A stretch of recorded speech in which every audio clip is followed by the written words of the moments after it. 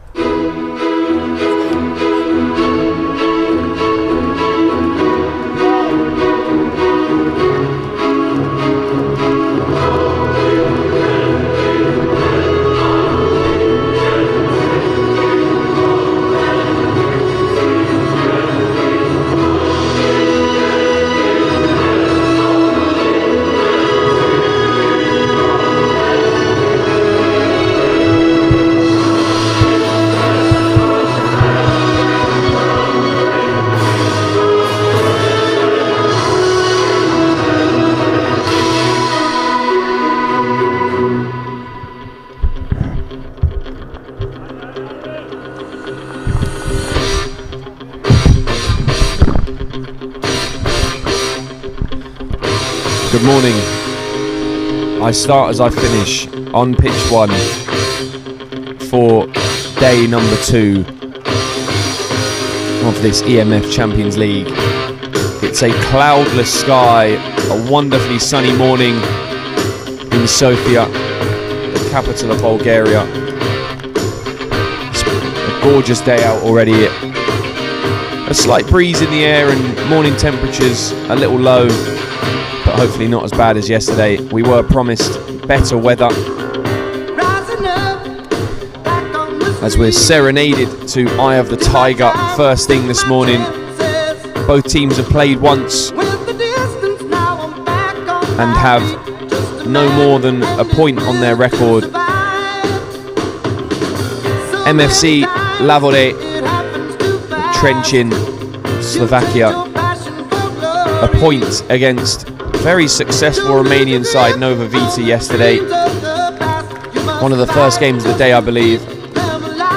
And Krasiko Sport Good morning, of ladies Burgas, and gentlemen. Early start of the second day. losing 4-3 Champions League. in their We have first group game. Very close affair, I believe it was. Nova Vita, Targumurgesh, But both teams looking to start the day in positive ways. Bulgarian champion Krasiko. I've just been informed it's Krasiko Sport are the national champions of Bulgaria. MFC Lavore looking to make their total 4 points at the start of this morning, and Lavore looking to just get themselves off the board if possible.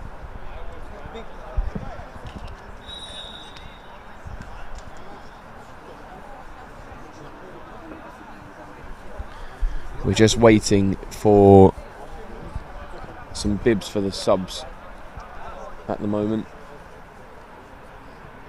as none of them have any. There's been kickoff behind me.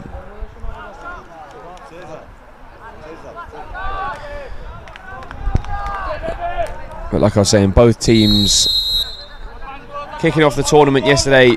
Some of the first teams to play as well. Krasiko, the national champions of Bulgaria,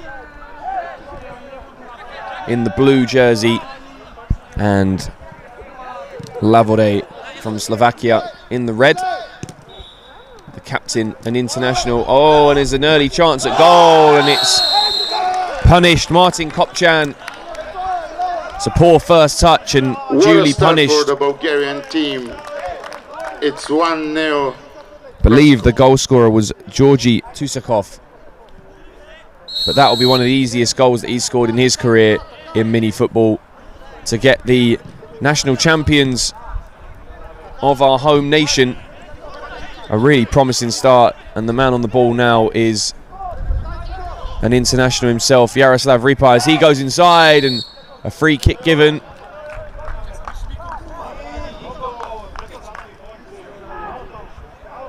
It's just the keeper not happy with what's happened there, as he wanted to start the day in a good way, unable to do so. And it is Jaroslav Ripa to take the free kick for his side. A tricky player, likes to roll the ball with the sole of his foot over the top, leaves a Jeremy Doku-like leg. As two of his efforts ricocheted wide.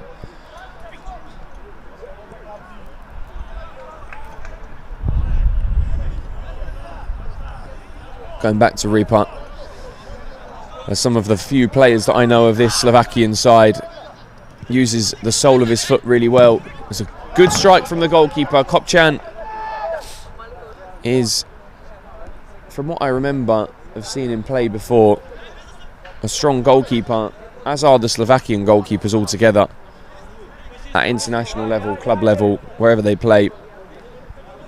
Just hopefully a one-off mistake for him.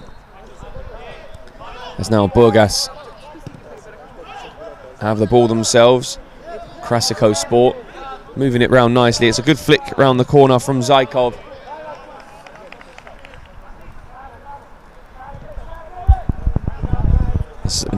When the breeze hits us in the commentary position, we are slightly dealt with, but it's like I said, it's a lovely sunny morning here in Sofia. And Krasiko Sport playing with the ball around the back, and it's a low drive. Second ball back with the team in blue. Higher pressure from the Bulgarians as it's followed towards the goalkeeper, and well played, but still back to goal. Zykov just loses the ball and Ripa picks it up. Looks to pass out towards the left side, and it's deflected away. Thank you for joining us this morning from, like I said, if wherever you are watching in Europe, friends, family, mini football enthusiasts. It's 9 AM local time. It's 7 AM back at home in England for me. And we've got a goal over on the far pitch. Nova Vita have started the game well by the looks of it. Krasiko in the driving seat so far, looking to assert themselves, keeping the ball, and they've had a free player run through the middle, and it's a toe poke over the bar from Yasan Tuzakov. Substitutions being made in a normal fashion for the Slovakians. Normally do a fresh five. One thing to note about the Slovakian team at international level that I always observe is a very high scoring team, free flowing attack.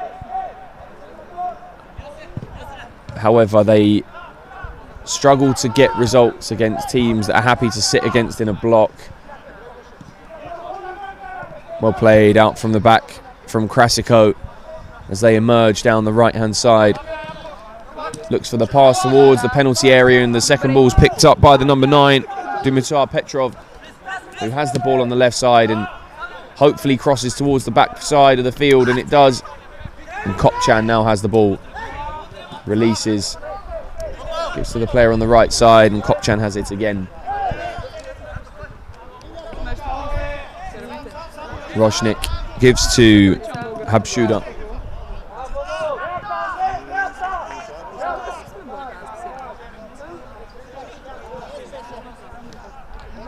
Possession with the Slovakians again.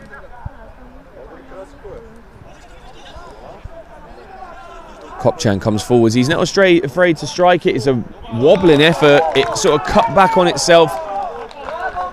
I like about the Slovakian goalkeepers, not afraid to shoot from distance. And when they can, they will.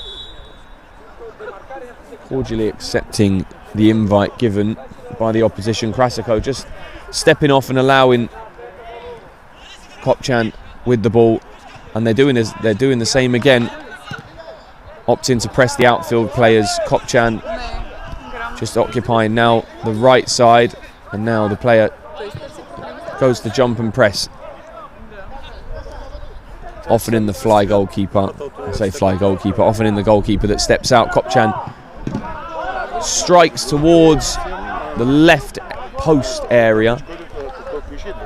This is what some of the goalkeepers do. They don't sometimes shoot for goal, they go for what is a target and they take some power off it, and it's more like a lasered effort. Flicked, but good defending by the Slovakian player number 8 back there. It's Martin Sučenek. Corner given by the referee over on the far side. It's Ovidiu Curta. Both the referees are from Romania this morning. Cezar Ionescu and Ovidiu Curta.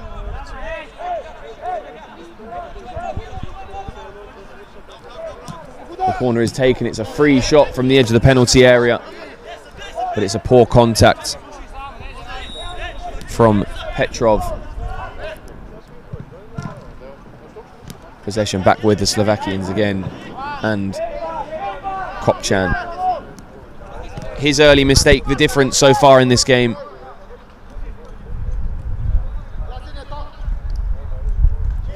Happy just to rotate and recycle possession side by side at the back. Kopčan comes forwards, may see him shoot, floats it towards his number 95, Kevin Habshuda. He lifts his hand in appreciation of the pass, just slightly overhit, but looking better from Kopčan. It's a shame his first touch was given the goal. This time the goalkeeper opting to go a little bit longer for the Bulgarians.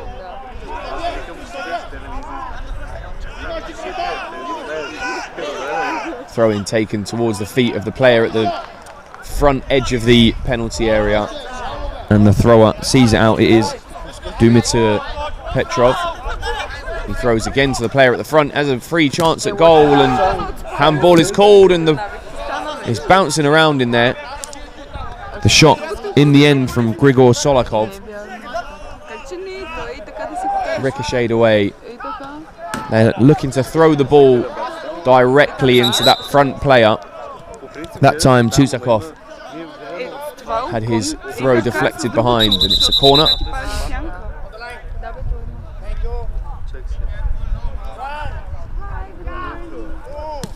It's another free shot. This time the screen from the player on the front deemed to be too strong, and a free kick given against him.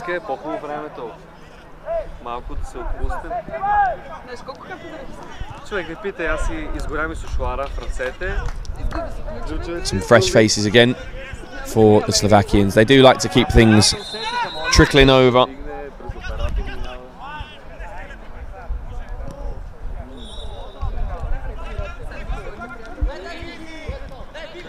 Kopčan goes long, a clipped pass.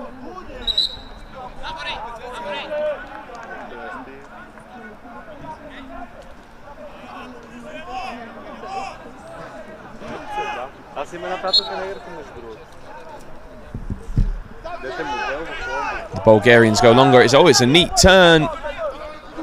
That was Dimitrov, Emil Dimitrov. Nimble, number 23, just use the 360 spin to recycle and use his body well. And now the ball at the back with Krasiko Sport again. The keeper under pressure, forced to go long, and it's left out behind by Ambrosch. Kopčan takes quickly to Ripa. You'll see him often used as an outlet. And Ripa goes on the same side as the goalkeeper, and it's a great header by the bald head of now the man who has the ball. Dimitrov brought down, no foul from the referee, and that time one's given from him. He's just pleading his case as to why didn't I get one the first time, and sees a card for his trouble. I think he was a little bit frustrated that he didn't get the first one.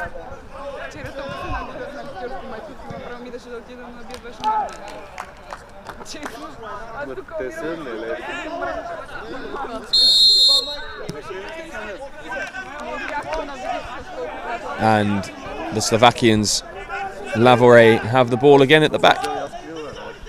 Slightly inside Bulgarian territory. Ticks over the halfway line every so often.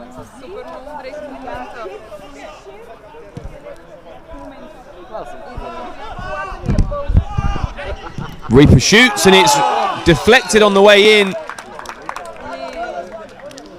I've got a Slovakian patriot behind me who's just celebrated the goal going in. Krasiko 1-1. But it was a great strike from Jaroslav Reaper, leading his team very, very well.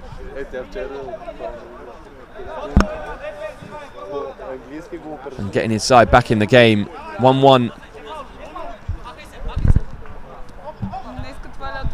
We're about halfway through the first half, if not ticking just over.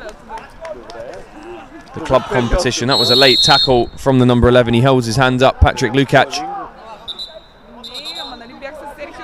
No further punishment. He just ran into the player as the ball bobbled away from him. And Reaper defends well from the young Solikov.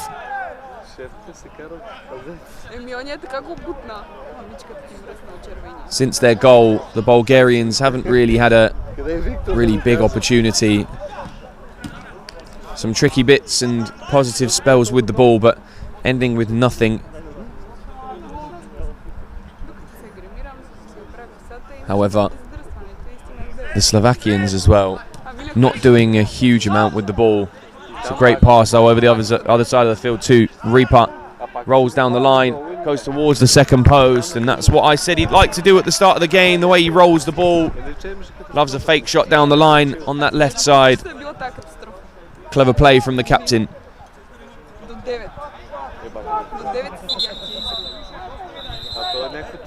But it's a good start to the morning. Both teams with a goal.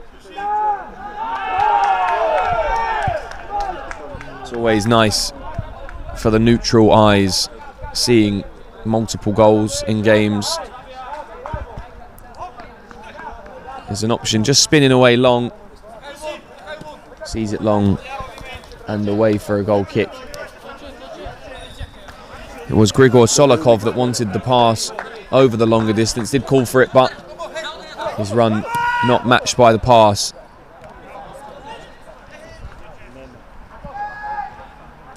Possession again with the team from Slovakia. Play switched over to that far side. It's attempted to be left, and the defender Karpathians kicks onto the on-rushing attacker. Pass down the line. Not a parallel as such, but good defending from the front. However, the response from young Solikov is strong. And pressure earns a side a throw. Martin Suchanek, good pressure from behind, sees the pass from the goalkeeper, rather straight and square. And possession back with them as a reward. They're looking the better of the two teams at the moment. Kopchan recovered after his mistake. Another great goal for Nova Vita. Nova Vita asserting themselves after a disappointing draw yesterday for them, for their standards as well. Multiple national champions over there. And we are in the presence of national champions here for the Bulgarians. As the keeper calls for the ball, the long throw, it's 1v1 at the back. Solikov takes with his chest, holds off, and now given to Tsvetanov.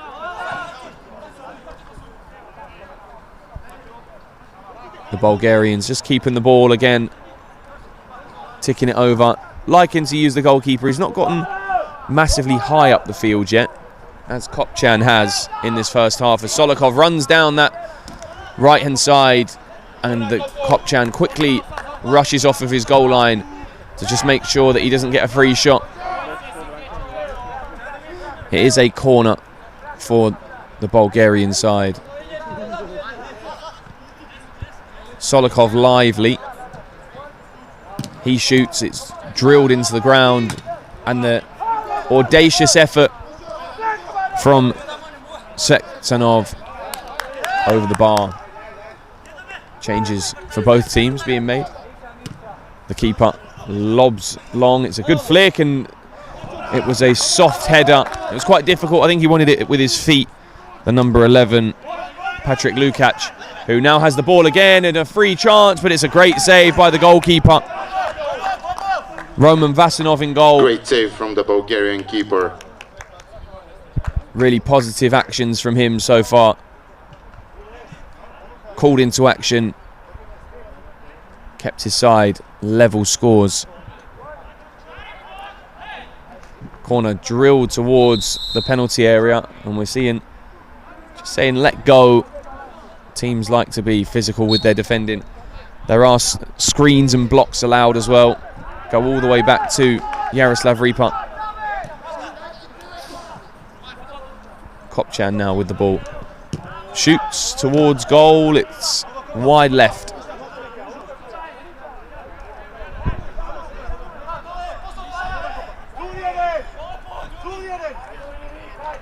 Two press the back three, including the goalkeeper. It's man for man normally. And the Bulgarians from Burgas keep the ball, and the keeper wanted the option through the middle, and he did get it in the end. It's a good press break down the left hand side, and it's curled in towards the near post. The effort was from Yasen Tuzakov.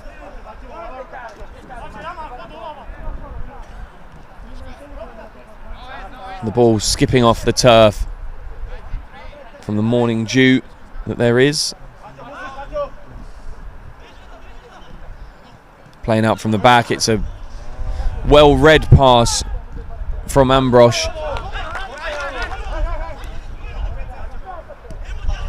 Equal game so far. Biggest chance that wasn't a goal was moments ago. It's a great turn, but solid defending at the back. There's a sub made.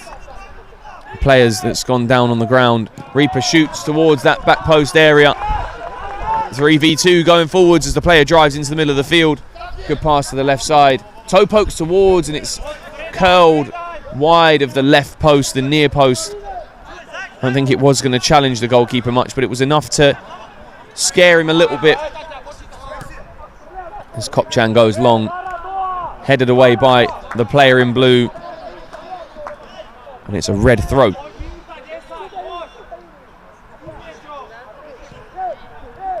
Launched in the penalty area. Looked to be a foul throw as well, with the back foot in the air. Left-footed effort, but the ball's already gone out of play.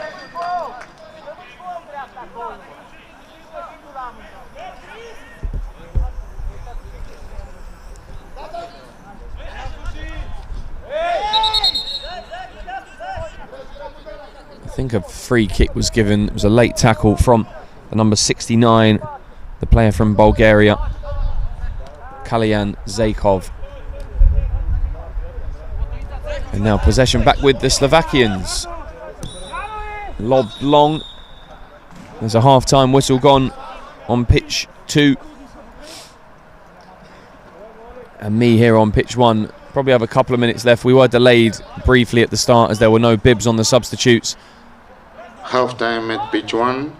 Novovitar leading 2-0. It does have 1-1 written all over it this first half.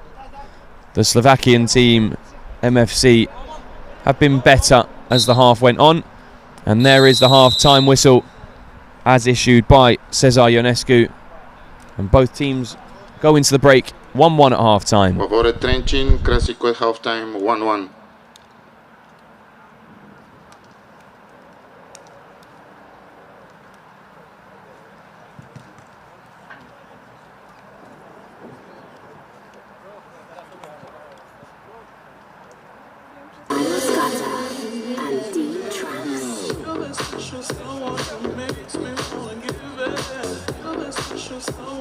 Makes me wanna give it.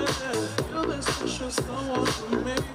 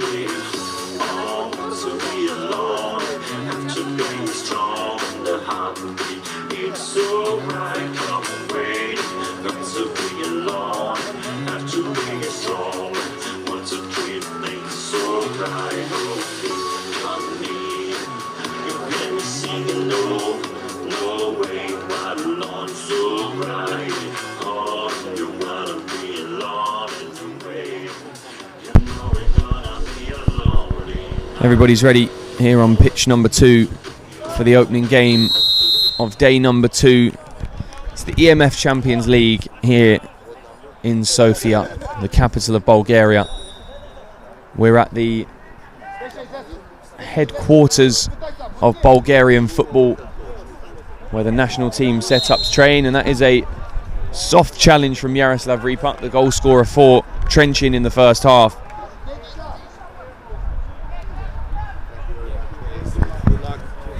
It's a nice quiet morning, Thursday morning in Bulgaria.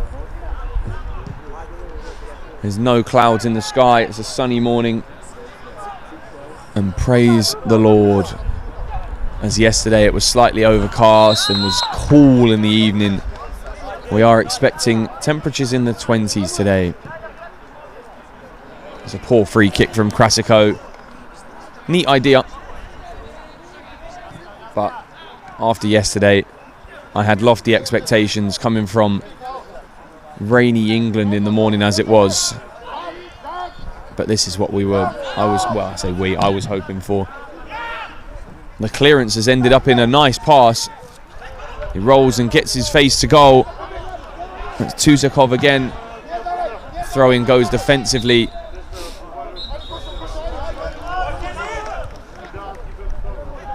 Ripa has the ball at the back.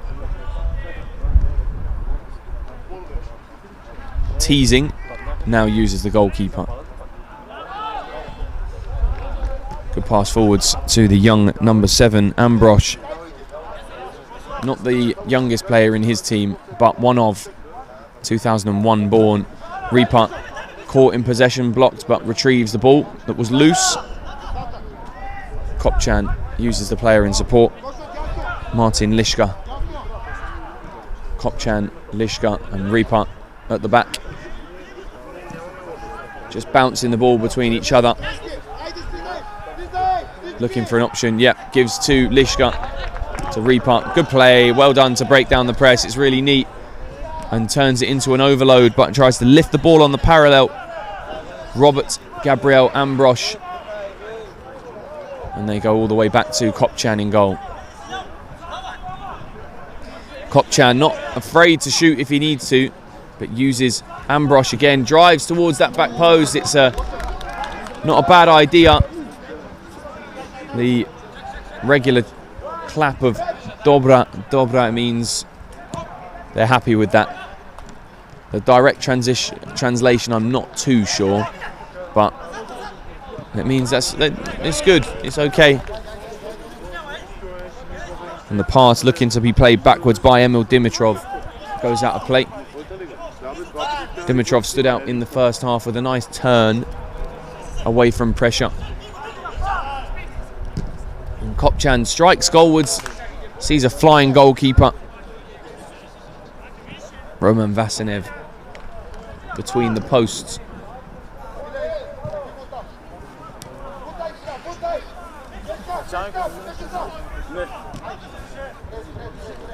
Combination of the three deeper Krasiko players. Vasinev with the ball again. Uses the play up. Back to goal. Dimitrov forced to go back to the goalkeeper. Trying to break down the pressure, but the poor touch from Dimitrov didn't help his side, as they might have been out there, and they are this time. Good pass from Vasinev. Tried to play to the far side, and a transition being launched for the team in red. Lavore down the left side, and the shot goes wide, but positive from them. They'll be happy with that.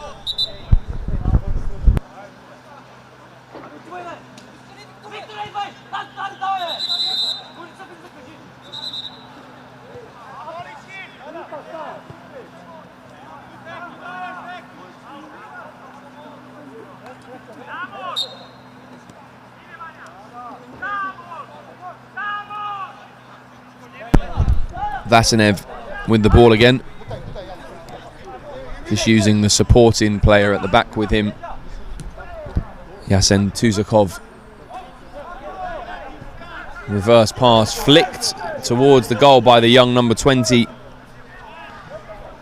I think he's told to pass the ball properly by the sounds of it. Player in the middle picks it up, but it's a poor pass. Dimitrov takes it, but it's recovered by the number 90, Richard Pagac, who is the youngest player on his side.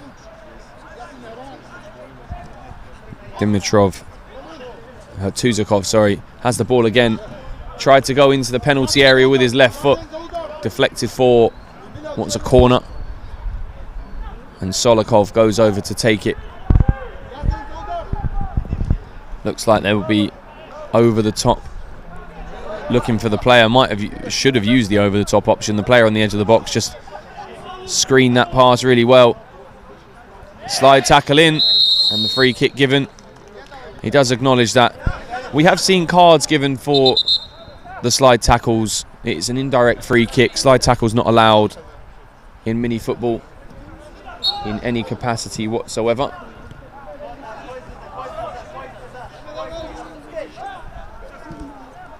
Pass forwards is met with the strong defending.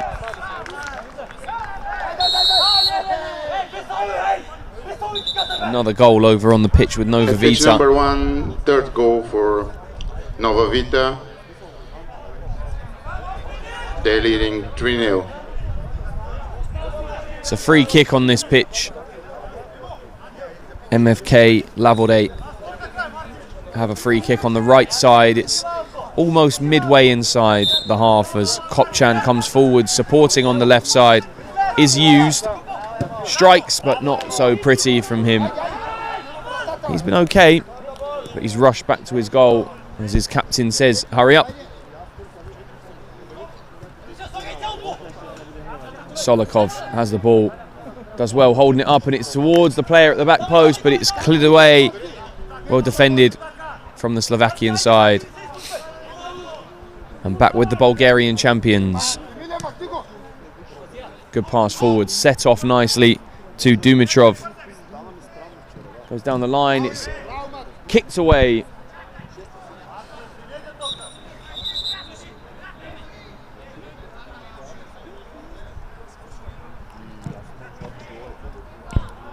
The ball boy is a little slow. Ooh, good strike from distance, hits Solikov. Another strike, left-footed this time, it goes wide.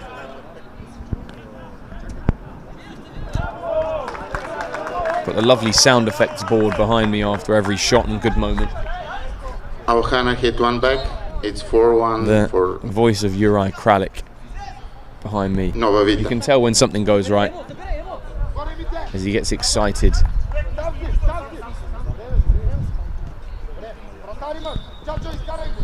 Possession with the Bulgarians again. 1-1 in the game. Solikov just bounces the ball back to his goalkeeper.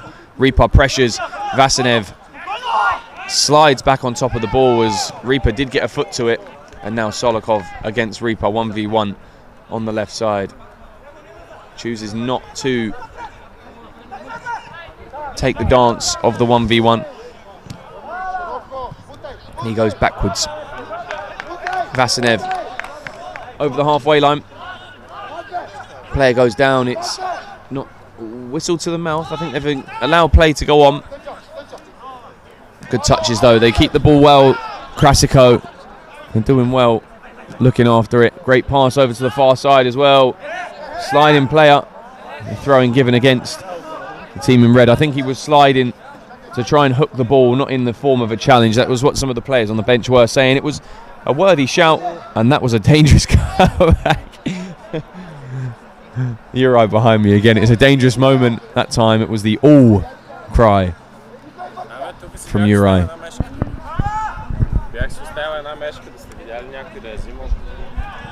If only he learned how to play the piano behind me to fill me with music as the game goes on. Or some instrument. Kopchan just sees the ball out of play as it was deflected back to him. Kopchan with the ball, sets it down, gives to Jaroslav Reaper.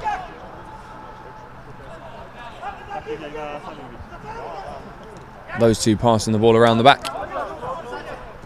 Reaper often the deepest of the two, as he now rotates into the middle. Play given over to this far near side with Lishka. Switched again, Reaper might strike, goal bound, it's rippled off the turf. I said this morning, it is a bit damp down there, and the transition denied. A foul given because of it. I think it was Martin Lishka who did give the foul away. Changes. Sees Yasen Tuzakov come on the field and take the kick.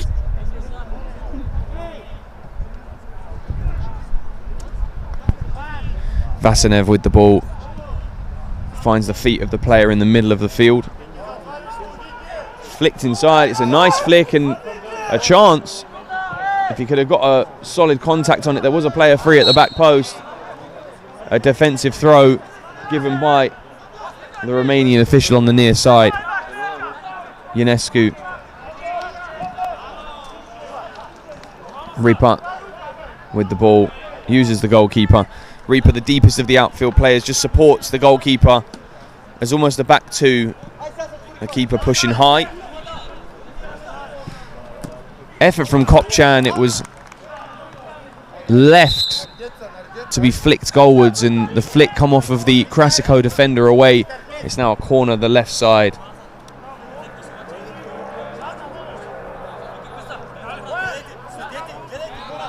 Reaper ghosts towards the back post. It's a right-footed, powerfully struck volley, but about 20 yards too high over the bar.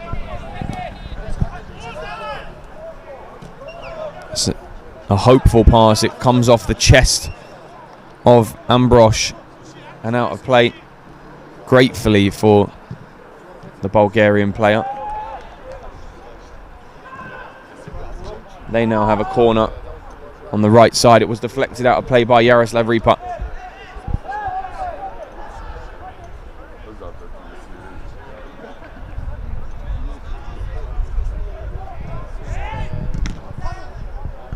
That resulting corner was deflected away by Ambrosch. The shot came from Georgi Tutsakov.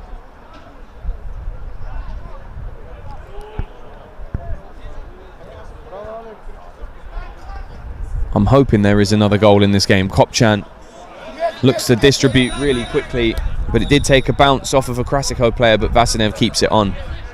And possession back with them. Like I was saying, I do hope there is another goal in this game. It's been enjoying the possession of the teams. They're rotating the ball quite nicely. That was a good opportunity to pass through the middle, and a clever one at that as well, as the Slovakians make some changes.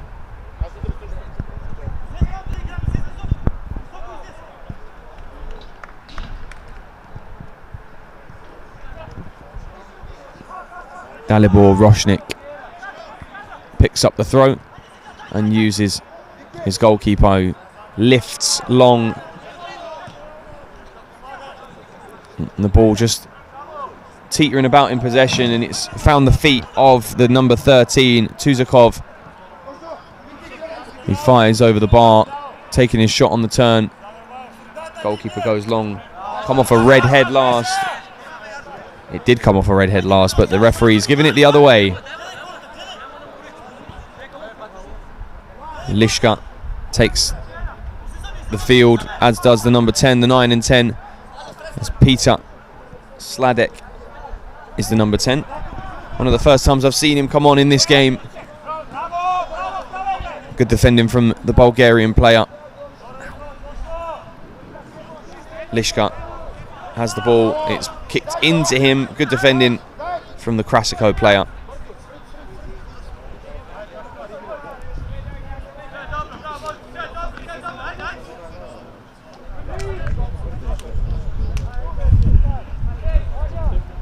Possession being played around the back three, but a pass not very well played forward, and skims off the turf again. Hooked forwards. It's a good area to clip it to. Second ball with Trenčín. Chance to go forwards at the back post. Oh, if he'd have shot early, there was a bigger chance. And there is my human sound box behind me again. Uri just acknowledging my emotion with a sound effect of just what of the opportunity could have been. You could tell the disappointment in his voice. It's like, oh, come on. If you haven't already been able to tell, Uri is Slovakian behind me. He wants his side to do well, ever the patriot, an EMF representative, but wants his country to do well. I can smell a really strong coffee behind me.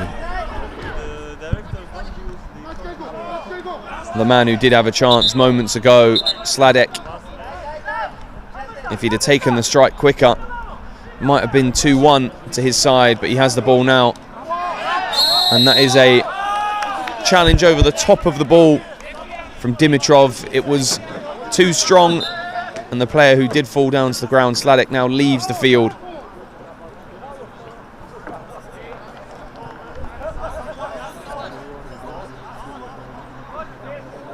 For the first time I've seen as well, the kit sponsor, not provider, manufacturer, Nike of Slovakia, who seem to sponsor every mini football team that there are, even at international level. They use the kits made by Nike, but this time it's Hummel of Lavore. Reaper with the free kick. Just issuing his players a little bit wider. The wall is positioned well on the edge of the penalty area. Be interesting to see if Reaper does shoot. He does, and it doesn't get through. That Bulgarian wall stood tall. And another throw-in for the Slovakians. A run made towards the penalty area, checks back. Reaper drifts to the left side again. Long kick. Keeper not happy with himself there.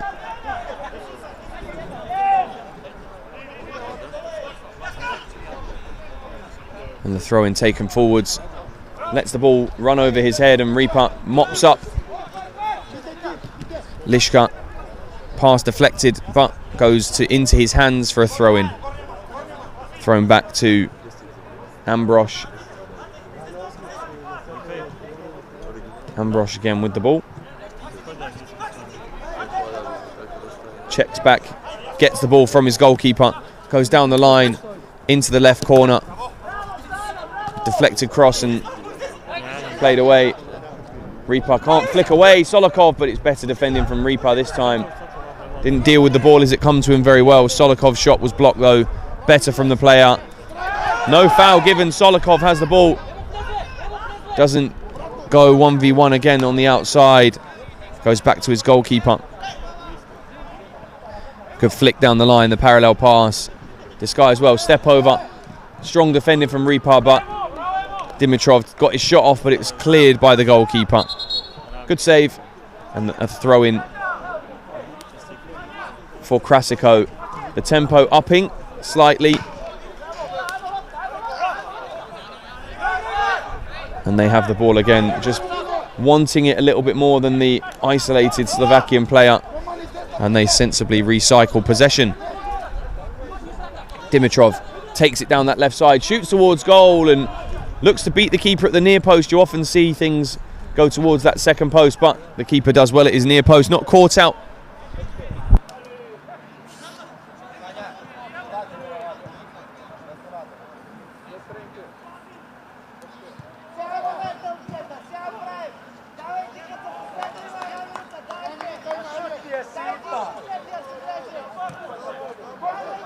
Solikov goes up for a header at the back post, has the ball, left-footed shot, and it's curled into the goal, and he's got his goal at the end. What a goal for the Bulgarian champions. It's a great finish. Looked like the weaker foot of Solikov. As we do see the number 7 booked. He did run on the field. Martin Ivanov a little bit too excited, but rightfully so. It's a great finish, and his side and the national champions see themselves 2-1 ahead. They were riding a bit of pressure. The Slovakians have had more of the ball, probably more of the shots as well. It looks like anyway, momentum been with the team in red. But Solikov, who has been the brightest player for the Bulgarian side, shows that quality in the end. Had a number of his shots blocked. He turned, being marked closely. Really smart finish right into that top right corner. I've been told there's 1 minute of added time and Kopchan loses the ball. The ball has gone off. It's a blue throw, and in the final minute of time, you will see Krasiko take their time. 1-1 against Alhana. And they will get, hopefully, what are... Reaper flies himself into a challenge, but no foul, and he gets the play restarted quickly. There's pressure from behind, but time to run forwards. It's a heavy touch, but the possession still with the team in red. Less than a minute to go. Pass forwards, clipped into the sky, and the touch kept with Krasiko. And Reaper just deflects the ball out of play. The body language of the captain slightly dejected.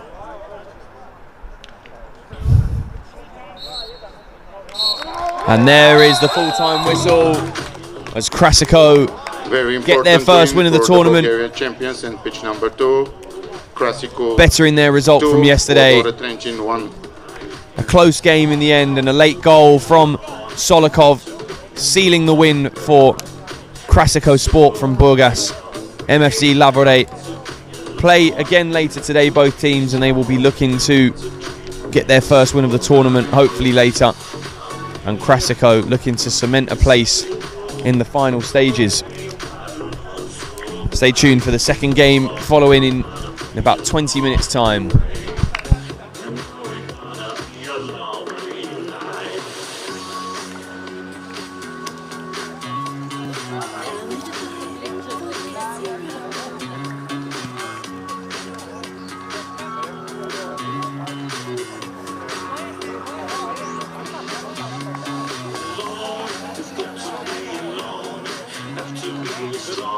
You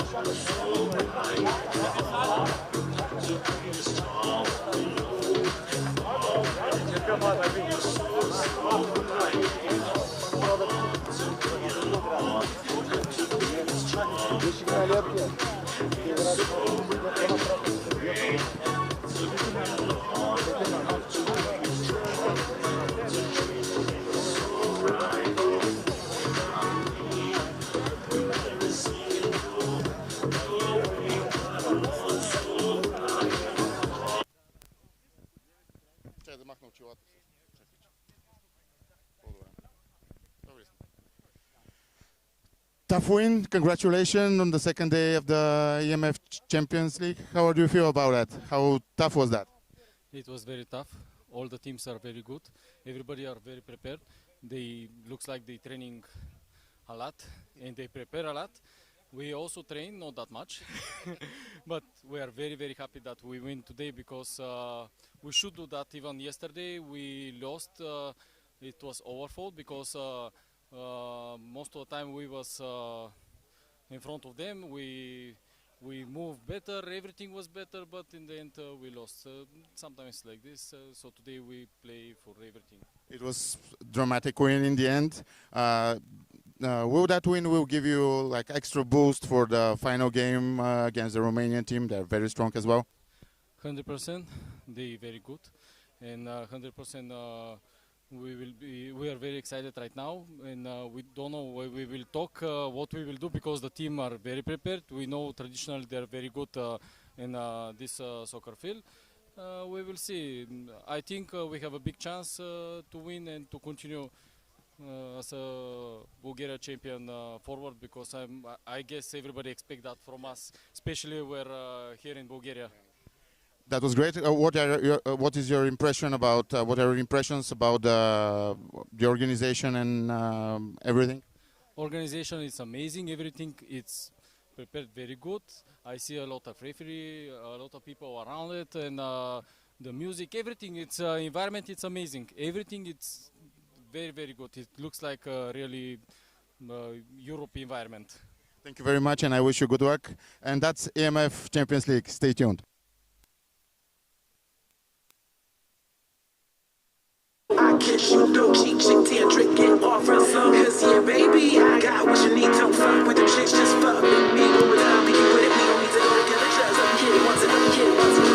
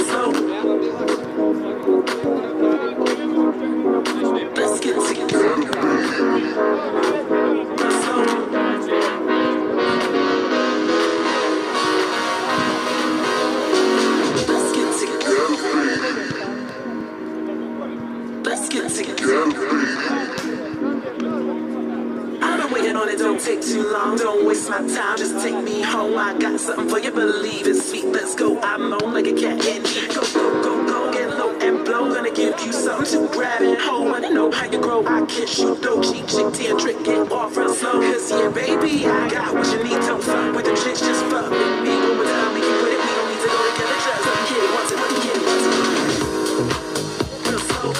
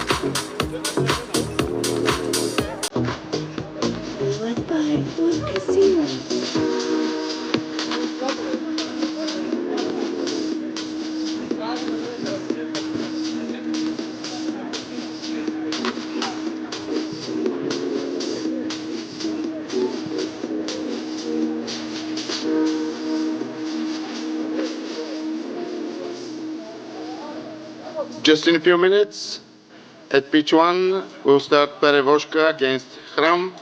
And on the pitch number 2, we have Sporting Carpathians from Luton against Szilasi Barátai from Hungary.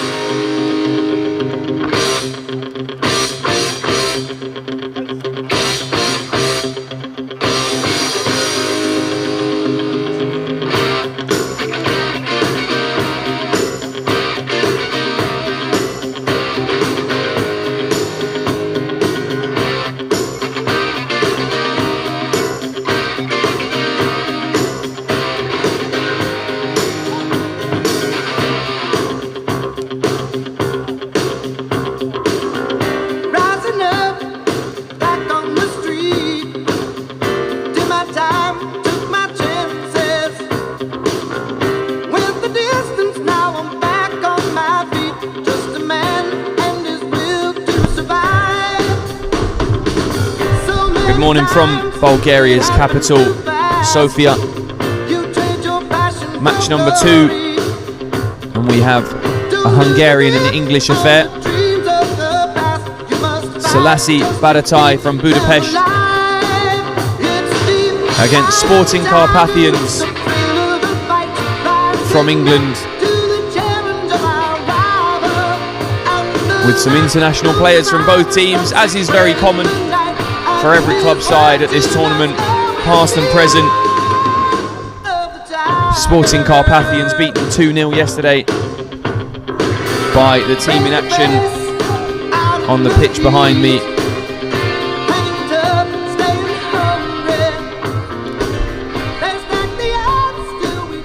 And Szilasi Barátai, winners of their game yesterday as well. So one team looking to get to 6, one team looking to hopefully get to 3. Nobody wants a draw, that's boring. The referees ready to get us started. And there we go. And now I'm seeing a half court press. The front two, Dominic Morgan Griffiths and Julian Kojikariu. Morgan Griffiths, the 17, and Kojikariu, the number 11 for Carpathians. And Zsombor Kovesti with the ball, the Hungarian international, runner-up in the World Cup a few months ago over in Baku. Second place to that very, very strong Azerbaijan side, which many of those players feature for Bir Basha.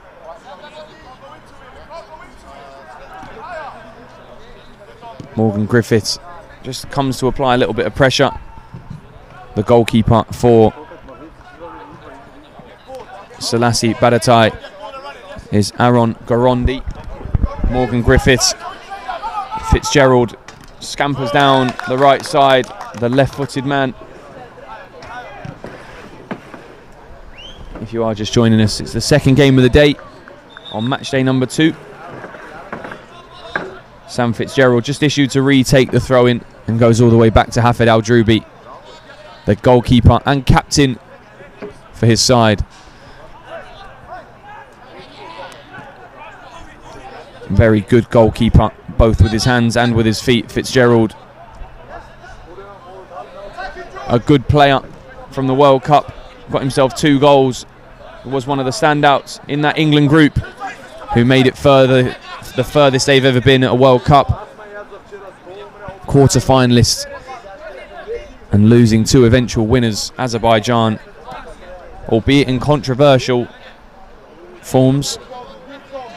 But I think Azerbaijan were very good for the win, and it's a well-flicked effort.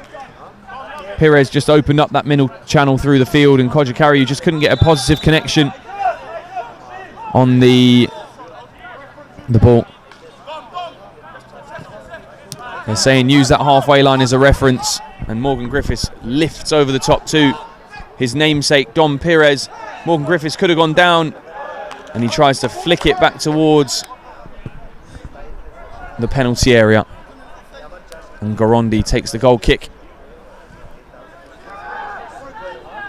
Ross Cable, the head coach for the team from England, the national team and Sporting Carpathians, and possession slowly being moved forwards between Kovesti and the player over on the far side. I think it's Bence Lovash over there, possibly, I could be wrong.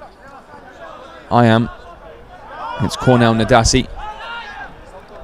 Lovash on the bench at the moment. Morgan Griffiths chooses to go back to Al-Drubi.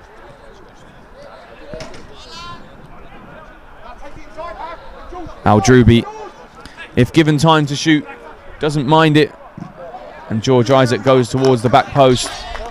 There is a player there, as often we do see. Will he shoot this time? He will not. Fitzgerald on that left side, shoots towards goal, and it's a great finish.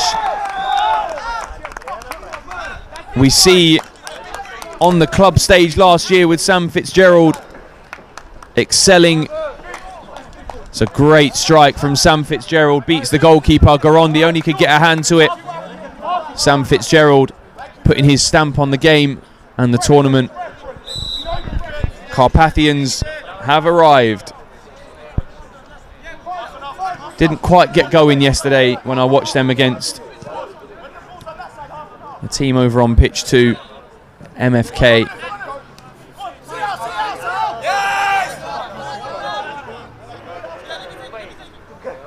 Sam Fitzgerald comfortable on both sides of the field, prefers to play on the right as a left-footed player.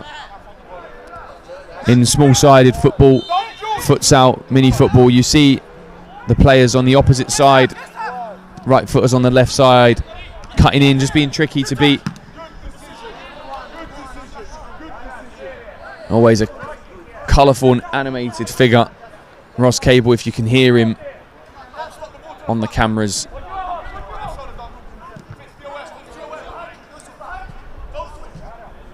A smart human being and loves a wind-up. Good play down the outside and superb defending by Don Perez. Here's Bence Lovash now on the field. Tries to flick it between Perez's legs. Julian Kojikariu just applies pressure from the front. Good pass forwards. Oh, it's rolled under the foot of the forward, but Lovash has the ball back under his control.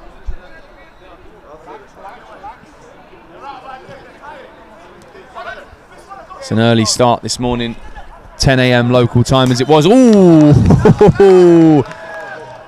The Hungarians showing, don't give me any free time around the penalty area. That's a really well struck effort from the left side. It ricochets off the crossbar, only needs a yard of space, and was able to strike that crossbar. Al-Drubi caught almost motionless. Fitzgerald, the goal scorer. Perez goes inside. Good football, just moving the Hungarians around. Better start from the team from England. Al-Drubi jogs forwards with George Isaac.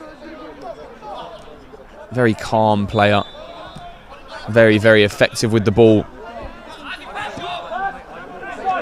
And there's been the player who's been most effective so far in this game. Perez flicks round the corner to Morgan Griffiths. Al-Drubi keeps with George Isaac. Just being patient, encouraging the press forwards.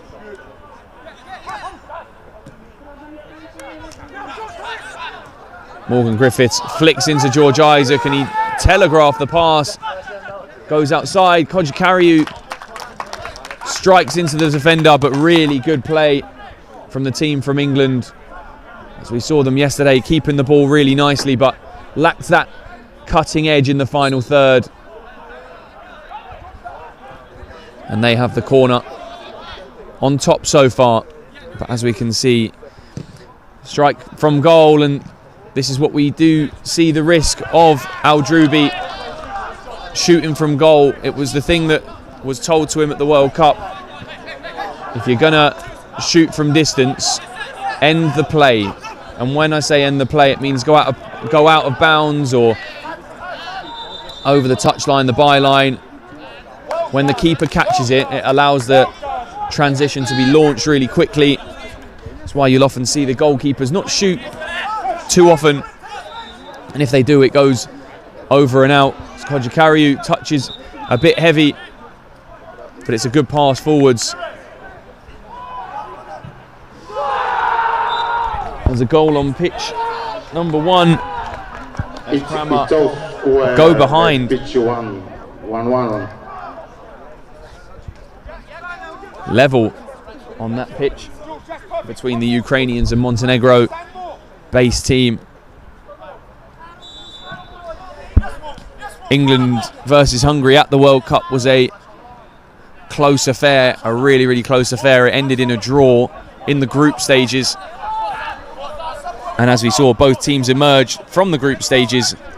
One team come in the final 8, the other the final 2. Hungary really good value for their money, and a mini footballing nation very, very strong.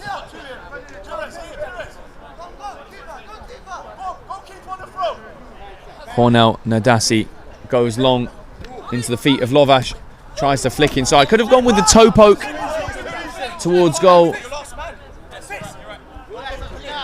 but tried to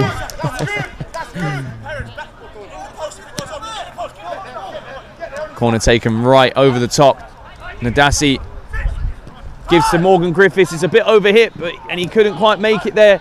Fitzgerald tries to go there. He's got his hands around the back of the head of the player as he tried to deny the transition. Lucky to not get a card there. I think if the Hungarian player made a bit more of it, very honest from him, in fairness to him. We've seen players hit the deck off of a lot cheaper stuff than that.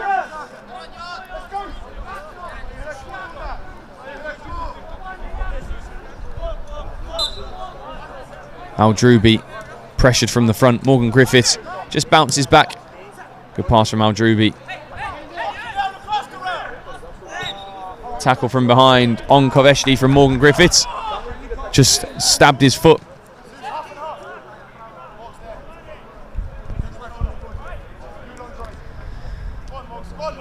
Holds the ball. Lovash. Standout for me of this Hungarian side.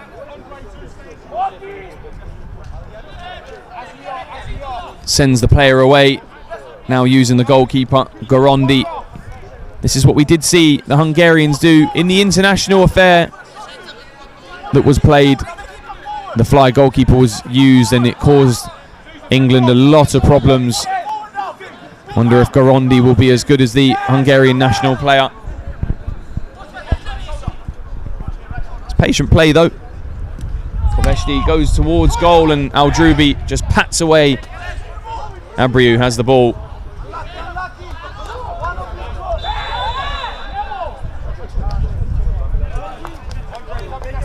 And they're throwing back with the Hungarians. Both teams like to keep the ball, but the Hungarians happy to surrender possession.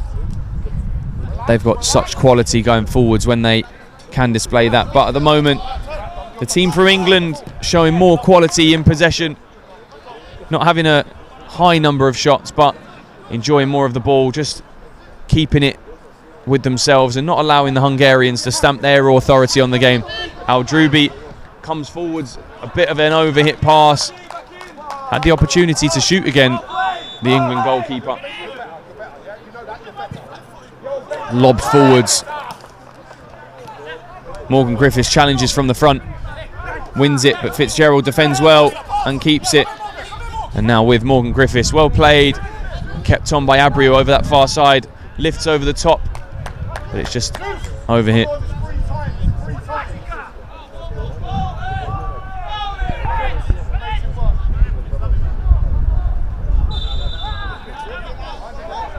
Just over halfway gone in this first half. Entertaining, although low scoring, entertaining. Gorondi goes all the way back to the player over on that far side. It's Abreu on his own up the top. A screen set. Strikes towards the back post, but nobody home.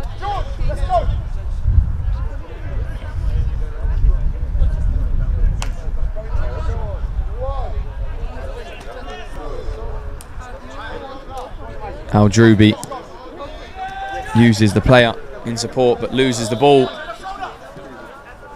Andre Stan defends well though, and Istrate carries the ball using his pace out wide, but it's good defending from Lovash.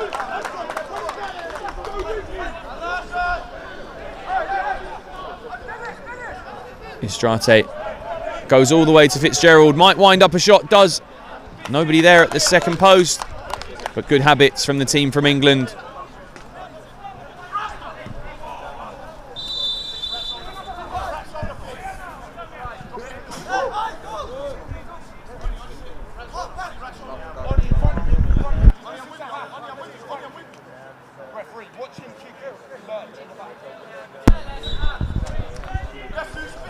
Abreu and Stan, the two higher players for Carpathians. Koveshti encouraged to go down the line and does. Accepts the invite, goes inside. Lovash shoots towards the goal and it's deflected in. Sam Fitzgerald, goal scorer at the other end for his team, has the final touch from the effort from Lovash. And as we saw in the international affair, the Hungarians draw level. But this time, a lot longer to go in the game. And equalize the score against Sporting Carpathians. Kickoff goes to the team from England. It's Marius Patru, who's just made an adventurous run going forwards. Aldrubi with the ball.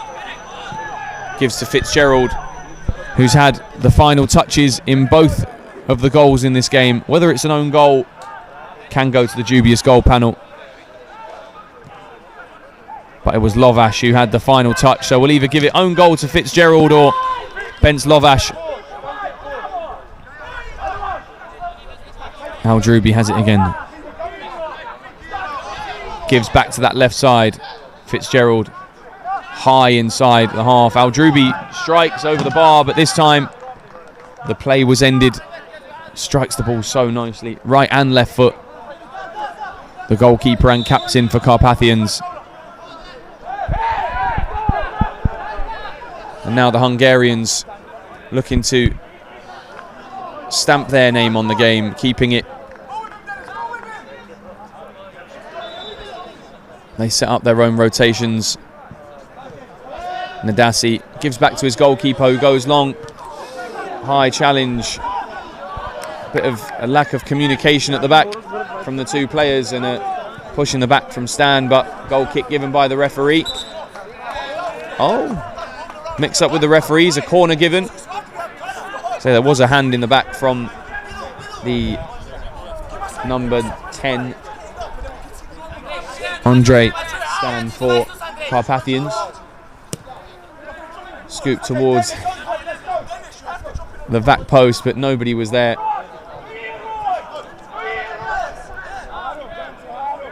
Throw in over on the far side to be taken by Sam Fitzgerald. Aldrubi in support and gets it. Patru now with the ball. Active in their build-up. Perez is there. Goes towards Abreu. The good friends. Good football being played into the corner. And there it is! There's a player over on the far side. It was a sloppy first touch from Patru, but the second quality as he provides the ball over that far side. The goal scorer retakes the lead for the team from England. I believe it's Julian Kojikariu who did get the final touch. For Sporting on pitch number 2, late in this the lead given back to the team from England with about 3 to 4 minutes left of the first half. Lovash takes the throw. Almost exceeding the countdown. Abreu in that corner. Rolls through the legs but goes no further.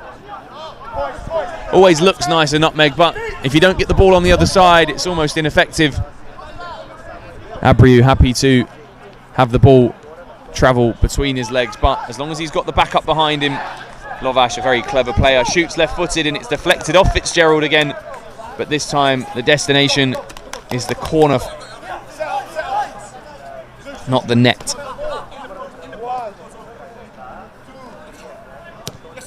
Scoop towards the back post and the goal scorer travels forwards. Abreu has the ball on the right side, has support from Perez on the outside, left-footed, goes towards the front post and it's a good save from Garondi. Wasn't going to be beaten at his near post, but good play. I said the two good friends, Zeus and Perez, both one right, one left-footed. Perez known for his thunderous left foot, as are most left-footers to be fair.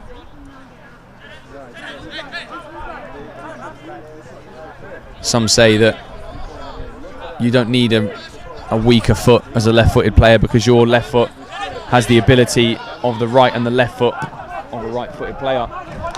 And now Druby drives a pass looking for Kojikariu, and the play ended. Goes up for a corner. That I can control. Corner taken in. Patru lets the ball run. Nobody there. It was a well-worked routine and a sensible foul from Abreu.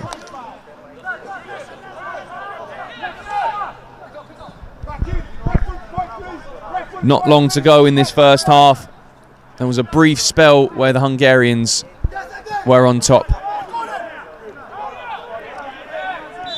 Lovash has the ball as the first half is concluded on pitch one. Better play from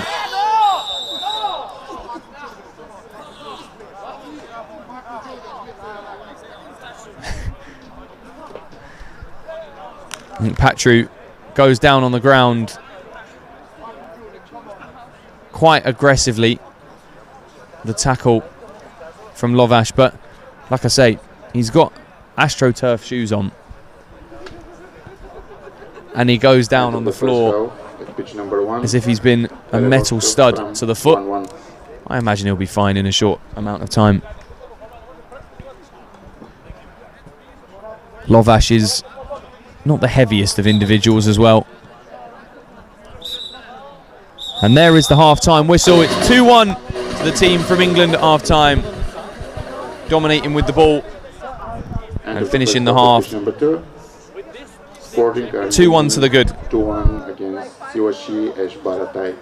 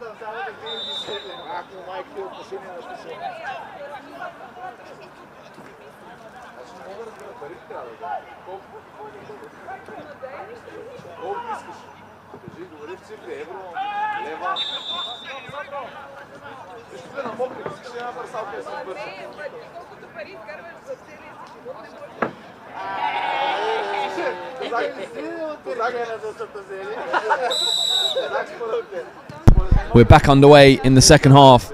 Sporting Carpathians 2-1 at half time, and the Hungarians press high, but the English try and play around them.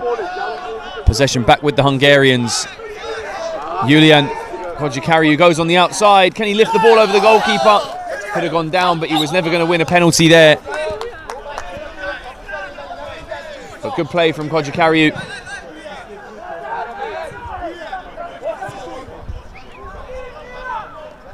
As I thought was coming from Ross Cable, he does say to him to go over. I don't think he was ever going to win it because he did drift away, but the most recent goal scorer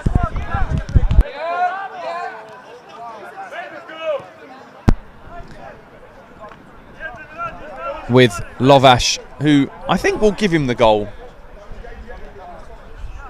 They're saying the reference point as the halfway line. Gorondi just using Zombor Koveshti. Just being patient, not pressing, being patient, as often is the case. It's a great ball towards that back post, headed into the penalty area, but the diving header away from Domingos Pires.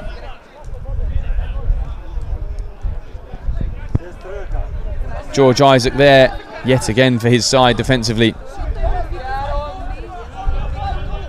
Oh, hints of a handball, not given. I think it's an ambitious appeal.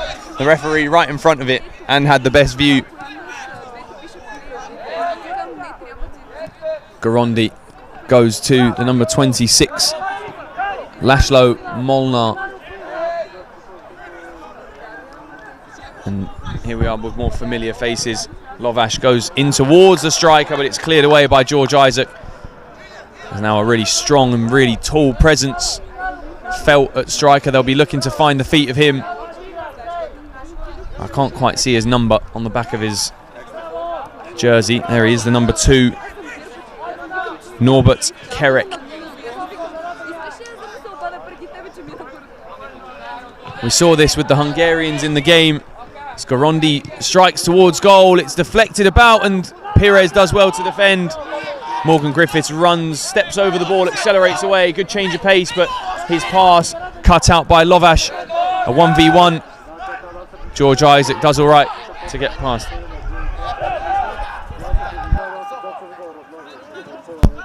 Sam Fitzgerald. Morgan Griffiths accelerates forward, away, slides the ball through the legs. Couldn't find the feet of Kocikariu, but Don Morgan Griffiths finding his form.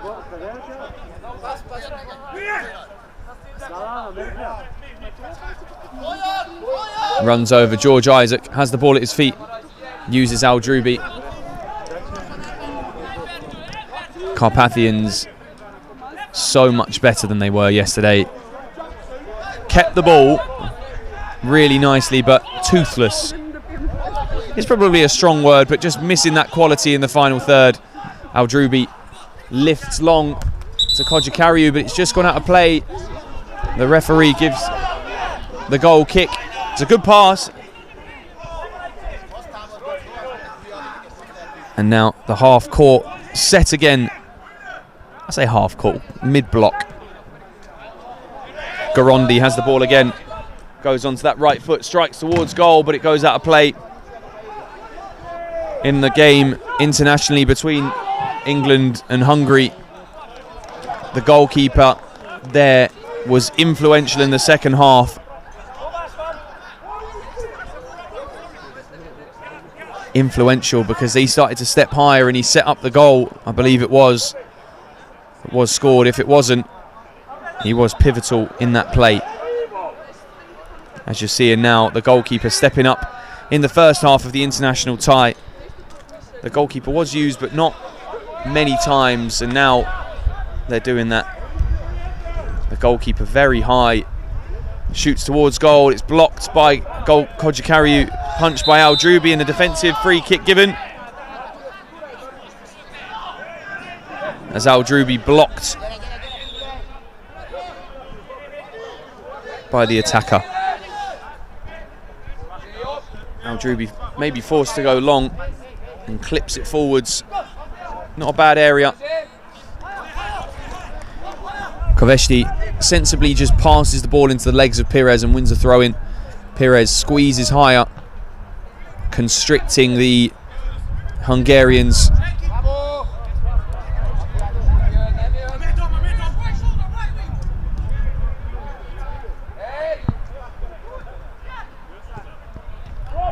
The Hungarians just slowly moving possession forwards again. Gorondi on the right side this time goes forwards. Does shoot. Kept on the field by Fitzgerald. Pires wins the ball, has a chance to go forward, lifts it over, and it's off the bar. It's so close.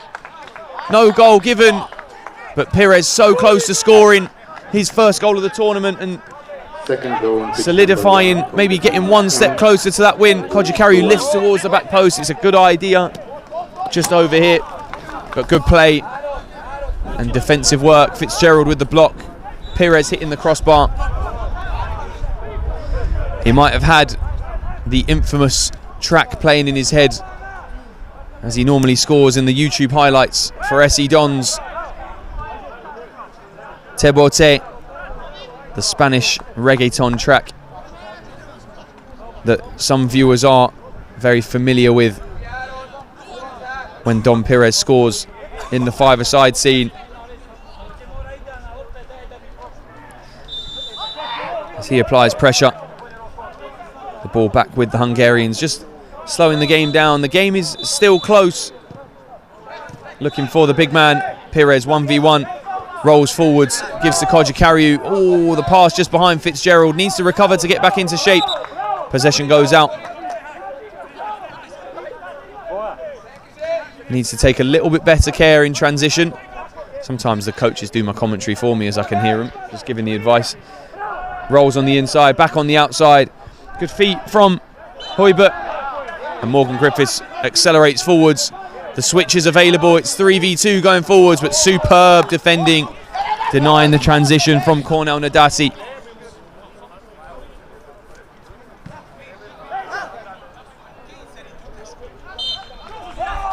George Isaac throws to the feet of Morgan Griffiths. Tries to give it back to him. And Nadasi just keeps the ball in his possession from the throw-in. Lobs forwards.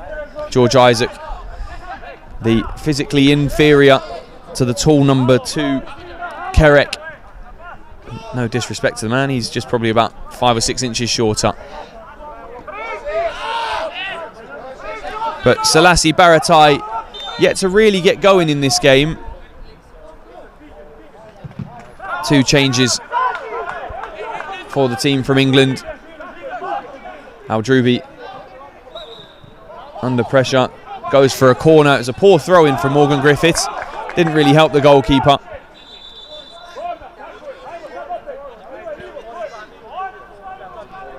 And now Koveshti goes over to take the corner, goes all the way back to Nadasi. Goes back towards Koveshti. It's a good corner and it's saved well on the line. But a really nicely rotated corner. Lovash pivotal again. Aldrubi launches long and the header by Kerek. You do well to beat him in the air, the tall number 2. The throw-in's taken quickly, but it's into the goalkeeper. Gorondi. Still Carpathians 2 goals ahead.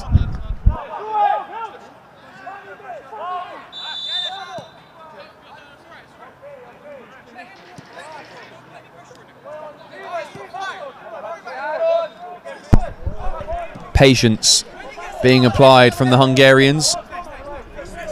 Lovash just applying a screen, but Abreu giving him a nice hand to the chest after. Oh, George Isaac wasn't supported. He tried to pass it inside. He went alone. Fitzgerald goes long and it's just off the connector. Fitzgerald looking to add his 2nd of the game. Possibly 3rd if you count the own goal. He's on a hat-trick.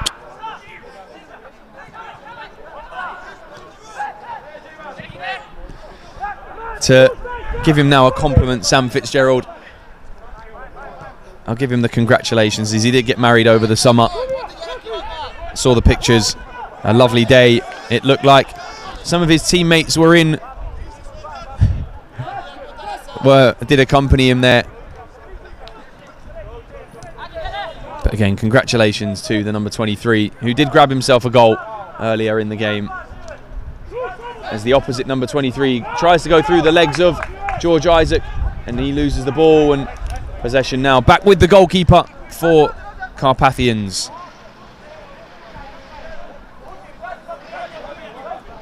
Aldrubi goes long, good header from Nadasi, but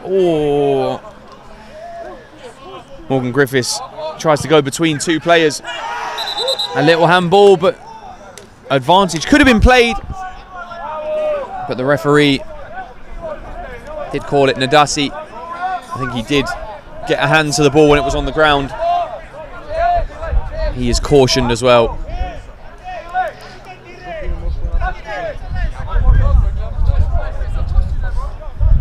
It's Fitzgerald and Andre Stan over the ball.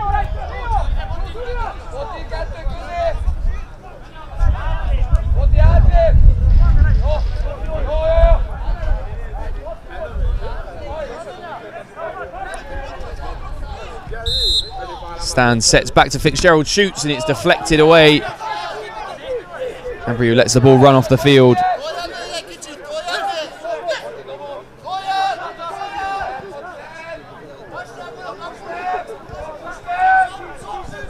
Good pass from Aldrubi.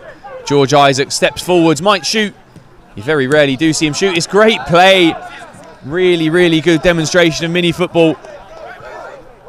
George Isaac very rarely shoots. So good with the ball. Morgan Griffiths throws back to Aldrubi. Countdown, he clips forwards.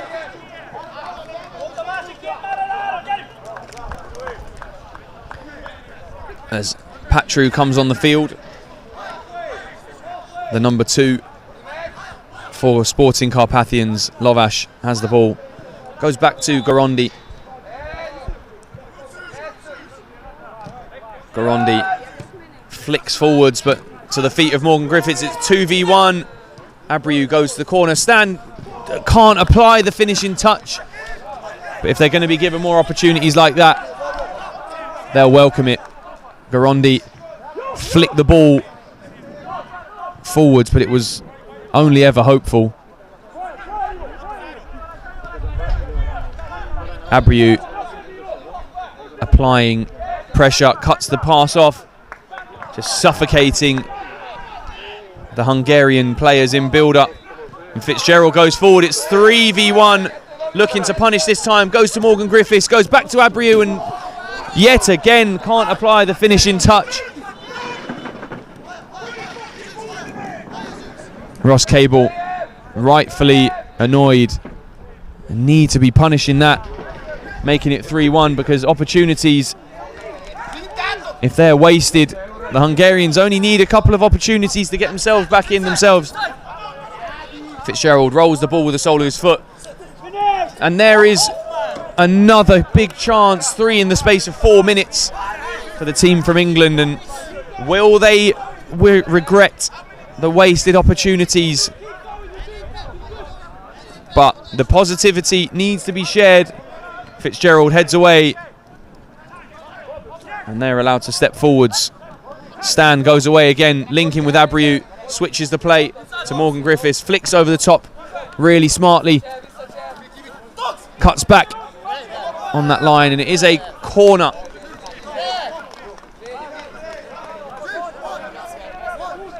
I think it's a corner. It's Abreu to take the squanderer of opportunities of recent. Fitzgerald shoots towards goal and just over the bar. Funny enough, that was the closest that it has been so far.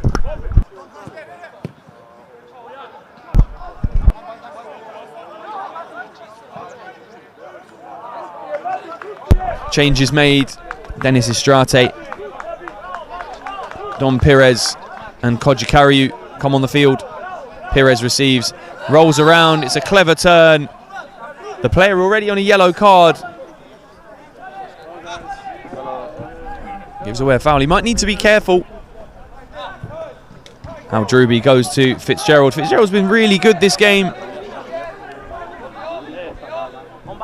Tries to find feet. It's poor from Al-Drubi though. 3v2 going forwards. Deflected behind from Patru. Good defending. 4 minutes been called. Looks by the referee. They need to hold on. Shot from the corner, deflected away. Koveshny goes down the line. It's a good pass to Lovash. Sets back. Koveshny shoots. Good save from Al-Drubi at his near post.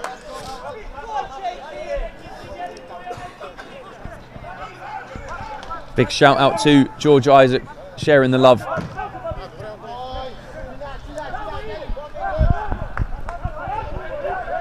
As said by Ross Cable, it's very rare that you beat George Isaac in a 1v1. And Don Morgan Griffiths, who sat next to him as well, orchestrator going forwards. He's not heard me though, sadly. I always give compliments when people can't hear me. Keeping the ball, no problem for the English. It's the defensive stuff that needs to be worked on, and there's a turnover. Are they going to be punished? They are. It's 2-2, and Sam Fitzgerald give the ball away at the back. And rightfully punished.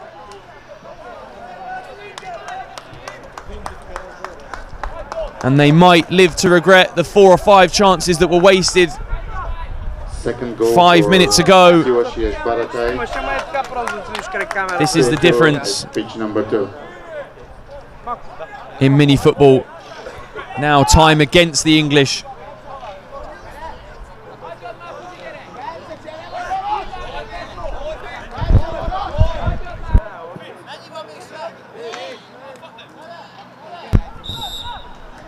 Sam Fitzgerald been very instrumental for both teams. Pires rolls forwards, flicks outside, chance for them. Istrate off the post and almost goes in. They're appealing for a penalty. And I'm not sure quite how it's a goal kick either, as it did come off the goalkeeper last. Headed towards only the goalkeeper. Yeah, I'm not quite sure how that was a goal kick. But Istrate strikes the post. Not as big of an opportunity. Goes through the legs, lifts over. All he had to do was lift it over the goalkeeper. But he's done well to go 1v1. Kojikariu let him go. Fitzgerald now has the ball. Within a couple of minutes left, Pires. Ooh, that's a dangerous pass. Good touch from Al-Drubi. Goes down the line. Good header. Ooh, I didn't think it was a free kick. Patru collided heads with the player that's down on the ground. Both players down holding their heads. And yet again, as yesterday night, that medic always ready. She's only supplied with cold spray, but often does the trick. Hand on her left pocket as she waddles over. Probably to apply a bit of cold spray on the back of the head of the player that's down on the floor. I imagine a bit of gamesmanship going on.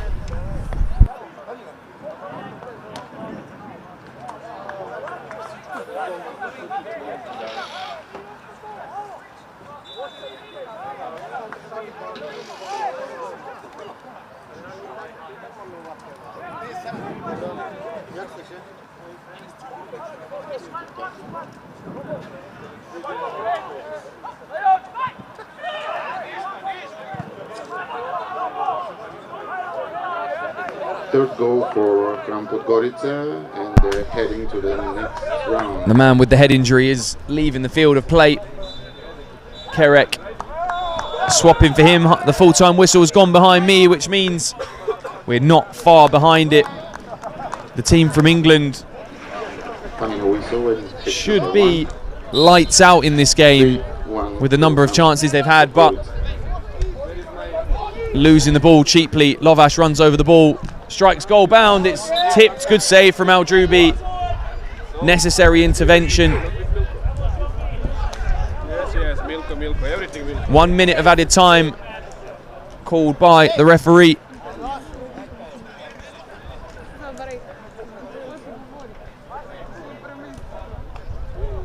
If Carpathians can see, they're only as good as out. Pires doesn't have the ball. Istrate accelerates down the line, but good defending from Koveshti. Lifted high, Pires sees the ball out of play. Aldrubi takes the ball short to Patru and it rolls under his foot. That quality just missing in the final touches. Frustration from Aldrubi. Throw-in finds the free player in the midfield. He's allowed too much time with the ball and they might be punished. It's lifted over the goalkeeper. And there is the full-time whistle. 2-2 it finishes. The team from England should have won the game. However, the Hungarians count their lucky stars. Gifted 2 goals as well. The turnover from the English at the back sees them leave the game 2-2. But they're on 4 points. The team from England only on 1. They need to win their last game, Carpathians, if they want to make it through. Play the game they played today, the first one, and finish it. And they might see themselves go through, but stay tuned for game number 3 between Laits Velico and Crazy Ducks following this.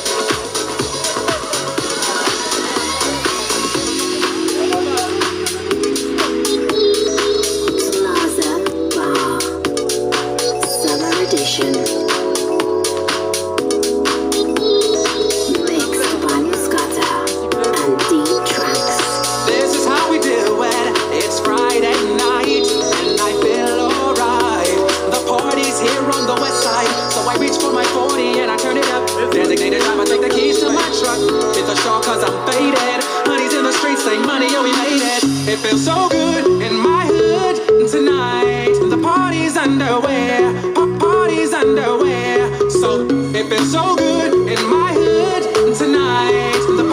underway. So never hear the party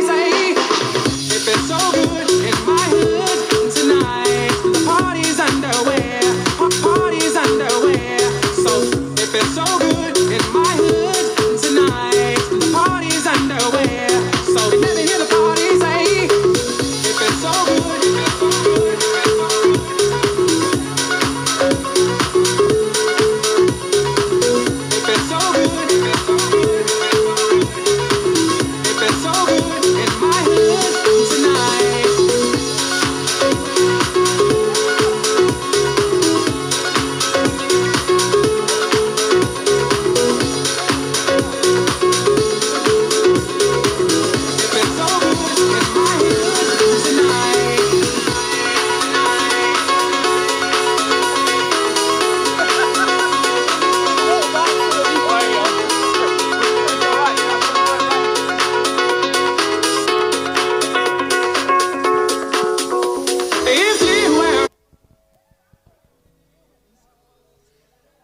important point for your team. How do you feel about that? Well, I think we created a lot of chances, but we didn't score as many goals as we should have, and definitely we need to improve a lot. Yeah, but still, you're like one of the favorites for the second spot. I think so, yeah. Hopefully we will go through the knockout stages. Okay, we're waiting for you. What are your impressions about the organization of the event? It's very good, I think. There are no delays between the matches, so everything is perfect, in my opinion, yeah. Okay, hope to talk to you in the quarterfinals or even less. Okay. Thank you very much. Yes, thank you.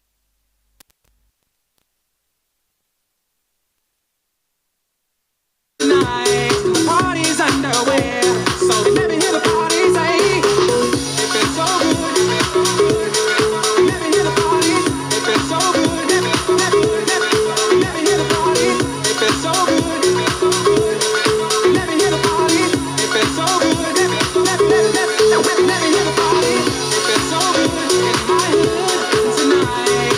Party's underwear, so it feels so good.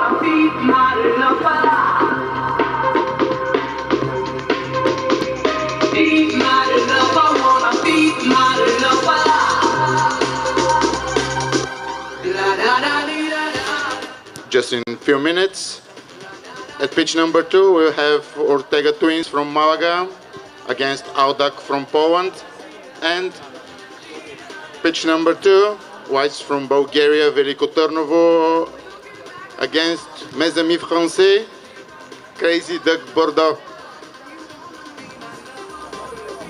Chance!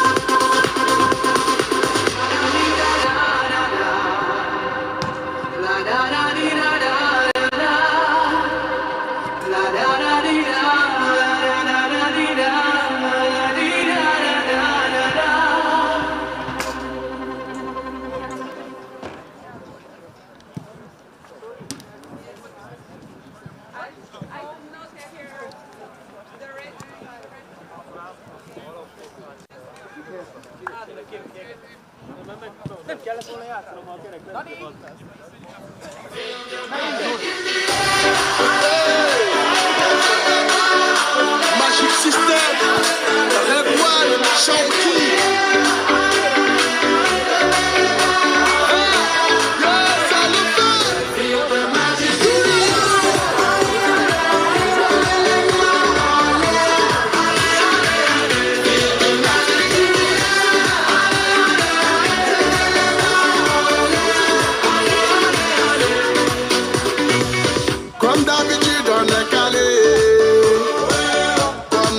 ça va aller.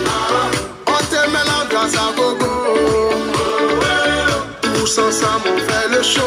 On t'invite à la magie. Y'a pas de Morning everybody, welcome here to the stream live on the EMF YouTube channel.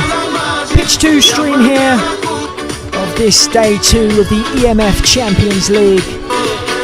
And what a first day of mini football we had, but it's day 2, it's a new beginning and it's an opportunity for these teams to kick on from where they left off if they won, or to come back and get a result that they may desperately need here in this group stage, because the group will be concluded today.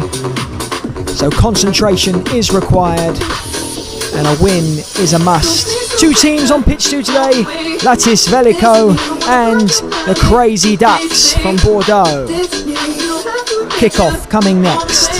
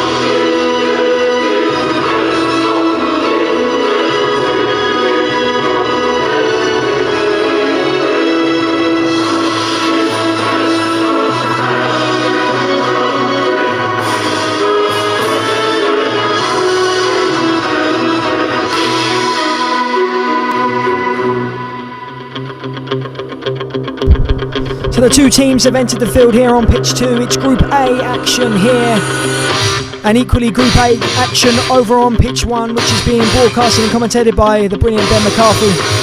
So plenty of action here in the morning, 11 o'clock local time here in Sofia, Bulgaria. But it's Latis Velico versus Crazy Ducks that we're focusing here on pitch 2. And work to do for both teams, but Latis Velico got off to the perfect start in their opener. They won 2-0 and sit second in the group. They went 2-0 up in the first 4 minutes and went on to win their match. But for the Crazy Ducks, there's plenty of work to do for the team wearing all, yellow and black shorts today. Disastrous start for them in their opener. They were beaten 4-0 on pitch 2 by Polish side Aldak, that are playing on pitch 1 right now. Aldak currently sits top of the group on goal difference. So work to do for both teams. Crazy Ducks must avoid defeat if they want to stay in this tournament.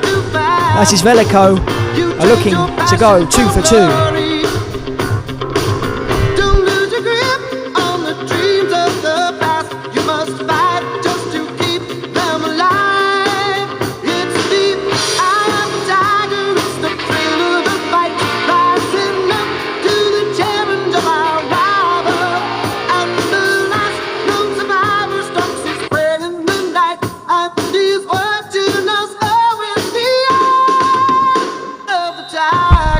It's worth mentioning, Crazy Ducks wearing the yellow jerseys. Latis Velico wearing the black jerseys. Antonio Mezic is referee number 1. Milios Kozovic is referee number 2. So it's intense Group A action here. And please stay with us throughout the day for the conclusions of the group of this EFM Champions League.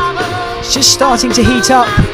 Results start to matter now, and we'll be having knockout action soon, so there will be no room for error as we get later into the day. But work to do here, especially for Crazy Ducks, looking to overturn what was a disastrous opening match for them.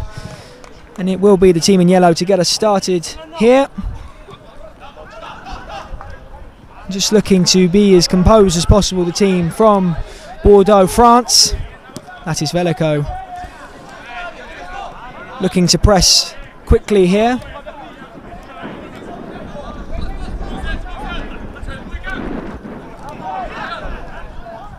And it's a loose ball out from the back here, and this is going to be an opportunity for Latis Velico to put the pressure on Crazy Ducks, but they've got out well in the end. An intense pressure. And forward now. Stolyov can't control the ball, and it goes off for a goal kick.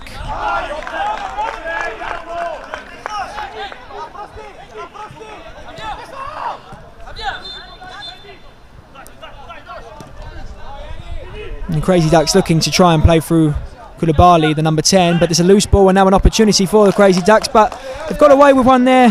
That's his Velico.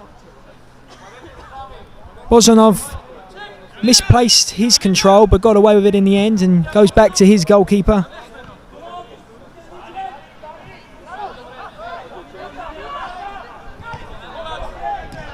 And again, struggling to play at the back. Opportunity for Crazy Ducks, but it's over the bar and a corner given. Testing times for Latis Velico. Need to switch on here, but the Crazy Ducks looking for the perfect start. And it will be Czech Umar Koulibaly to take this corner. Played across. Looking for the opening. And it was Milinkovic who was chipping to the back post. Breaks down in the end.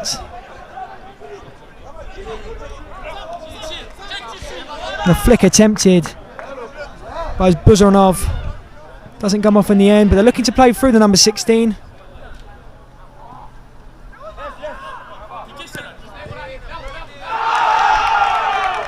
And looks to be a goal going in over on pitch 1, which will have implications on this group. And an immediate flurry of substitutions in the first 3 minutes of this game for Latis Velico.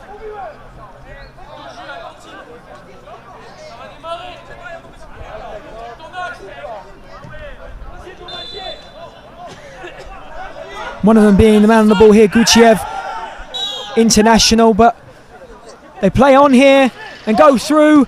Opportunity off the post. And it looked to be that the referee had blown his whistle originally. Ortega twins from Malaga scored the first goal. We carried on at pitch number 1, with play. 1-0. Something for the referee to consider, because a whistle was definitely heard here on pitch 2, which stopped Crazy Ducks playing, but Latis Velico rightly playing on because it was a clear advantage. So a bit of confusion, but no goal for the team wearing all black. And now a chance for Crazy Ducks to come forward, but they're dispossessed again. Scrappy play to start this game here on pitch 2. Intercepted, now to break forward. Once again, Crazy Ducks winning the ball back well.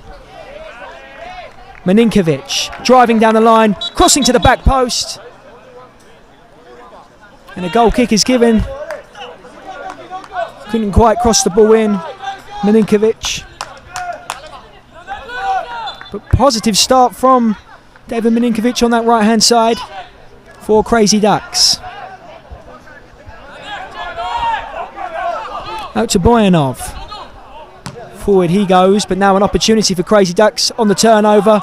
So strong defensively, both teams, to start this game, not allowing anything from the attacking players. Nice nutmeg there It breaks down once again.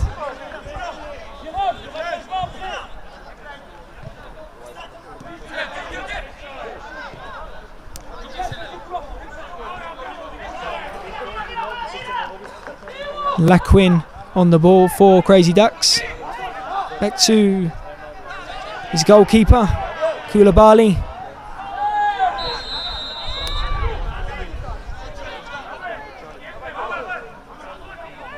Good work by Koulibaly. Good work. Fantastic play. Cross to the back post. And once again, it was David Mininkovic on this right-hand side, proving to be a tricky customer for Latis Velico in its early stages. Fantastic bit of skill on this right-hand side. Good pressure from Crazy Ducks. Throw in, headed away. And referee has given a foul. And once again, Latis Velico making multiple substitutions.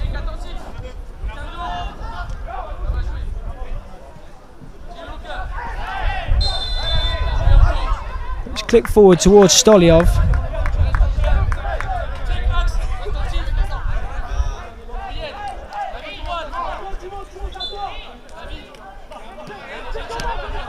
And into the feet of Stolyov. Laid off shots, blocked. Koulibaly picks the ball up for Crazy Ducks and looks to play the ball forward. And it did come off the hand of Buzanov.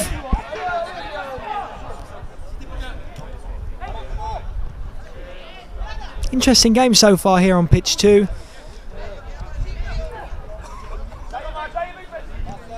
Not much to report on in goal action, but battle starting to form in the midfield, and a shot from the goalkeeper was deflected and off for another corner for Crazy Ducks.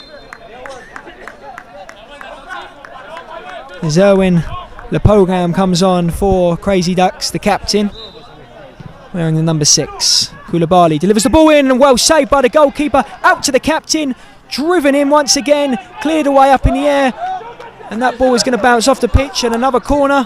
They're testing the Latis Velico defence here from the corners.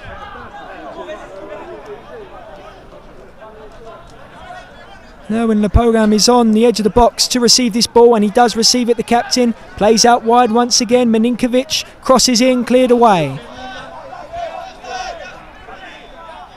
Back to the goalkeeper, Jerome Fernandez. He's looking just to be that player that can play the ball out the back from the goal. As the ball goes in behind towards Mininkovic. Here he is, well saved again. And the number 7 has been all over the pitch so far in this game. He's astonished he hasn't found the back of the net yet. But he is proving to be a massive threat for Crazy Ducks. The better should be if you have one here, so in case the ball goes out. And on this near side, Koulibaly will take this corner. Out to Mininkovic. Shot again. Well blocked, but it stays on.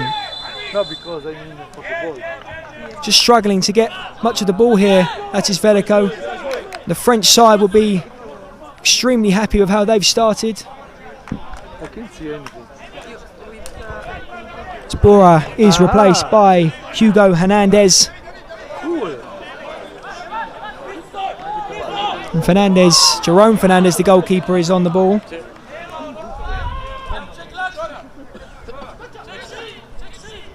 Back to Buzanov, and he plays it through here now, and this is an opportunity for Latis Velico. It looks to have broken down once again. The final pass proving to be a problem. Mininkovic to Koulibaly, who lets it run away from him. So tight in the middle of the park. Both teams having success in the wide areas. Both defences standing strong so far.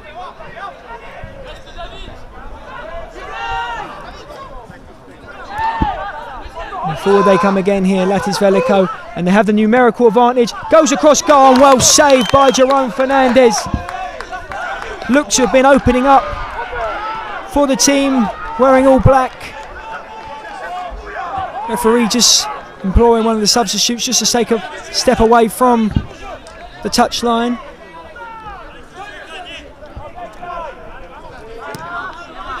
And ball down the line, but well intercepted. Last touch off Milinkovic.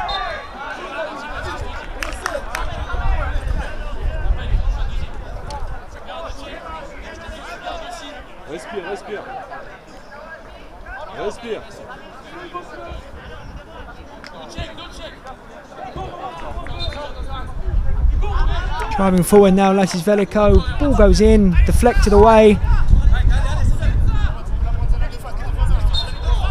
Now we're throwing in a dangerous position for Latis Velico.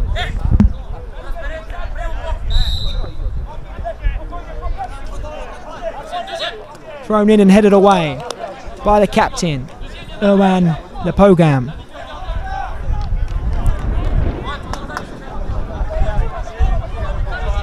Dimitrov on that far side to throw the ball in and collected by the goalkeeper, and now a chance for the Crazy Ducks to break away, and Koulibaly is in one-on-one with the goalkeeper and finishes fantastically for Crazy Ducks Bordeaux. The counter-attack has proven to be the method for the team from Bordeaux, France, and they take the lead here on pitch 2. 1-0 to the French and team. They have deserved it. They've had the better chances, and now they have taken the lead here. But Latis Velico looking to reply straight away. And important now for Crazy Ducks just to stay concentrated.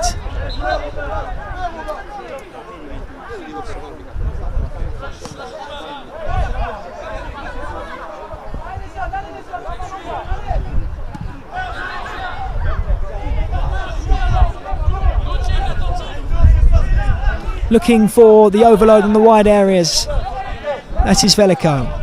Out wide now. Zukunchev. Out wide on the other side now. Delivers into the box.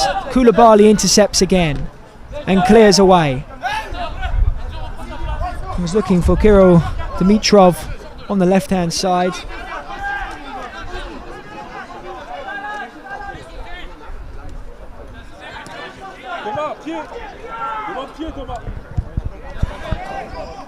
And Crazy Ducks now with the lead, not looking for any silly errors, looking to go direct, get the players up the pitch. They know that a 1-goal advantage is simply not enough in this tournament. You have to get multiple goals, you need to be comfortable in these games, and they know that better than anybody, having lost their opener 4-0. That things can just start to slip away from teams when they do go 1-0 down. So they'll be looking to add to their advantage.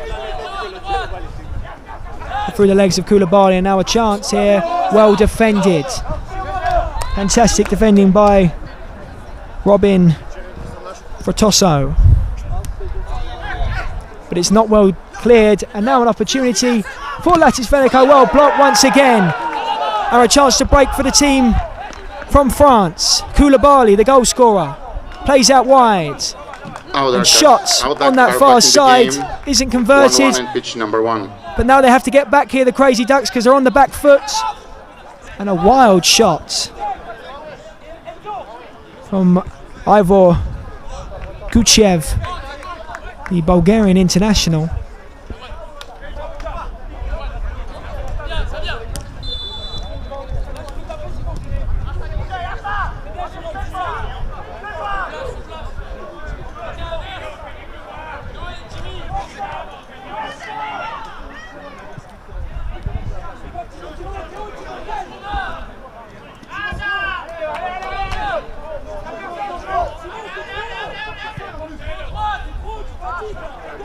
Out wide now.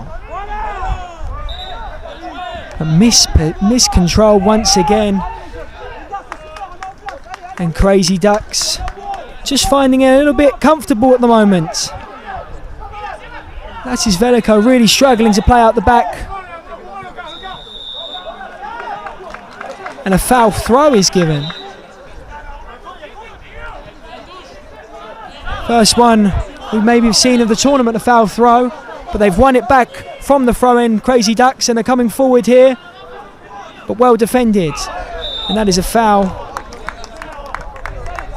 by the captain, the Pogam. Kuzmanov, number 88, was the man who was fouled. Another international for Latis Velico. And a screaming pain on the far side from Yanislav Iliev, who's gone down in some quite discomfort. Crazy Ducks believe he's making a meal of it, but the free kick has been awarded.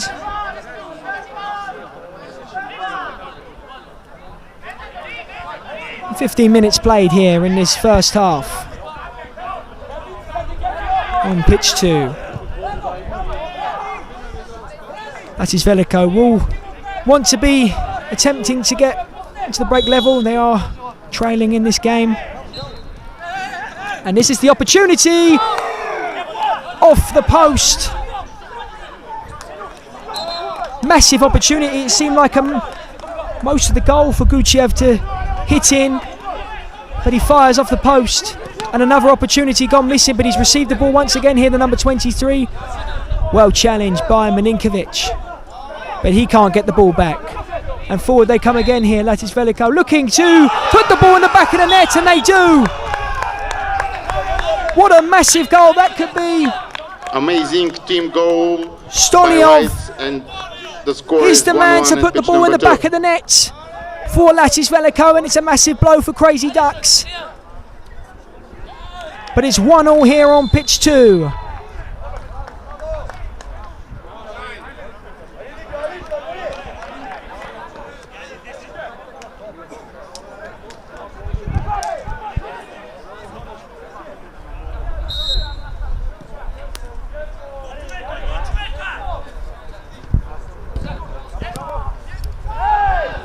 Ball launched forward again. Crazy Ducks will need to keep their heads here. They've been good in this first half. Deserve to take the lead, but they have been pegged back in this game. They know how important it is. And they're battling well and driving forward once again. Overload on that left-hand side towards the back post. David Milinkovic wasn't there to tap it in at the back post. Maybe should have been.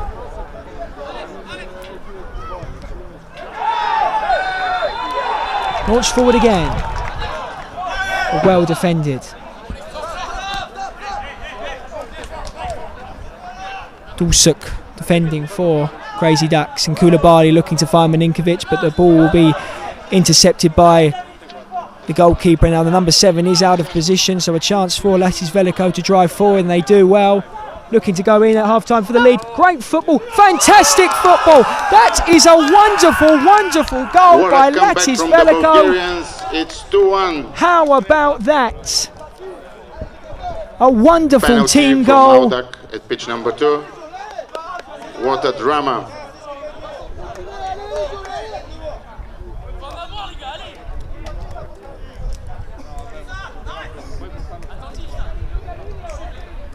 And it was fantastically put away by Alexander Bozoranov. Fantastic football. And it's 2-1 here on pitch 2 to Latis Velico. But the ball goes forward It's towards still 1-1 Koulibaly. at pitch number 1. And it has to be said that the Crazy Ducks, despite having a strong start, the team in all black Latis Velico have grown into the game. They've shown their quality. Will be a bit concerned of maybe how they've defended in this opening half, but the football that they have played for their goals has been scintillating, and work once again to do for Crazy Ducks. But a breakaway now for Latis Velico, and this is an opportunity for a 3-goal advantage. Well defended by Milinkovic, who drives back, and it's gone out for a corner.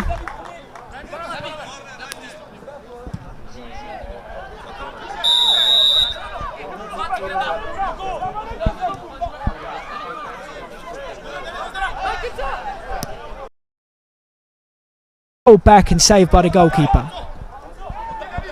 Crazy Ducks not quick to break away, prefer to play out from the back through their goalkeeper Jerome Fernandez.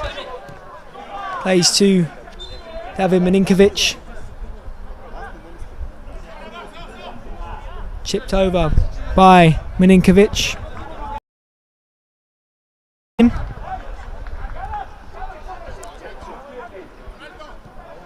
The Quinn again, lets it roll to Mininkovic. Ball inside to Hugo Hernandez, who's trying to deliver and wins a corner for his side. And seems to be a big goal gone in over on pitch 1. As mentioned, massive implications for group games on both pitches here. The Twins leading 2-1. And that looks like it's it for this first half. Yep, both teams are coming off now.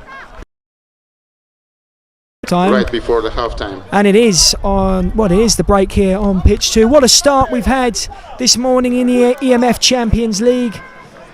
It's Latis Velico 2, Crazy Ducks 1.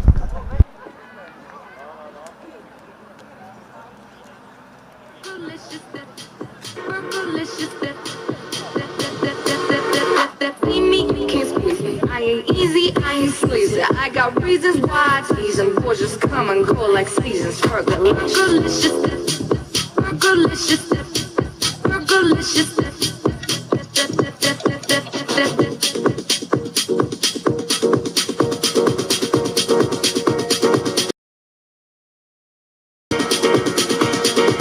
It's hot, so delicious. So delicious. They wanna taste of what I got. Fergalicious. Taste, Fergalicious. Fergalicious. Fergalicious. Fergalicious. Fergalicious.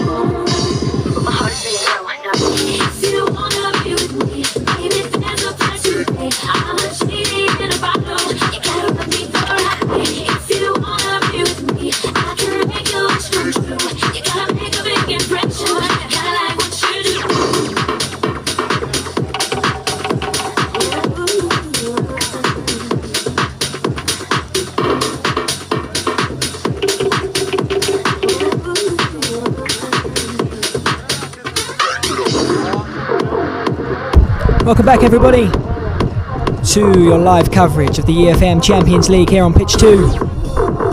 Fascinating game so far here. Latis Velico are 2-1 up against Crazy Ducks, and that has massive implications on the group because Ortega Twins are 2-1 up on pitch 1 at the half-time break, which puts Ortega Twins on 3 points. Aldac are also on 3 points. Latis Velico as it stands with the lead here on pitch 2, putting them on 6 points. So the group is crazy here in Group A, but still work to do for both teams. And Crazy Ducks in this game despite going in at half-time 2-1 down.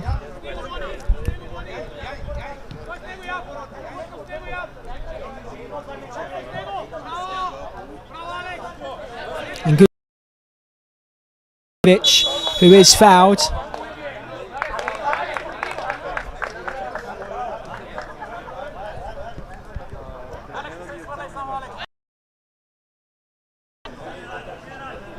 And keep a close eye on the number 4, Enzo Felix, for the Crazy Ducks. On my team sheet, he is born on the 13th of January 2009. So an extremely young player here on the field for the Crazy Ducks. Massive experience for this young man.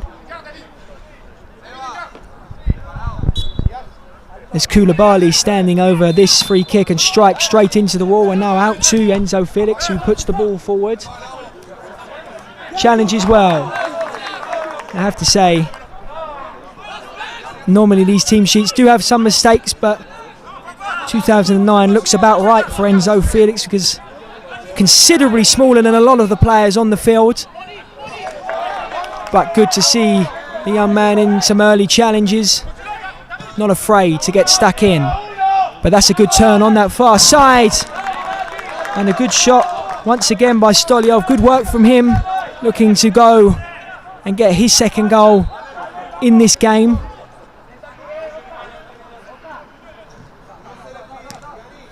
Koulibaly driving forward, good work, and he's into the box and well saved. Still on this near side, battling away is Milinkovic, who gets away from his man, looks to set up Koulibaly, but Stolyov was there to intercept, but Milinkovic does some good defensive work, and a yellow card is given to a Latis Velico player. Looks like Yanislav Iliev received a yellow card, number 21, and a shot from distance. It's just starting to get a little bit hectic.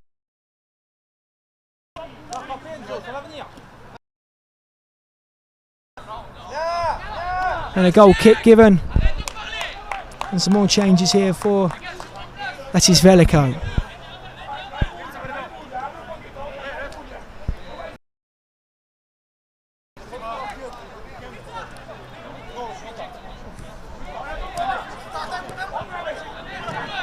And that includes Histro Markov, the number 11, who is the Latis Velico. And here he is on the ball now, the and strikes just over the bar.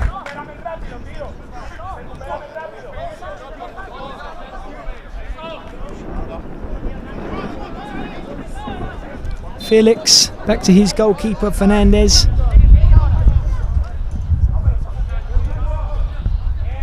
Dispossessed, poor pass from the goalkeeper. Opportunity for Latis Velico. Good football, well defended. And they break away. Velico, so dangerous when they nick the ball in the offensive positions. And looking to add to their advantage. Back post header. Collected by Fernandez. To Erwin Lepogam. Felix. Milinkovic in a dangerous position in front of his box, but he drives away well. And his challenge on that far side by Ivanov. Thrown forward and off the head of Gunchev and off for a corner, which will once again be taken by Koulibaly.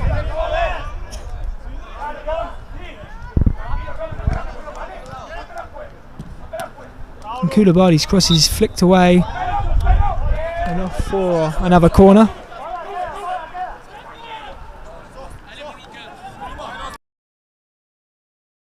Walk over and take the corner from the other side.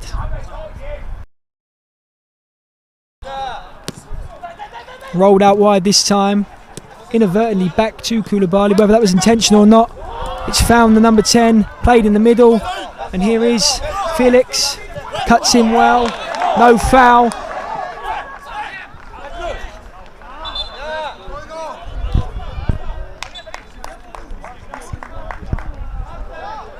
And the problem here for Histro Markov, the captain. Medic just checking on him, but he's okay, but he's come off anyway with this brand new Latis Velico team.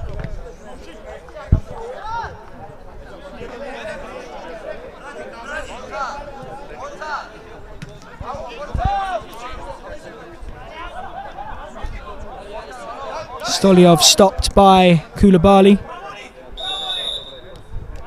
And a free kick given against the number 9. Enzo Felix. Back to Jerome Fernandez. And that's something for Felix to deal with. And looks to be in a spot of bother here as intense pressure's on the young man. And it's going to go off for a corner. Enzo Felix in all sorts of trouble there, the young player. And now a chance for Kuzmanov to deliver. Rolls it back, shot inside, cleared away by Koulibaly.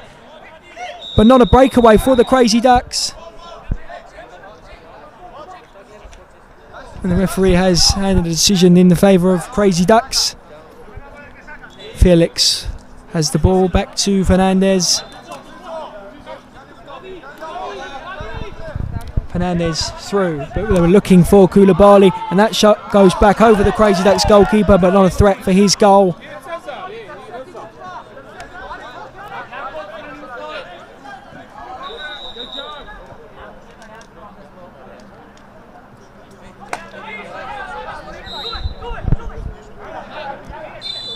Milinkovic turns away again well. Driving forward. Brilliant run from Milinkovic. Out to Koulibaly, who puts it wide. But it was saved. So a good save for Ivanov. And Koulibaly will take this corner for Crazy Ducks. Back out to Milinkovic, who drives infield, bouncing, and that is a foul by Julian Delsuk.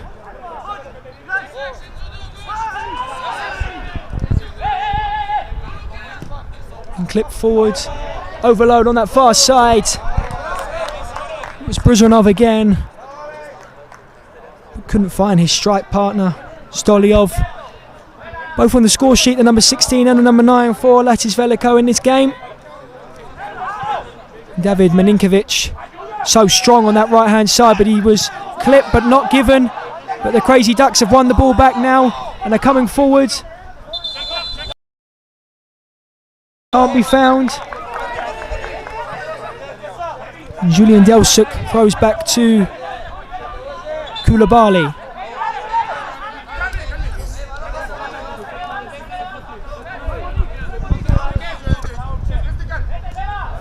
Koulibaly.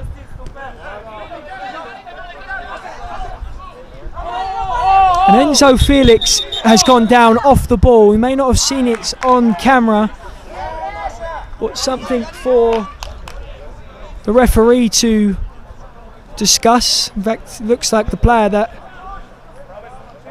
was involved in the collision with Enzo Felix is now being replaced for this fresh Velico.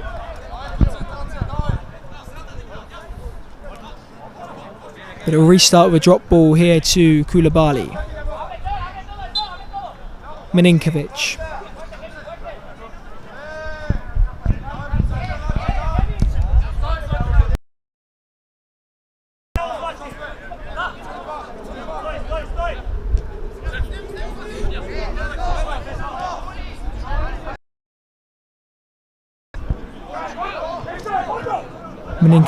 Milinkovic plays across again.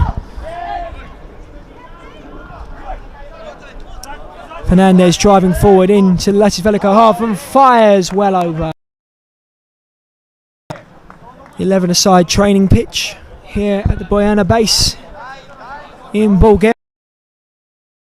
The weather then yesterday. It's quite a gloomy day, but the sun is out. Not many clouds in the sky, so a perfect day for football. And so much anticipation here and excitement for the next few hours of this EFM Champions League as Latis Velico looking to create another chance, but Koulibaly intercepts well. And that ball has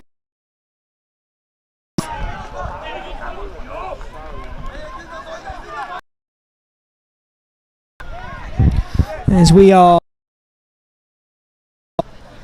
second half an hour played. Been entertaining once again as that ball is flicked on at the near post. Flicked on by Zlatin Boyanov. Now Enzo Felix is replaced.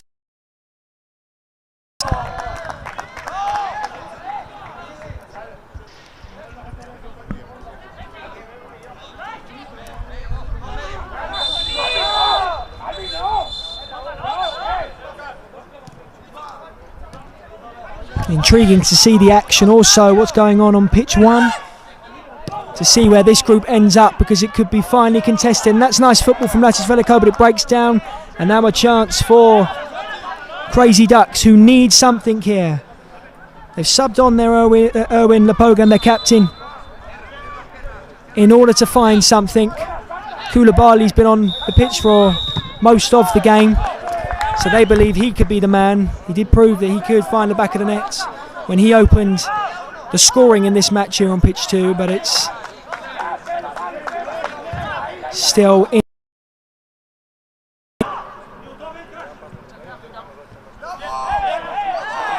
Milinkovic partially dispossessed, but wins the ball back. Just feeling his right knee there in that collision.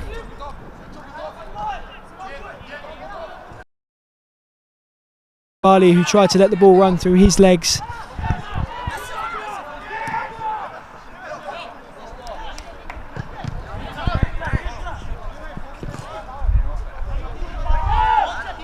Ivan Kunchev is subbed on.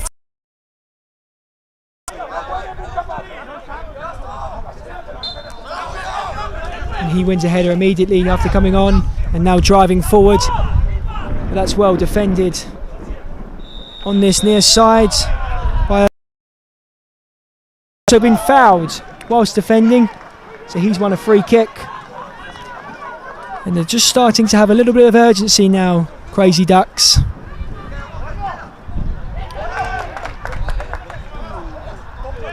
As we have a second ball on the pitch, and that was cleared by game on pitch 1 by the looks of it. On the pitch, it should be restarted with the ball for Crazy Ducks.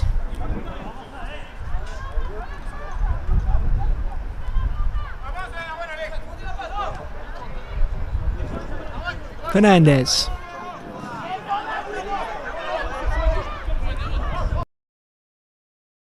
Koulibaly looks to try and find Lapogan down the line, and now number 6 is out of position, so defending to do, and done well by Kevin Laquin,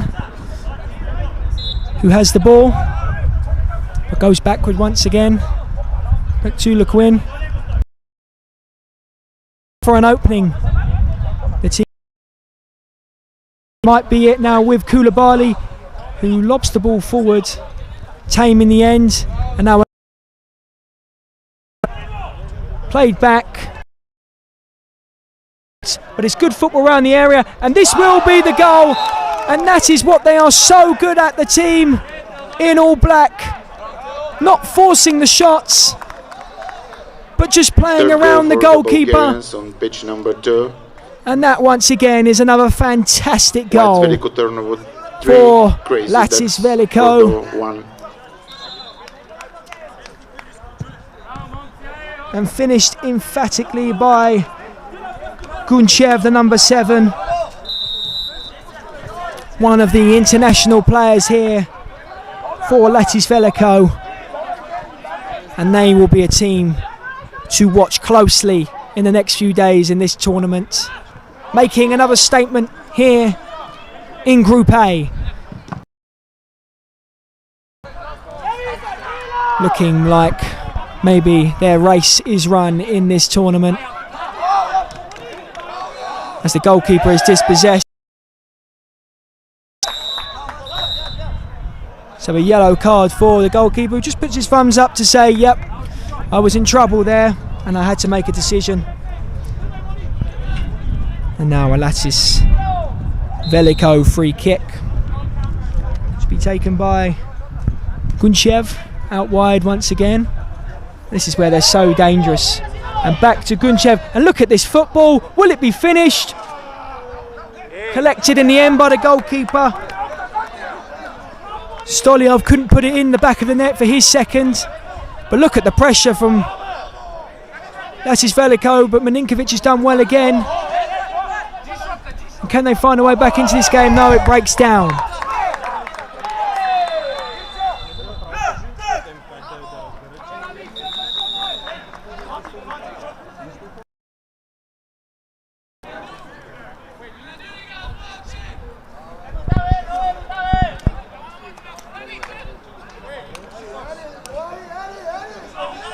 I think it looked like a yellow card flashed into from the distance from the referee towards Kevin Laquin.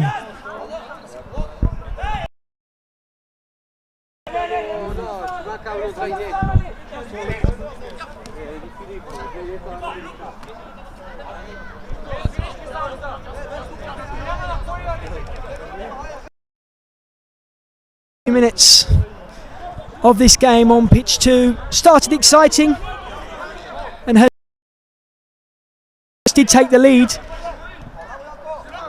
Latis Velico have shown their immense quality, especially around the area,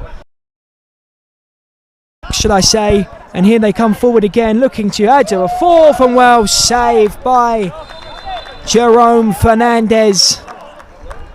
But as I was just saying about the quality that with quick football around the penalty area, they just carve through the Crazy Duck. Once again,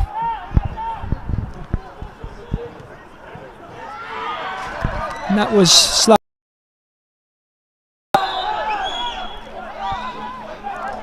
And it seems to be a really intensely contested game over on pitch 1. Lots of noise you may be able to hear in the background as that ball is Fernandez, and he's going to go off for a corner here for Latis Velico.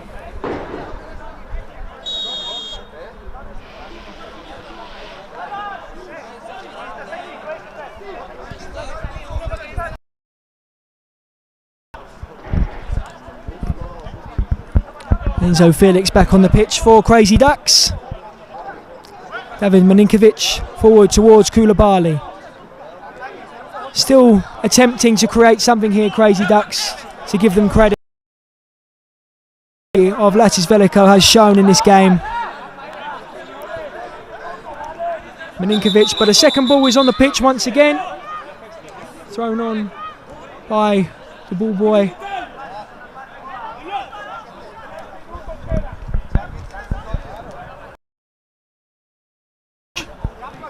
Clipped forward towards Koulibaly, headed away and flicked away.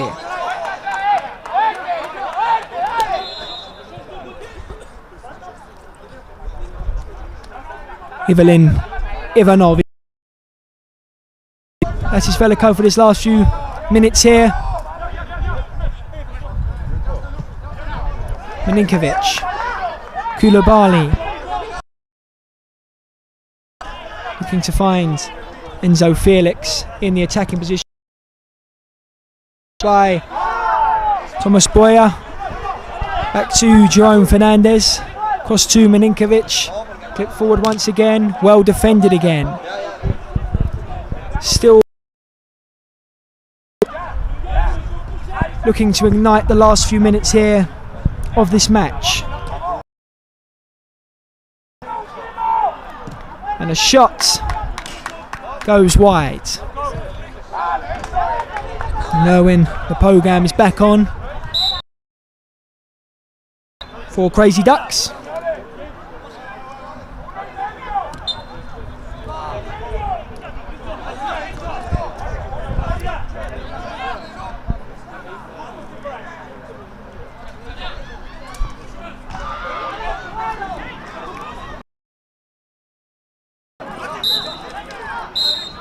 And that is it over here on pitch 2. What a start we've had this morning. And the Group A is looking like one to watch here throughout the day. We'll have to find out what the score was on pitch 1, but we know what the score was here on pitch 2 because it's finished here. Latis Velico 3, Crazy Ducks 1.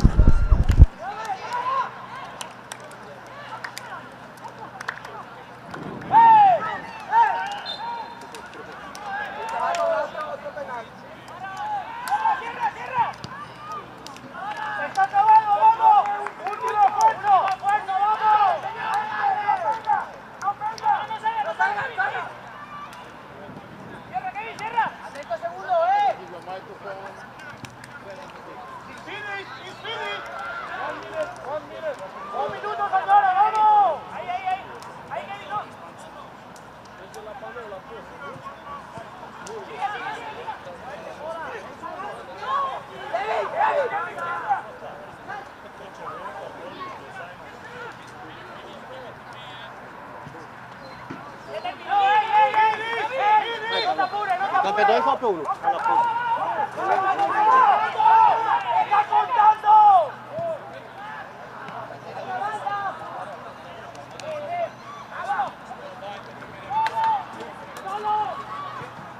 Jorka? Jorka?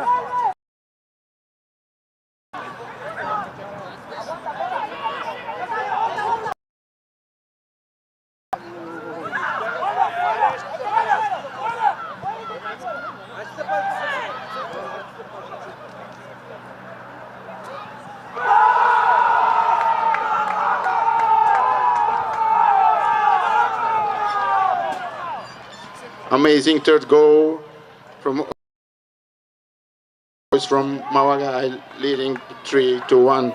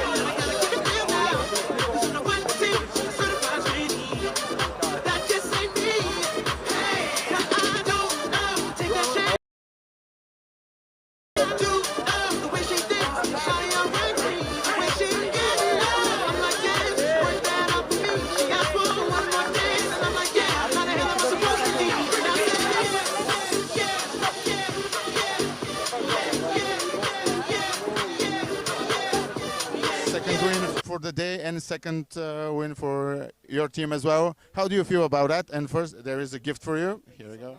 Thank you for the gift. We feel good. Second win. Maybe this win is strong, and maybe we continue to next stage. Next round is good. The team is good. Organization is very good. All teams is good. So what were your expectations before the tournament? Do you expect, to pass? I mean, it wasn't easy, but, to have 2 wins after 2 games? No, this is hard tournament. Every team is good, it's strong. It's not the worst team. Every team it's better and better and better and more. This is the more Champions League. Okay, wish you good luck and hope to talk to you after the final here. What we're gonna see. Yeah, thank you. Thank you. Bye bye. Ciao.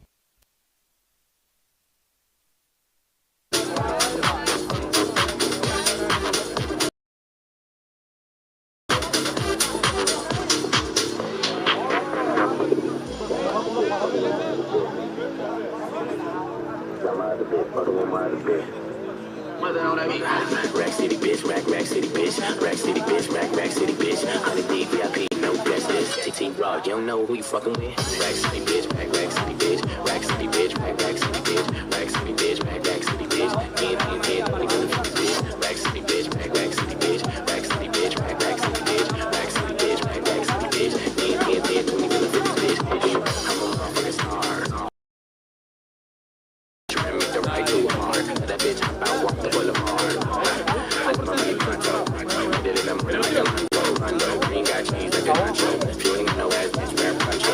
Head honcho, got my seat back. Niggas staring at me, don't get back. Got my shirt off and then blue back. Still turn going up like that. Goddamn, pull out my bags. Mike Dax, yeah, nigga, yeah, I'm bad. That it up in my bag. All the hoes love me, you know what it is. Rack City bitch, Rack City bitch, Rack City bitch, Rack City bitch, Rack City bitch, Rack City bitch, 10, 20s and the 50s bitch. Rack City bitch, Rack City bitch, Rack City bitch, Rack City bitch, Rack City bitch, Rack City bitch, 10, 20s and the 50s bitch. Rack City bitch, Rack City bitch, Rack City bitch, Rack City bitch, Rack City bitch, Rack City bitch, 10, 20s and the 50s bitch.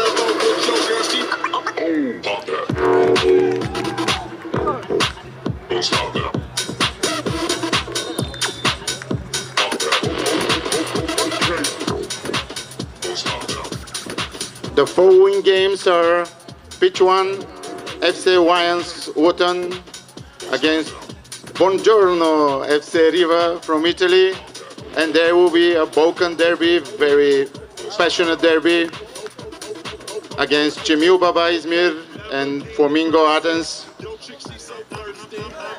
Amazing games are followed. Don't miss it.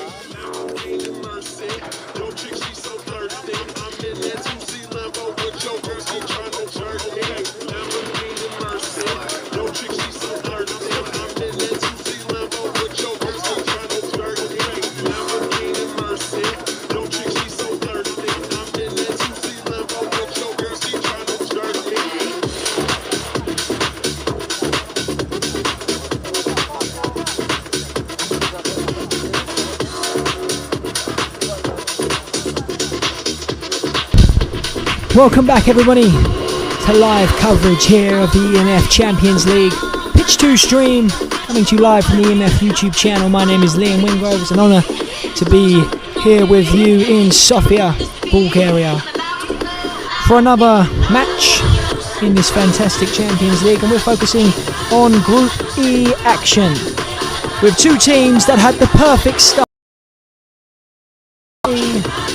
Kimmel Baba both had the perfect start. Kimmel Baba winning 5 game against FC Lions Luton. and Flamingos winning 2-0 in their opener against FC Riva. We've just got a bit of a delay in this game as we await the official accreditations of some of the players. A view of what's going on in front of me with the referees. They did ask for the passports of a few of the players, and it's not that uncommon to see that in terms of getting the official names of players. Not all the time the squad numbers are 100% accurate, so we are just awaiting that. Of course, kickoff is not expected 5 minutes, but once again the referee just side from Turkey, Kemal Baba, to check accreditations. And as mentioned, Kemal Baba having a fantastic start to this EMF Champions League. They scored 5 goals in their opener, but it wasn't bad for Flamingos. They were dominant in their win, only scoring 2, but looked fantastic. Watching them here on pitch 2 yesterday, and both teams looking to potentially win for one of these teams. Most likely will put them through into the knockouts here, and hopefully things will get started shortly so we can say it. The kickoff is coming next.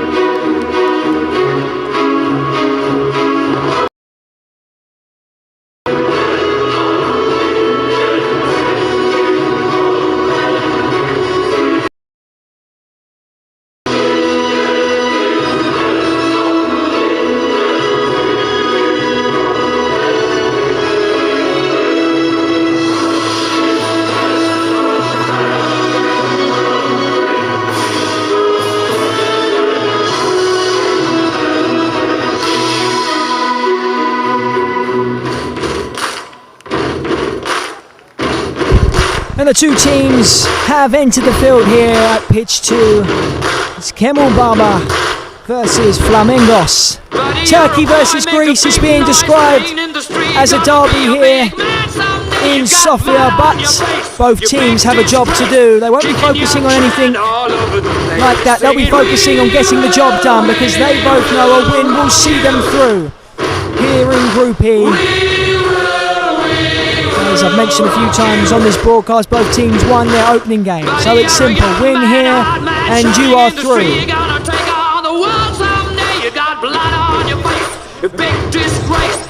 And if you were listening a few moments ago, a little bit of confusion with the presentations. We saw this actually in the game.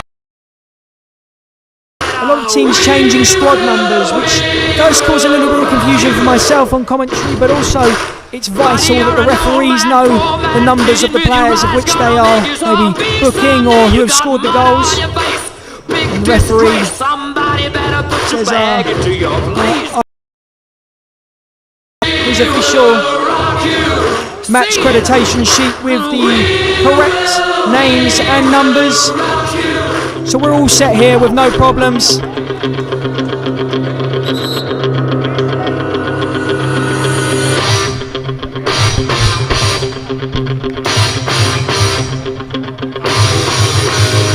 And it's looking like an immediate switch of sides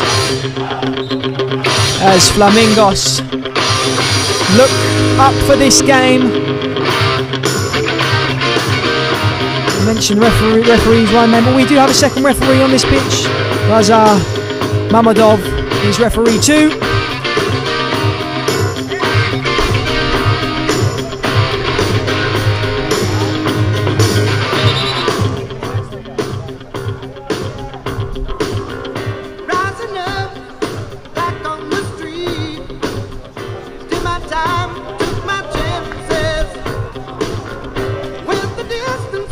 And after the change of bench, both teams on the right side, for which the game will get started.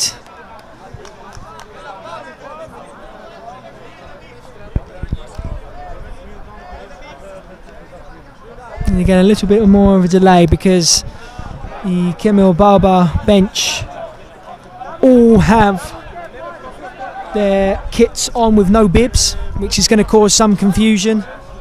Of course, it's mandatory for teams to have bibs. They need to be passed to the player once they leave the field. So bibs are just being passed to the bench, and we are expected to get underway. And we do. Here we go. Flamingos to start with the ball when they clip it back sportingly to Kimmel.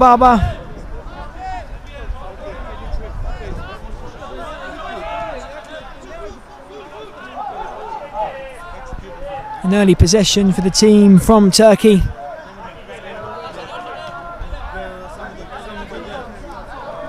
Ahmet Mert in goal for Kimmel.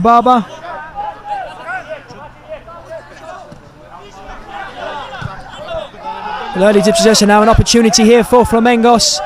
Attempted to be cut across by Angelo Tosca, who scored with a superb free kick inside the first 4 minutes of Flamingos' opening game here in this tournament, on this pitch in fact.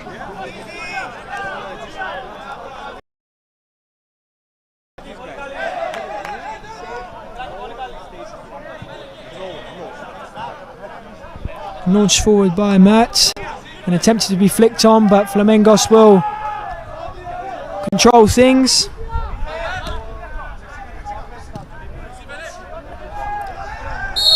And that's a foul by Valentias for Flamingos.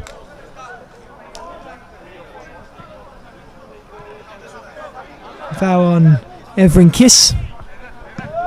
Starting on this left-hand side, just interchange his position with Sen, who looks to get on the end of that cross, and it rolls all the way through. Evrin Kiss creating up early opportunities for Kimmel. It was Kagatai Sen trying to get on the end. Ball clipped forward again now, Flamingos being direct in their play.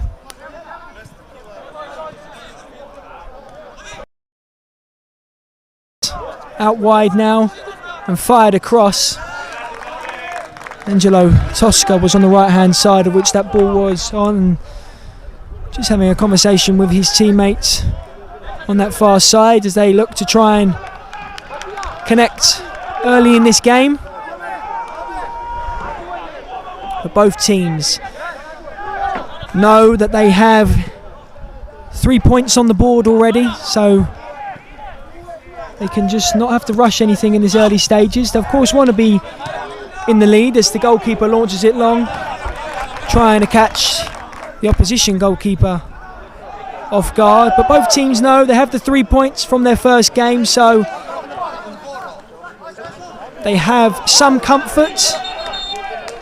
But qualification will all be solidified if one of these teams can win this game, as Flamingos now have an opportunity to pounce on that mistake. But it's well defended and the goalkeeper recovers with the spinning ball. Mert collects well.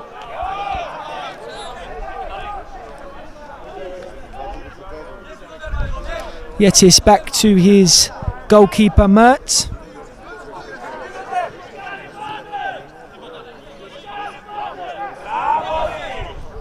And forward now come Flamingos.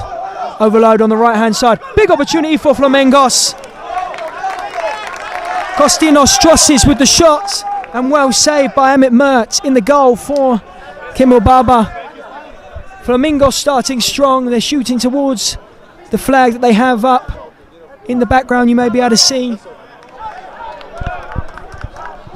But it's just starting to intensify here on pitch 2.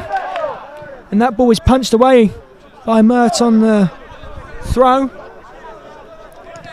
Thrown in again. Good start from the team from Greece. But they've lost the ball now, and there's an overload here for the team from Turkey. Out wide now, but that ball is overhit.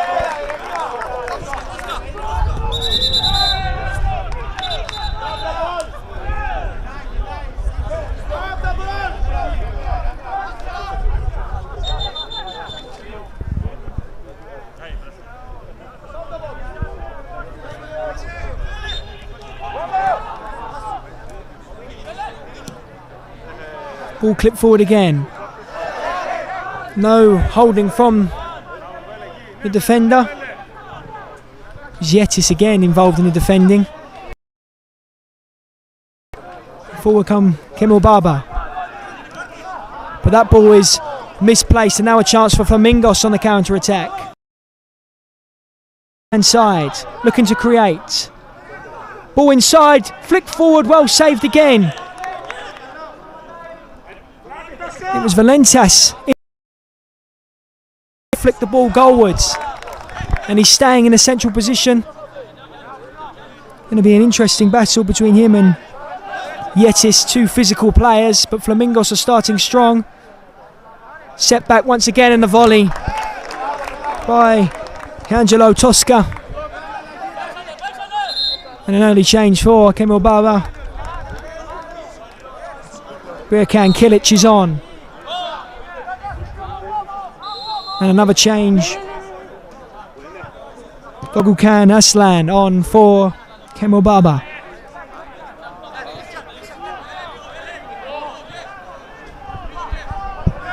Mert driving forward.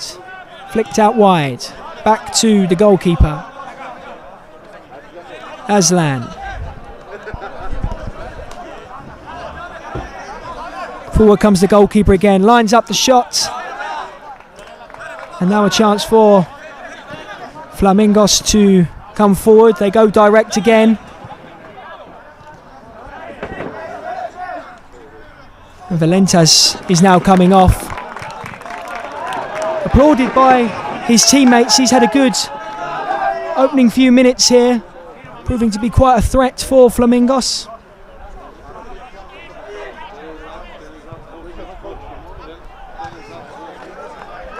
Kemal Baba looking to just build into this game, looking to get on the ball. Foul on that far side.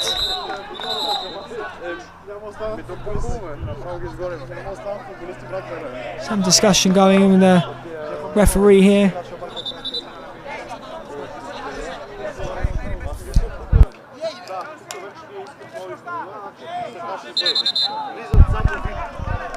Looks to be a player off with no shin pads, so he was forced off the field.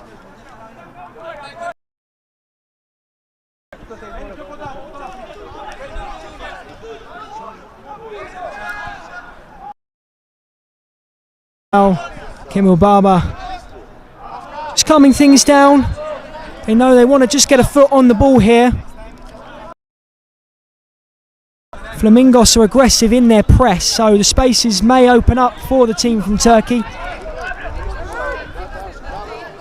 And that was a slight opportunity to nick away from the goalkeeper, but it's up in the air.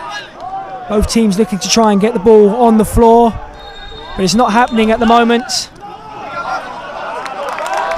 And the throw is awarded to Flamingos.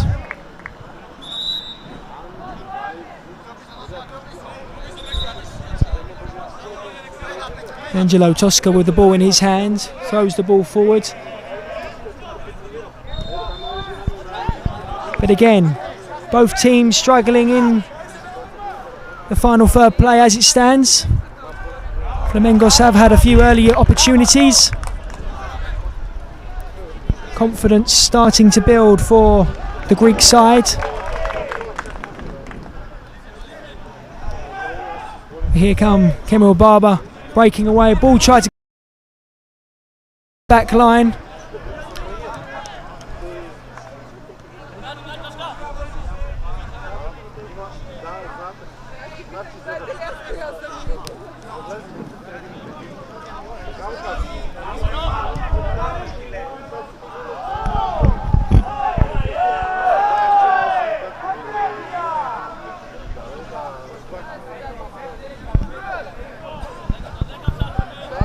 Mert brings the ball forward.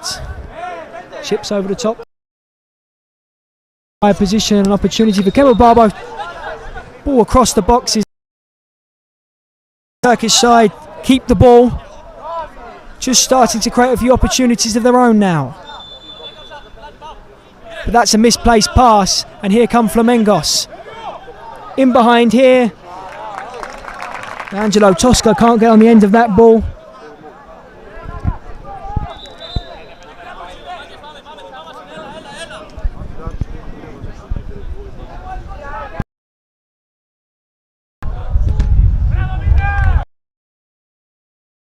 Kimmel Barber looking to be direct in their play. Maybe just a little bit worried about how intense Flamingos are pressing, how quickly they get up the field.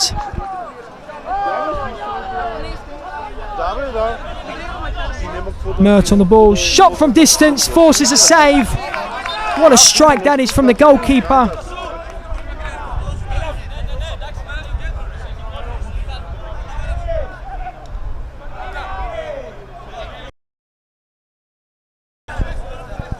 Ball launched in, cleared past, finds Genk, but now Flamingos are in behind, driving forward, have a player over on the far side, saved, not cleared fully, shot again blocked, they come forward, but they're dispossessed. Flamingos strong in their battles and coming forward again.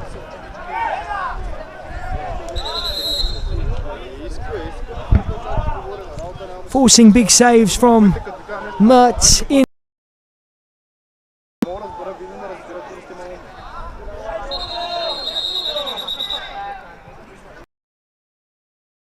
Here just pointing to his whistle, and things will be restarting the hand of Angelo Tosca. He's trying to get on the end of this again and cleared away by Latis. But good hold up play at the top of the pitch. And shot from distance is in! And what about that for the team from Turkey? It's Sabri Genk with the goal. And they haven't had many opportunities, the team in black, but they have pounced on the chance that they were given.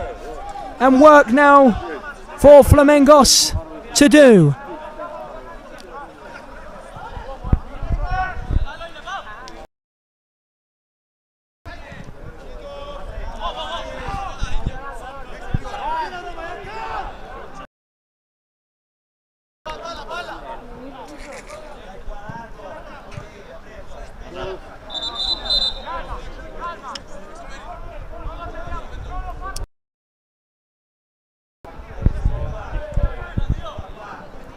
Flamingos trying to respond, but they're struggling to break through this defence of Kimmel Barber İzmir.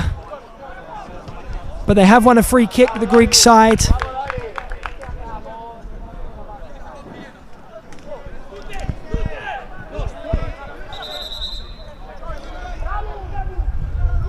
Free kick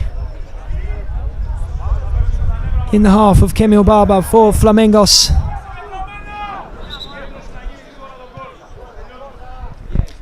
And how will this be worked? Will it be a strike on goal from this distance, or will it be neatly played? Looks to be a strike from distance. Was dipping and swerving, but just over the bar. It's so fascinating how teams line up their free kick routines and their corner kick routines. It's all so precise. They've practiced and practiced this for many months in many games. And it's just for teams, if you're facing a new team for the first time, something to consider, something to adapt to. And as teams progress in this tournament, they will get used to what certain teams like to do in positions, how they like to play, the threats. The group stage is always something that most teams find so difficult in football to adapt to. It's just facing the unknown. That is the problem.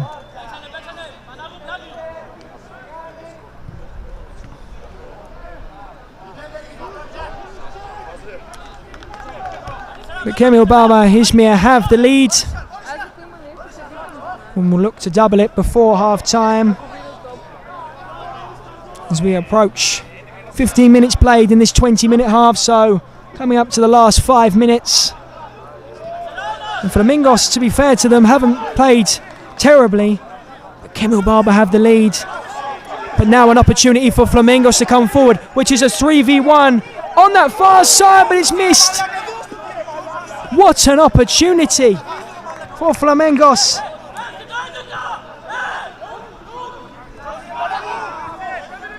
It was Panago with a chance, and that isn't far away either. By Eunice Kolpo for Cemil Barba. So back and forth action here on pitch 2 as we approach half time. Both teams looking to finish strong.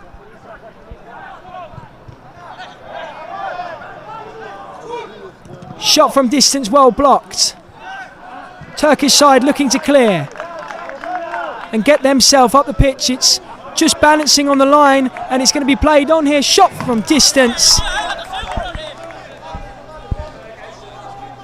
by Papazoglu on that far side, the number 55, who's just entered the field of play here.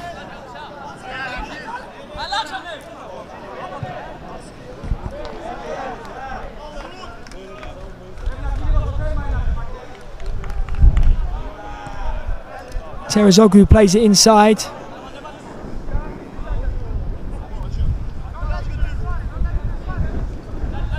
Sabri Genk, the goal scorer, looking to come forward and get this ball, but he isn't found. He may be found now on the wide position, but once again is ignored. But this ball is going to break in, and well saved. And now a chance for Flamingos to come forward just before half time. Not many men.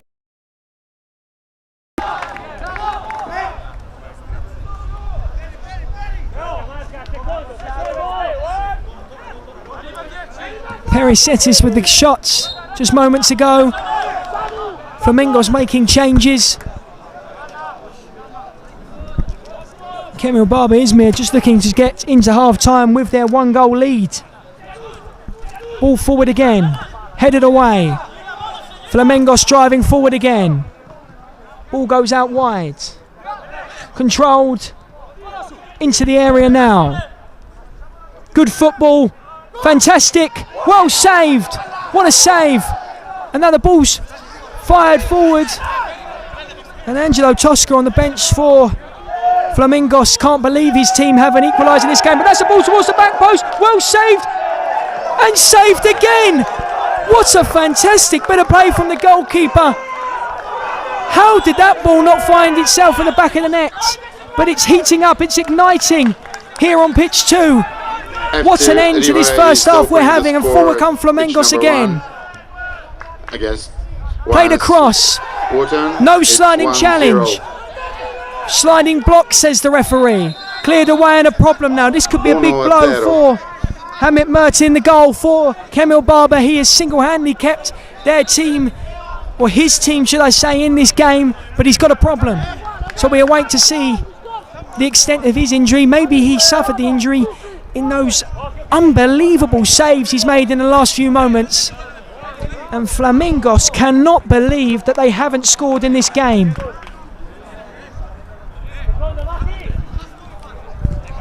And you can see it.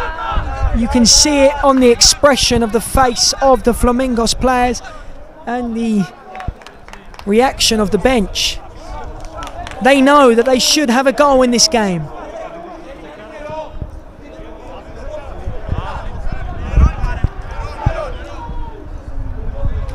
And treatment now to Mertin, the goal of Cemil Barba.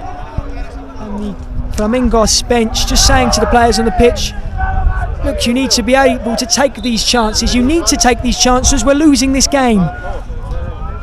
And how they haven't taken one, I do not know. Still work to do for the side from Greece.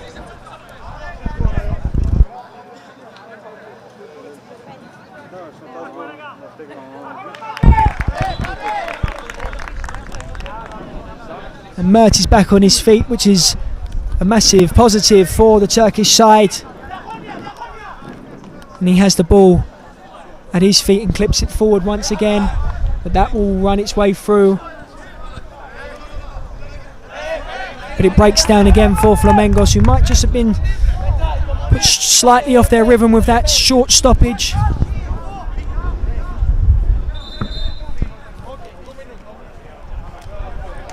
Last few moments here of this first half.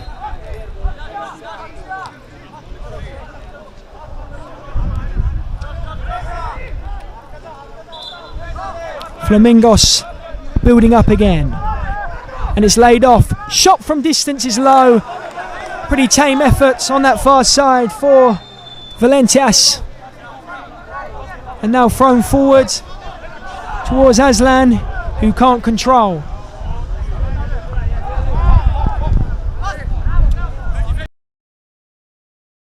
And that's good football, but it's going to be intercepted well by Yetis once again, who's had a strong start to his defensive game for Cemil Barba. But we're still playing here on pitch 2, and a chance again for Flamingos, and a big challenge by Yetis once again, and headed. Half time at pitch number 1. FC Riva are leading 1-0. But the Flamingos bench just was saying to the referee that Yetis may have made a sliding challenge instead of a sliding block. Wasn't penalised for it in the again. The ball goes forward, and that is a foul on Aslan on that far side. So a chance for Cemil Barba to lead by 1 goal.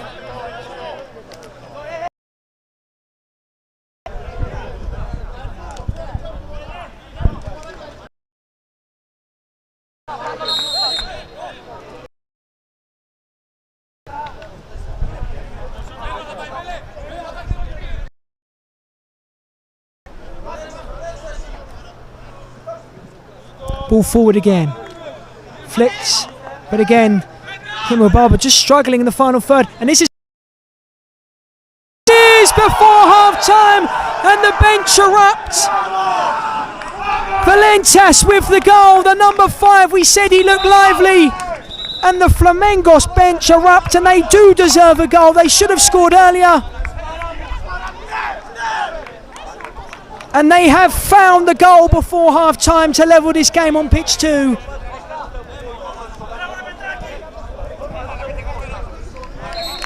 And then we're restarting here now, and that was the last moment before half time. It could,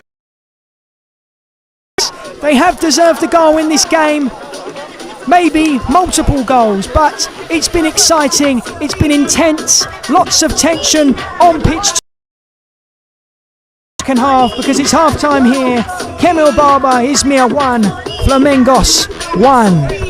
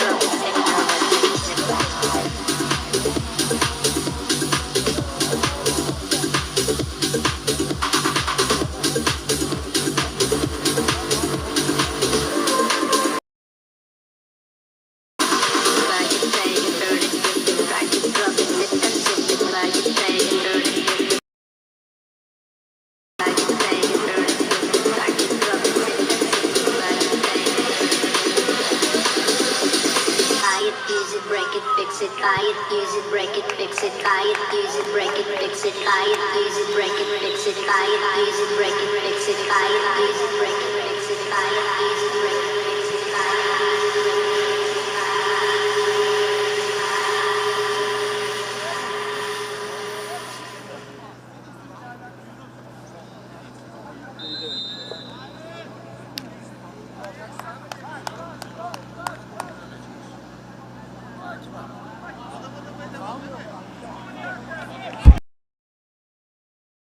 Welcome back everybody to this live coverage of pitch 2 action here in the EMF Champions League between Cemil İzmir and Flamingos.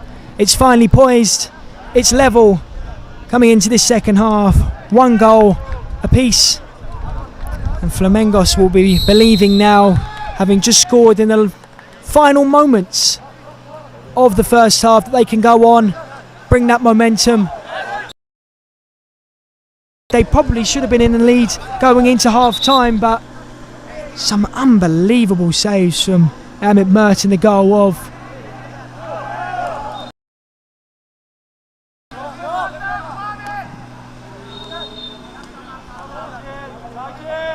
and here is the goalkeeper once again, who looks to have recovered from his injury he suffered early in the game, from what looked like he suffered the injury from making that incredible double save that we hope that you...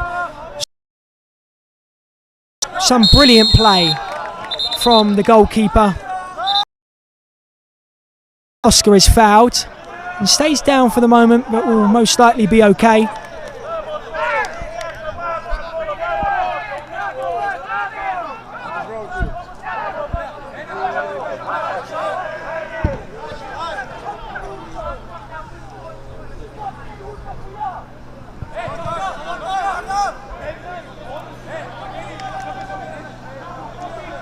Kosteninos Megatris is standing over this ball. Will he strike it from distance? No, he'll play it out wide. There comes the shots and saved. Or blocked, should I say. Just outside the box. Again, Flamingos looking to create a chance with neat passes around the area, but that's well challenged. And forward come Cemil Barber now, defending to do for Flamingos on that far side. And done well by Papazoglu.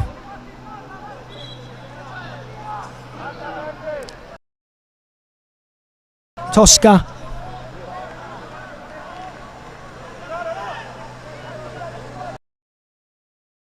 And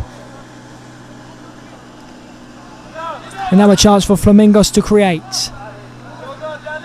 Tosca challenging on that far side, and he may receive it out wide. Chance for Flamingos, and that is a foul, and that's going to be a yellow card.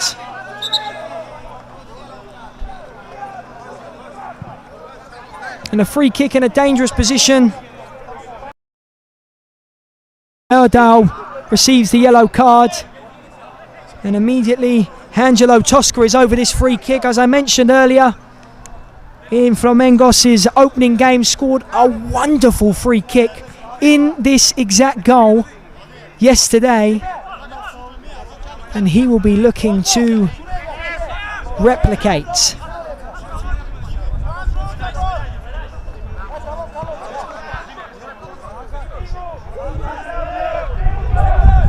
What a position this is for the number 88 for Flamingos.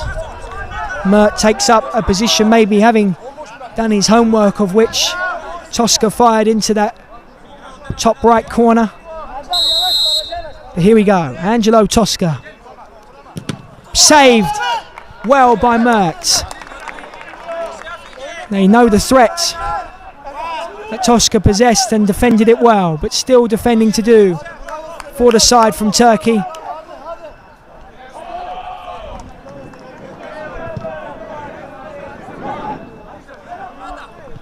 Ball thrown in, but cleared in the end.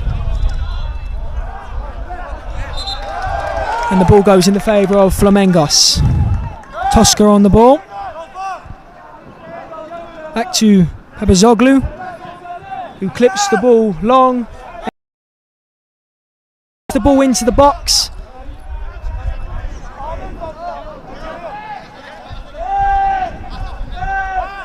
And a substitution now for Kimmel Barber. The Turkish side in the lead in the first half is back on the pitch. And just created his goal in the first half, just finding a little bit of space in the middle of the park and striking from distance. And he has a bit of space on the ball now. On that left foot again, looking to create, gets the ball back, saved, it's bouncing around the area, but collected in the end. And Genk causing problems once again for Flamingos.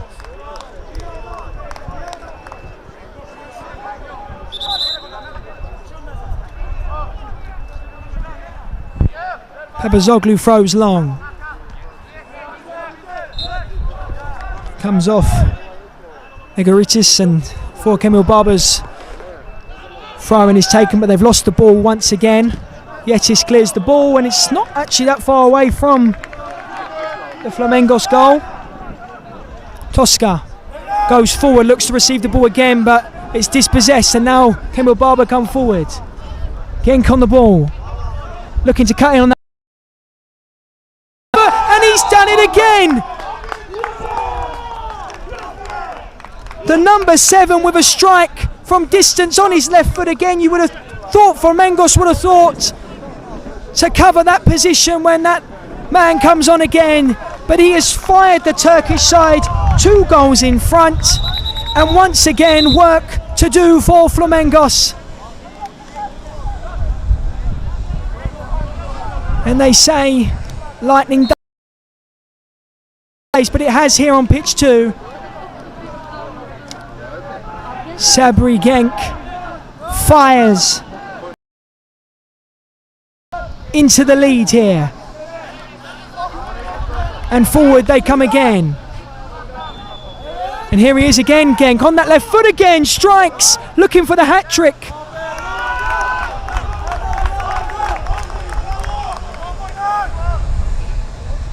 Causing all sorts of problems at the moment. Genk is for Flamingos. They can't keep him under control.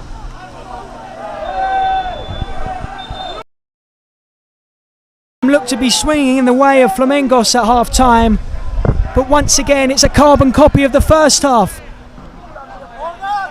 But it's still a chance for Flamingos. And that is a free kick given away. And an opportunity for Flamingos to get back into this game. As Perry enters the field for Flamingos.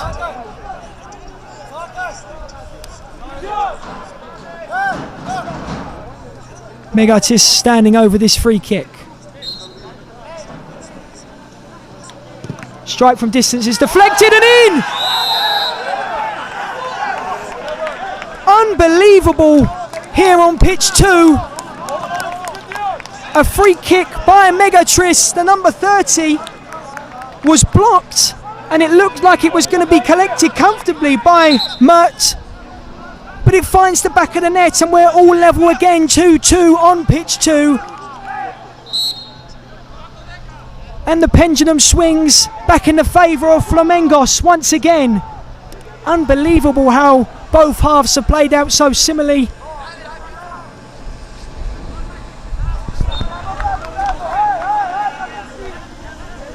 And Flamingos believe now they can push on once again.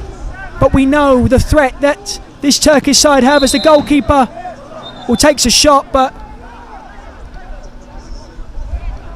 it looks like it did venture out of play, and Tosca now has the ball in his hand. Tosca again on the ball, looking to drive forward. And forward come Kimmel Barber, İzmir again. Ball towards the back post, towards Genk again. And now forward come Flamingos. Tosca. Looked like they were going to drive forward into the space there. The team wearing light blue. But they're just taking their time. But it goes forward again. Tosca doesn't receive that ball. Cleared forward and flicked on by Genk.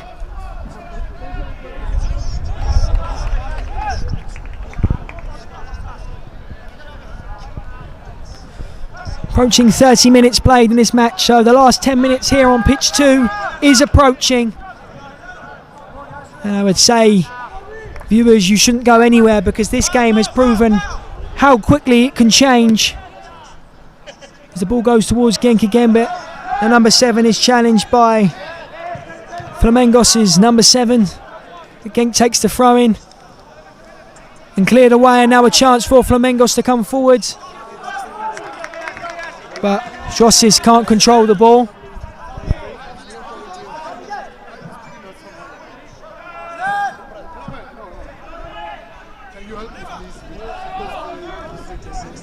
Ball switched across. Again, broken down in the attacking position for Flamingos.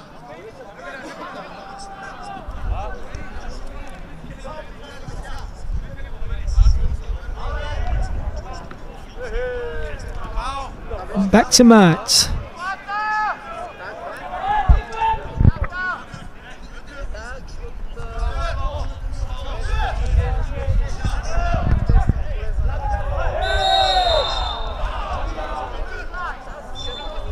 Composed play from the Turkish side at the moment, but Mert will strike from distance, and it's up in the air and has gone off.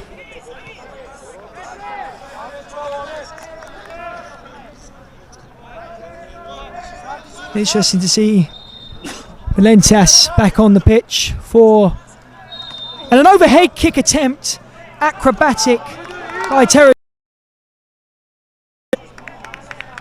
And that would have been goal of the tournament, surely, if that had found the back of the net. But the ball finds the number 8 again. Out wide. Our side.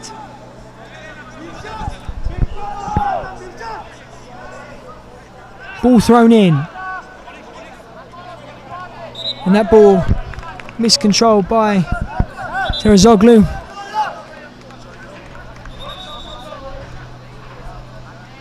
Jossis throws back to his goalkeeper. Forward it goes again. Good battle. No foul given. Valentas wanted his foul, but he wasn't provided by the referee, and Genk can't keep that ball in. Testing moments for both teams. A goal here for either side would prove pivotal. No foul given on Valentas, and he has to get up now because there's an overload here for Cemil Barber. Ball attempted to be fired across.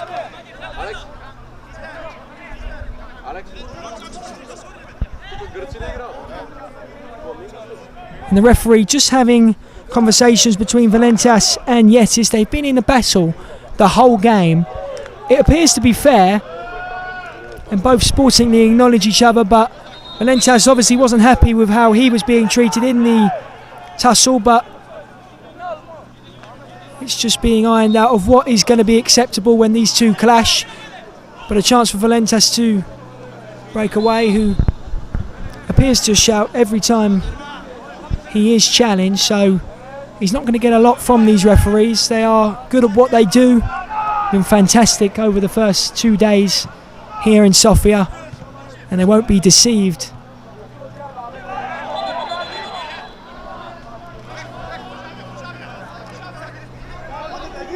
Cemil Barber, İzmir come forward again, and a shot from distance by Terazoglu is over the bar. And Angelo Tosca will replace Valentas and looks to be found on this far side. Yetis is there again, who has been fantastic in the defensive positions for Cemil Barber. Not much he could do. Have conceded.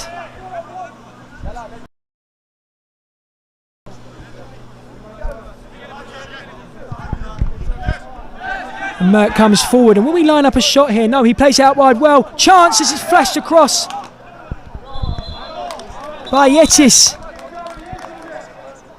And a big chance for the side from Turkey as we approach the final 5 minutes of this match in pitch 2. Yetis is challenging again. He's been fair most of the game. He's allowed to be physical the number 4. It's clearly the way of which he wants to defend. Shot from distance and blocked by the number 4 again.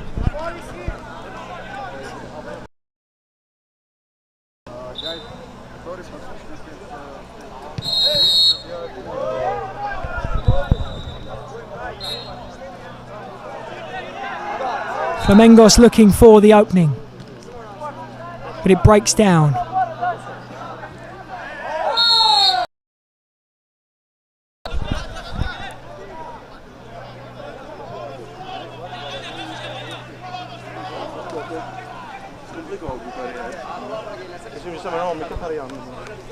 Mert will drive forward again and strike from distance. And Tosca's coming forward now for Flamingos. Drives forward, and that will be a foul, and a stern look from the referee as the Flamingos bench erupts. They have got the free kick, so shouting really doesn't do any favours. And I personally wouldn't want to get a stern look from that referee. He was not happy at all. But once again, Megatis over this free kick, looking to strike again, but it's well blocked in the wall. Well headed on by the number 30, who has the ball back at his feet again. Looks to turn away, and that is going to be another free kick for Flamingos. Applauded this time by the Flamingos bench. Now, Kimmel İzmir just have to be as disciplined as they were a few seconds ago on that free kick. They know the threat. They've already conceded one free kick.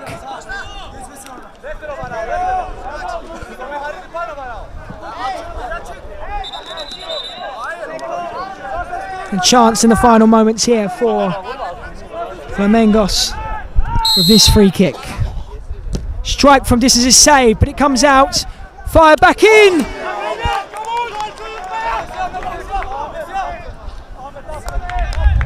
And it was Megatris at the back post who couldn't divert the ball for Flamingos, but they're knocking on the door now in the last few minutes here on pitch 2.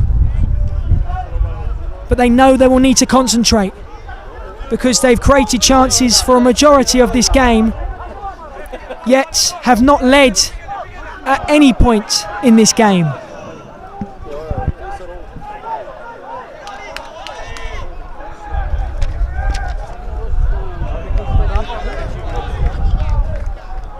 Ball will be played across to Mert again. Out wide now for Kimmel İzmir. Strike towards the back post. And a massive chance for Birkan Kilic to snatch it away for the Turkish side, but both teams are coming close now.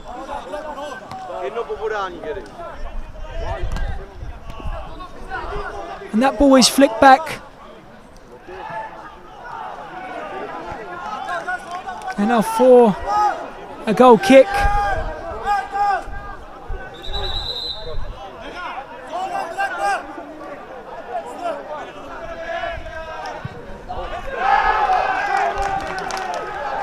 Look at the battle going in the defensive positions for Kimmel İzmir. So physical. They've been strong defensively.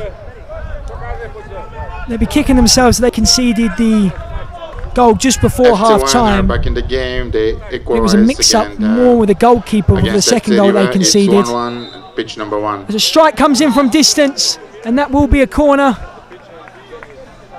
Herazoglu threatening again. And now it's the turn of Flamingo. Sabri Genk on this free kick, who struck twice in this game. Fires the ball in. It's going to have to be recycled, and is. Back to Mert. He's pressed, but he finds Herazoglu, who's going to be dispossessed now, and an opportunity for Flamingos to get forward. And this is a 3v1 now. They can't take advantage of it, but it's going to be taken quickly now. Back and forth action. Cuts in well, drives forwards, and he can't produce the moment for the hat-trick. Both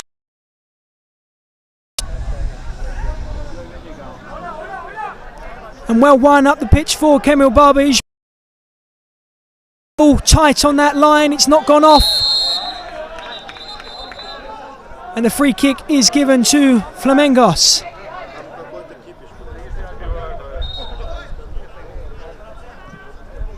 Drossis plays the ball forward.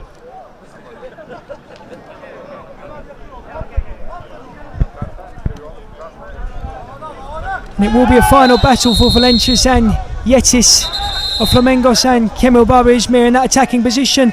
But here they come again. Genk on the ball, looking to cut in on that left foot. Is chopped. Now this is an interesting position. Will the number 7 line up on that left foot for the hat-trick, or is he down hurt and can he continue? That's but a position of promise for the Turkish side. And this is the final moments of the game here. A final roll of the dice potentially for Cemil Barbij. But it looks like it's going to be,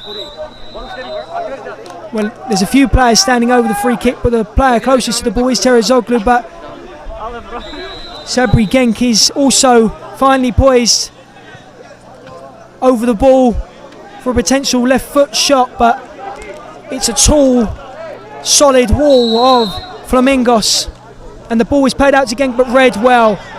Strong defending from the Greek side.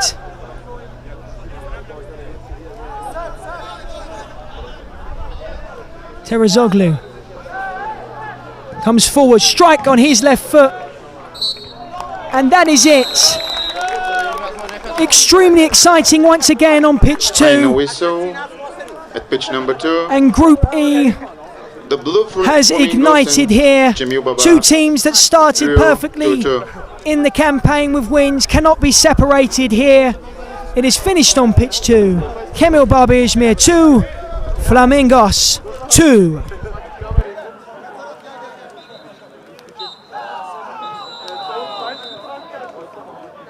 That another draw and very dramatic one against FC Wyan Sultan against FC Riva 1-1.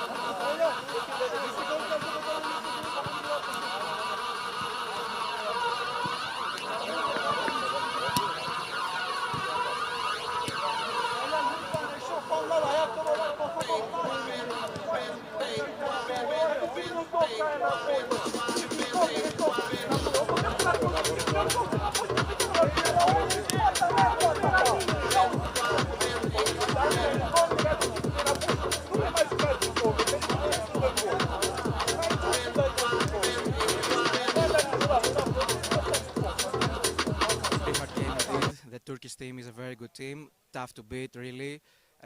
We had our chances, we could win the game. It's okay, it's a draw, we keep that, we cannot do anything else, and we hope we qualify to the next phase in the next game. Actually, it was a draw in the other game, which is good news for you as well. So you need only a point to go to the next round. Yeah, a point will be enough for us, but we we focus on ourselves, so we don't care what happens in the other games, the other groups. Of course, we watch the enemies, the opponents. All the opponents are very good teams, but we focus on ourselves. And what are your thoughts about the organization of the tournament and everything? The EMF organization has done a very good job in this tournament. Everything is on point. I hope everything continues the same, and Flamingos win the trophy. Okay. I wish that too. Thank you very much. Good luck.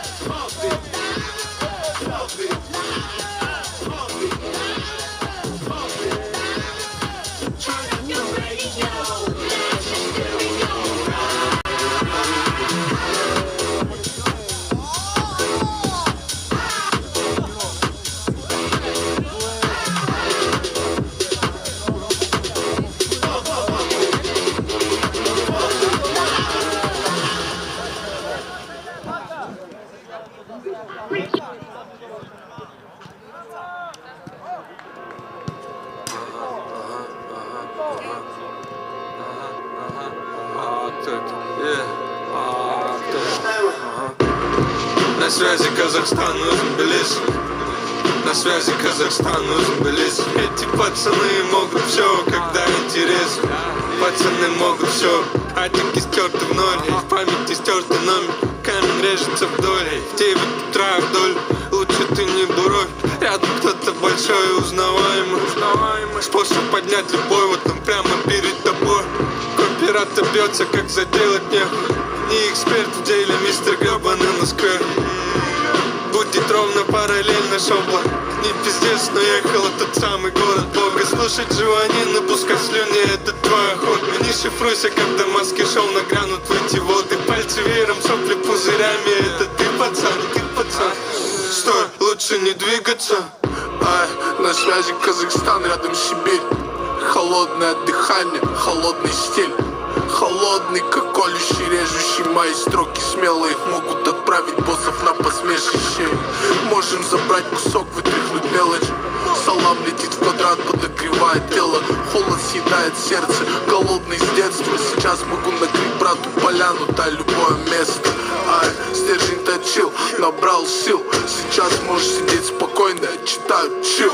В грязи по глаза я все отмыл. Отымел биты, для этого я наработал скилл. На связи Казахстан, нужен билесен. Çaldayımız şükür gözüm темесен. Похуй высота, куда надо залезем. Рядом только те, кто со мной, не потому что полезен. На связи 01, өзім білесің. Твой супер новый звук мне интересен. Будешь удивлен, насколько мир тесен. Ызғары да менің делесім. Где-то где-то ека цели наград. То, что идет от сердца, не ради наград. Мы в твоем поле буря или ретроград. Я пусть снова тут, чтобы планку заграть. Алло, на связи Казахстан. Я не поднимаю руки, я поднимаю бокал. Вообще дохуя, кто на звонке, улыбка и оскал. Одни отмывают грехи, Welcome back одни отмывают нам. to action live here at the EMF Champions League in Sofia, Bulgaria. Pitch 2. My name is Liam I've got you covered on pitch 2 right now. What is set to be another exciting game, we hope, of mini football, and two teams that are in desperate need of a result following their results earlier It's Group G action between Pioneer Group and Hoverla ZAK Praha. Kickoff is coming shortly. Купол далеко не крайний, зубы скалят, город залит серостью, набираю обороты. Я забил на мелочи и прорубаю их стропы. Больше, чем после их быстро тратить. Я не обернусь назад, не пахну тех, кто сзади. Раньше извлекал уроки только после этих стадий. Теперь извлекаю игры из тех, кто со мной только на день. Мимо плиты зданий, на одном дыхании. Эти строки ледяные, лучше не трогать руками. И напахал мясо, если не был в Казахстане. Зови это выстрел, 7 патронов в барабане. На связи, бро, Азербайджана ловишь, жумбелишься. Связки Букоба, Казахстана ловишь, жумбелишься. Качнется блок, лопнет окно, ловишь, жумбелишься.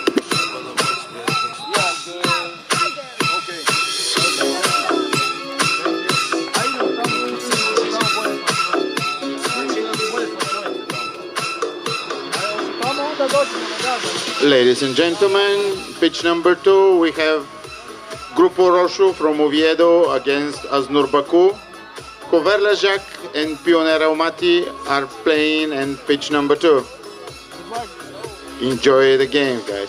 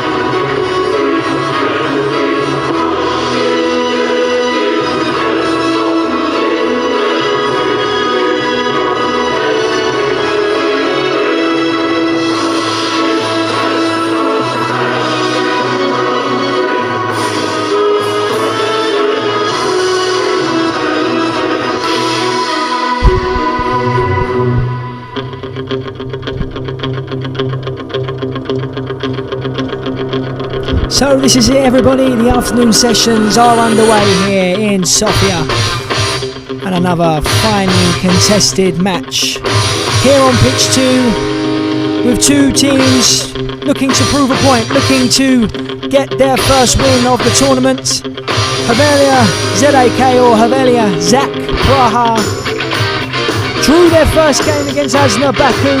A goal from the number 88 Patrick Uar put them into the lead, but the Azerbaijan team, who are playing on pitch 1 with Ben McCarthy on commentary, fought back well, but Hoverla ZAK did have chances in that game. They struggled on the ball, looked good on the counter-attack, but it was a disastrous start for their opponents, the Pioneer Group from Kazakhstan. They are the Kazakhstan champions, but they were defeated 5-1 in their Group G opener on pitch 1 against Grupo Roxo Oviedo, that are playing right now against Aznur Baku on pitch 1. The Kazakhstan side did score through Savertov, the number 22, but they conceded within inside 1 minute of their match. So they will look to be concentrated from the get-go. They will not want to be going 1-0 down as early as they did in their opening game. And they know, Pioneer Group, that a defeat here will most likely, well, it will be the end of their tournament. ZAK will look to try and fire themselves to the top of the table, provided if results can go their way, of course. We know it's going to be a competitive match on pitch 1 as Baku and Grupo Roxa Oviedo are two fantastic teams. So it'll be tight between those two, I predict. But of course, if you want to watch that action, you can tune in to the stream for pitch 1. As I said, Ben McCarthy has you covered over there. But we're focusing on Hoverla Zak Praha versus the Pioneer Group from Kazakhstan.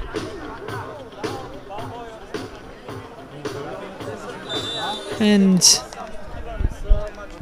waiting the start. And then he said, here we go, but we're not quite ready just yet. Istvan Mod and Serrano Parashiv, two referees that are fantastic and quite a common partnership for them to referee. As it's just a bit of a concern for Azimov, the goalkeeper of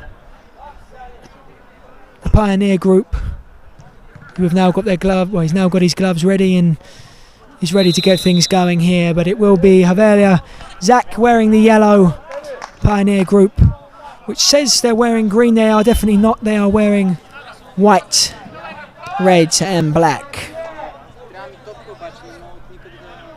Jiri Miskovic, the number 16, who started things off. He's operating on the far side in the defensive position. He was extremely strong in his opening game against Baku, winning almost every challenge that he faced. But Pioneer Group now have the ball but have lost it almost immediately, and now the Czech side can come forward. Denis Toka, a captain, goes down, but he's back up on his feet.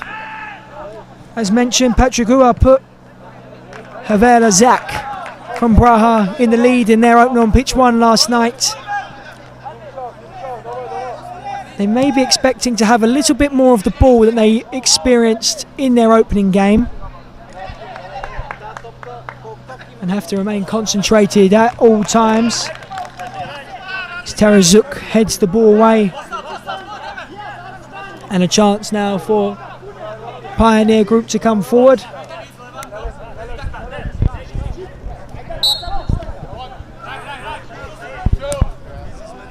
Set back and struck well by Sobatov. Roslek. Set back by Tarazuk to Roslev, and now back to Peter Tar, who made some big saves in the goal for the Czech side in their opening game last night.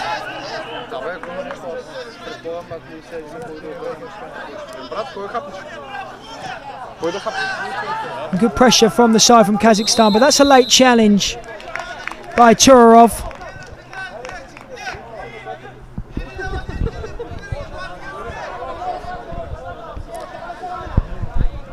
So the side from Kazakhstan hasn't conceded as early as they did in their opening game, which will give them encouragement, of course. Sounds harsh to say, but it can be a mental block for teams. It can be a mental struggle, should I say, to get past when you've conceded so early in the game. You start to doubt yourself whether you're up at the level, but they are champions in Kazakhstan. They know what they're doing and they deserve to be here, so they'll be hoping that they can get back on a positive front as the ball's launched forward and defended well. Now a chance for the Kazakhstan side to build forward. And they have a chance here. Ball plays through, well saved. It was Kasparov with the chance for the Kazakhstan side, and the Pioneer Group starting well in the opening moments here on pitch 2. Long throw towards Kasparov again.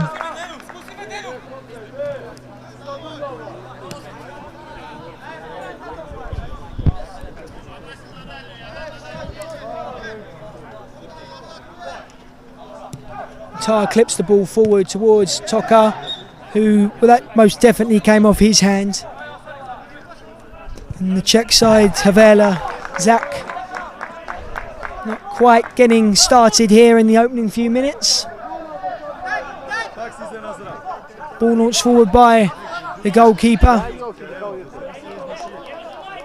Torov does well tall, strong player playing in the striker position for Pioneer Group.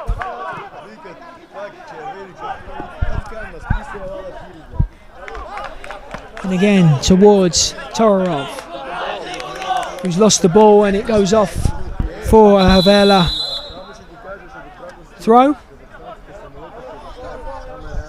A few changes.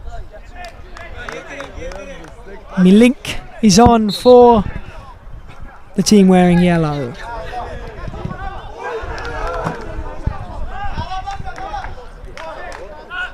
Tarazuk for Hoverla. Out to Milink. Forward it goes now in an attacking position. Strike well saved. Out on that far side, the shot came in from Colazzini. But that's a loose ball and an opportunity for the Pioneer Group. And what an opportunity for Haidar Tororov.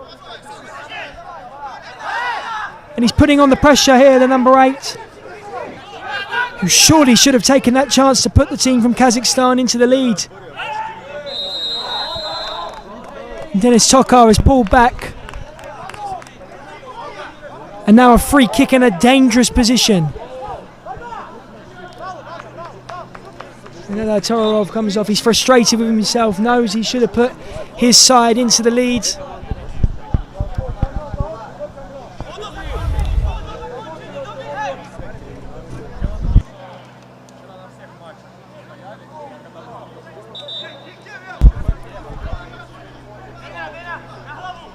Dennis Tokar standing over this free kick.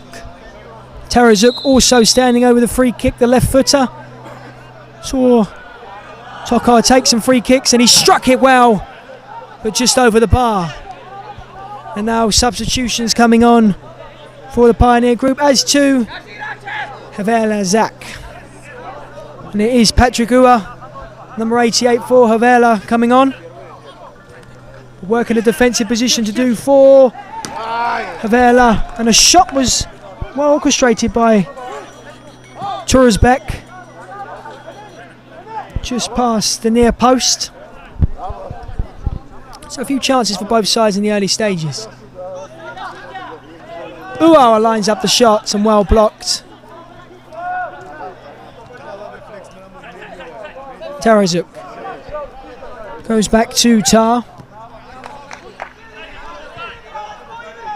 To Milink. Tarazuk back to Milink. Is he going to be dispossessed? No, he's done well. Finds Tokar. Space on that far side. But a good challenge, and forward now come the Pioneer Group. But it breaks down. Strong defending from Hoverla Zak. Milink to Tarazuk.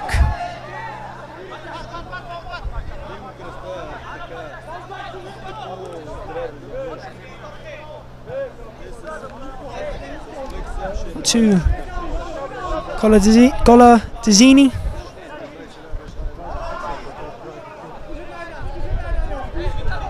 Tarazuk. Milink.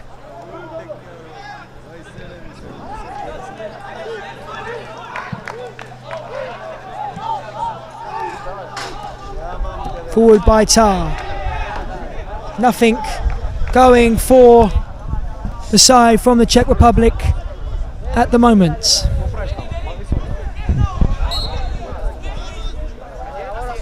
Sovetov throws the ball forward. He's looking to find Turazbek. Tar launches forward again towards Tokar, who looks to chest the ball down.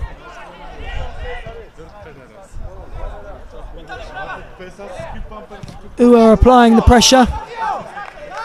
Does well, but fouls the goalkeeper, Patrick Ua.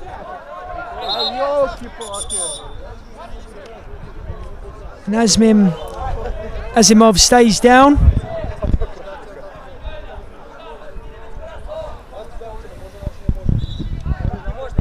And the medic is called on here.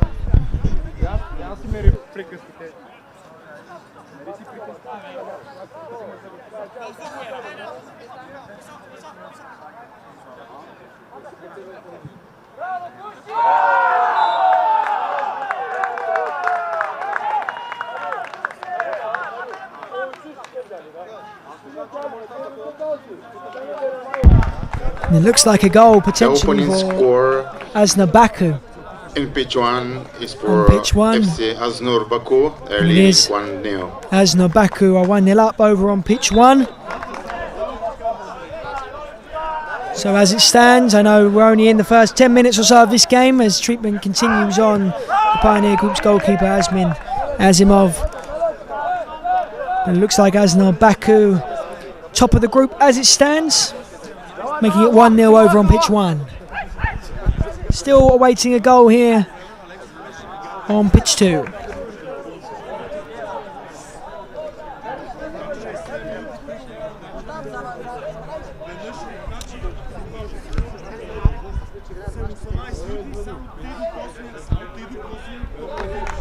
Quite an extensive amount of treatment needed for the goalkeeper from the challenge from Ua. This will be stopped. There will be quite significant delay in this game, so despite just ticking over the 10-minute mark, we're expecting probably a considerable amount of extra time to follow.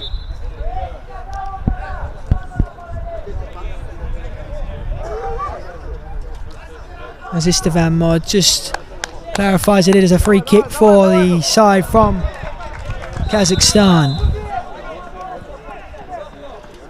Azimov now back on his feet and launches the ball forward. Turzbek can't quite head the ball on, so they're just struggling at the moment to, Turzbek in particular, but Pioneer Group to create anything major in the attacking third. They had a big chance by Edar Tororov when he ran through 1v1. He actually rolled the goalkeeper and then lost his footing, so wasn't meant to be for him. Kazakhstan side have looked strong. Quite a similar issue for Hoverla Zak from Praha, struggling to get onto the ball. You know they can pounce when given the opportunity, but would want more control of the football against a side, especially against a side that were defeated so heavily in their opener. They probably don't have a massive amount of confidence as they look to go direct, and that is a penalty for the Pioneer Group given away by Peter Tar in the goal for the Czech side, and a massive opportunity now for Pioneer Group to take the lead.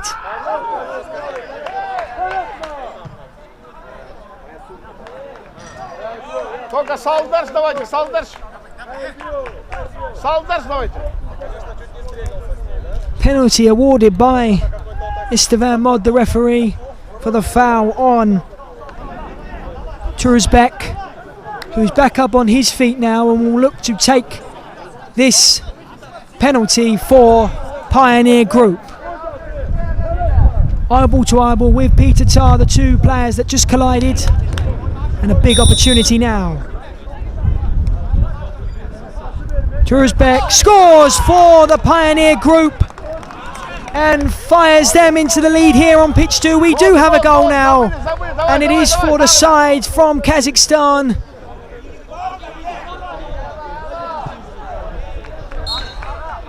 And that makes Group G very interesting as it stands, and work for the Czech side now to do. Volume just increases on the bench of the Pioneer Group, imploring their team to hold on. Tokar holds the ball up well. Minink looks to deliver the ball across.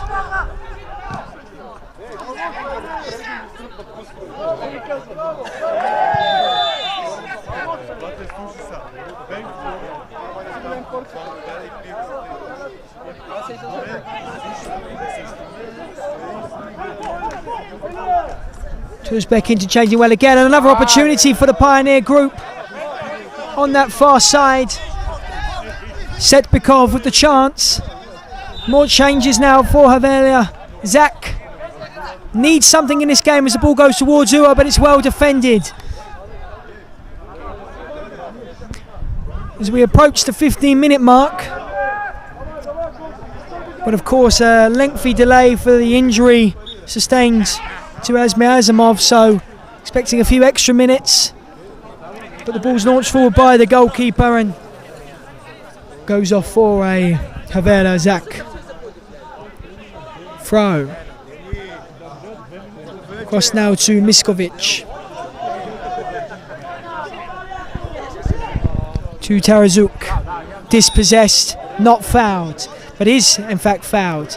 And now Miskovic has the ball off the back of that free kick. Tokar.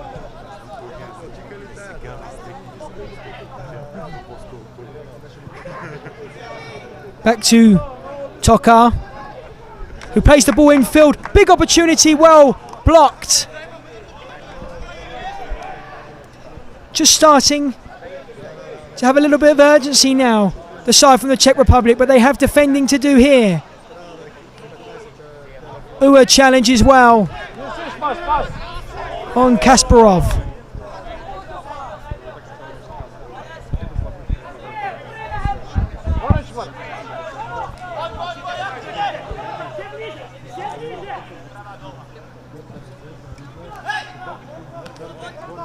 Miskovic will challenge in there and win his battle again, but once again Havla just struggling, should I say, to get a hold of this football. But they have a throw in Pioneer Group's half, and the ball towards Tokar, who goes down softly, and now Pioneer Group can bring the ball forward and launch the ball forward, looking to find Turarov, who's back on the field, number 8.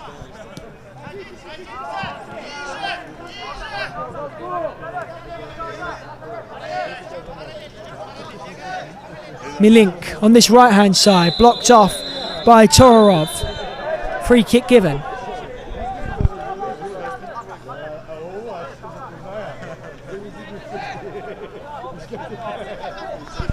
Tarazuk over his free kick.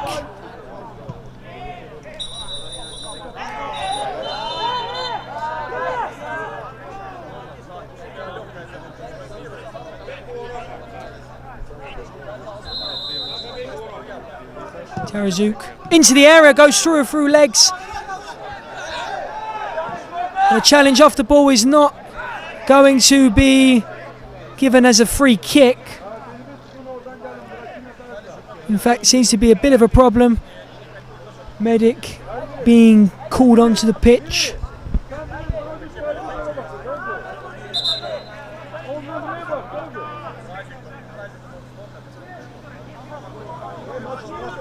And again, should I get my words out? An additional delay and break in this game.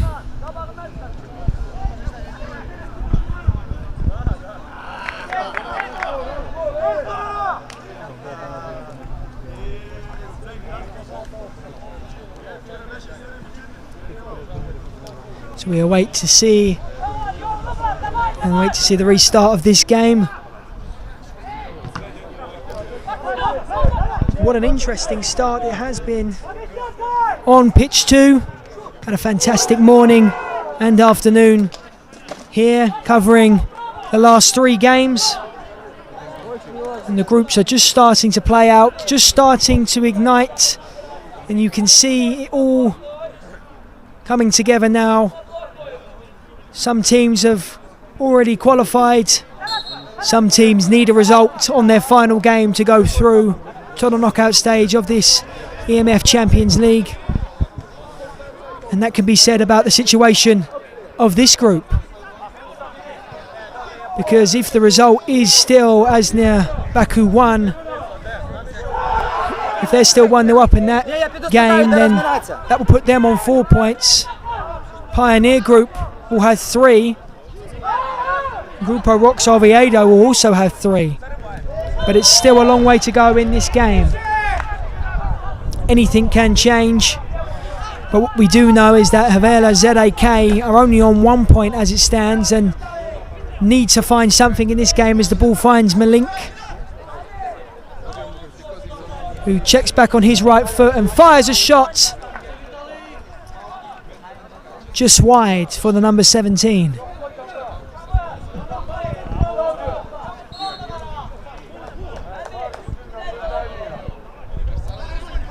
Azimov launches the ball up once again.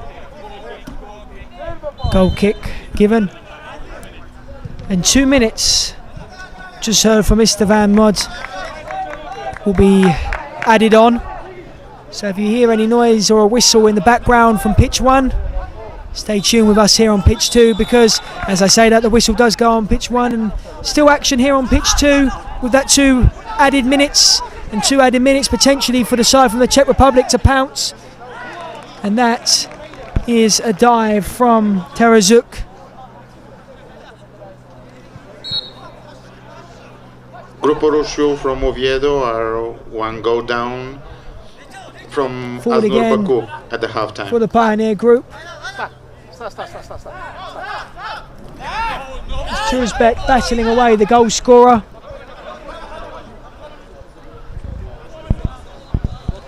Sovatov finds his goalkeeper. Going to be launched forward directly again by the Kazakhstan side, looking to win that battle and create an opportunity. Shot is blocked, now a chance for Hoverla to come forward. Tokar's on that left-hand side and receives the ball on that left foot. Well blocked. Final few moments here on pitch 2.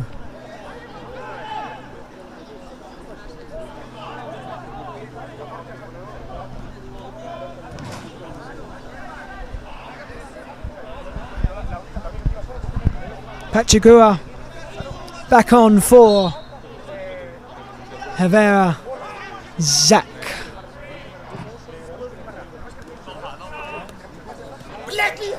Once again, Kazakhstan side, Pioneer group, are just looking to be direct from the goal kick, not really looking to play out the back.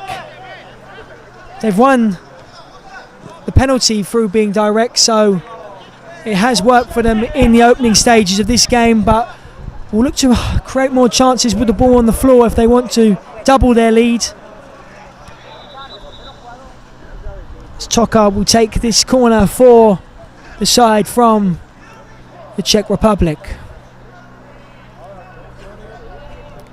Set back and blocked again, out for another corner. Shot came in from Miskovic.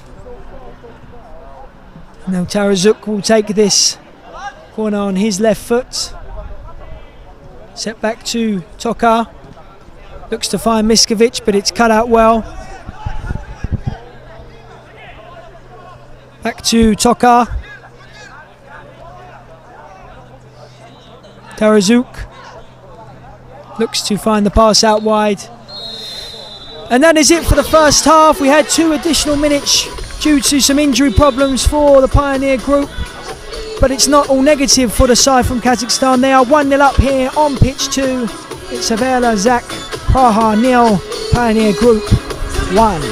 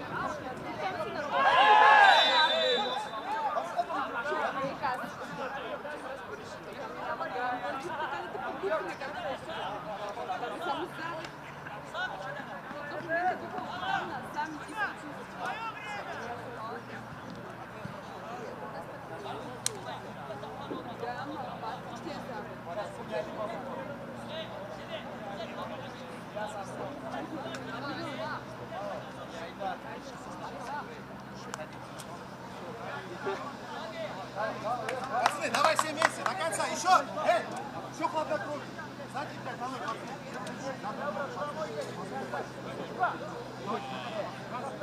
Эй!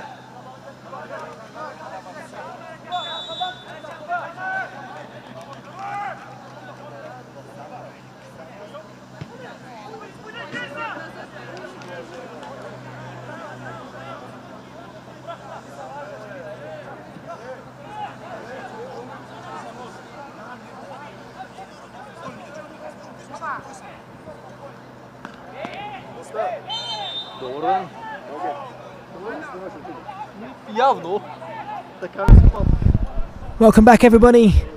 Your live coverage here for the EMF Champions League Pitch 2 live stream. Coming to you on YouTube. Been an interesting start to this game here on Pitch 2 between Hoverla Zak and Pioneer Group. But it's a side from Kazakhstan, Pioneer Group, who are 1-0 up from a penalty by Turuzbek, who won the penalty following a collision with Peter Tar. So we understand it is still 1-0 to Asna Baku on pitch 1. So it leaves the group in an exciting position here in Group G.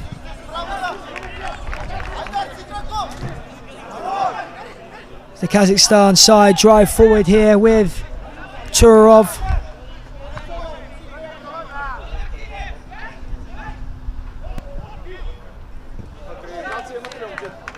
And in the box again from the side from Kazakhstan, but they have now defending to do. Good drive forward here. And it's going to bounce off for a goal kick. And after an eventful morning,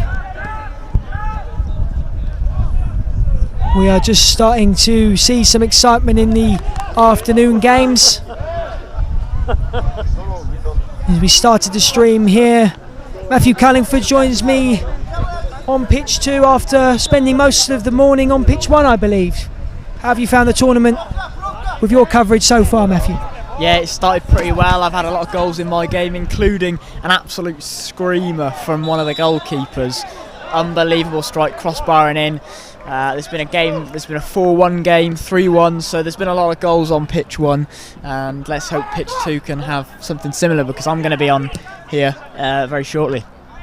Well, I believe pitch 2 remains its undefeated record in terms of not having a 0-0 yet. That's not happened yet on pitch 2. It won't happen in this game, of course, because we have already had a goal, but there have been 2 0-0s on the first day of pitch 1, so goals seem to come on pitch 2, but we're hoping for a few more to follow between these two sides, and Hoverla Zak will be hoping they can find a goal pretty quickly as Tokar drives forwards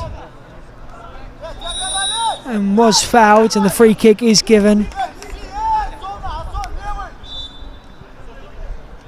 And Tar just bringing his team forward. Milink back to Tar, who conceded that penalty.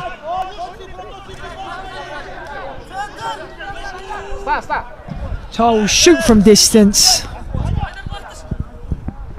The Pioneer Group just lining up, and a range of substitution.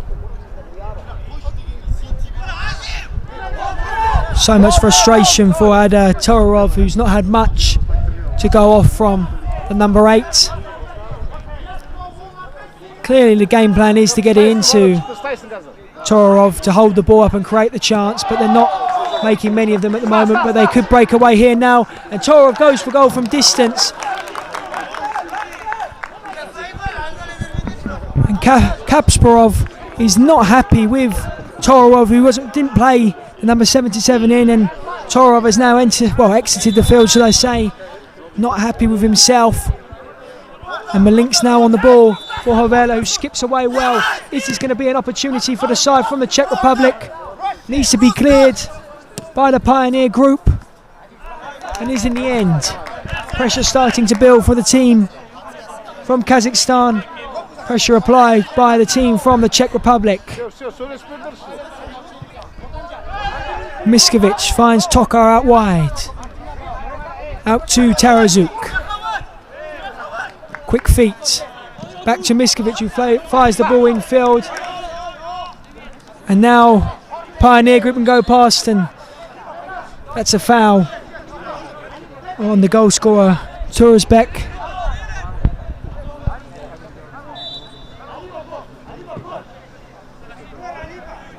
Kubalov standing over this free kick.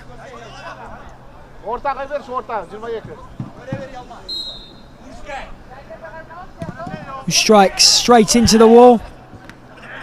Clip forward though. Opportunity here for the Pioneer Group. Set back, runs across the box, needs to be cleared, and is actually recycled.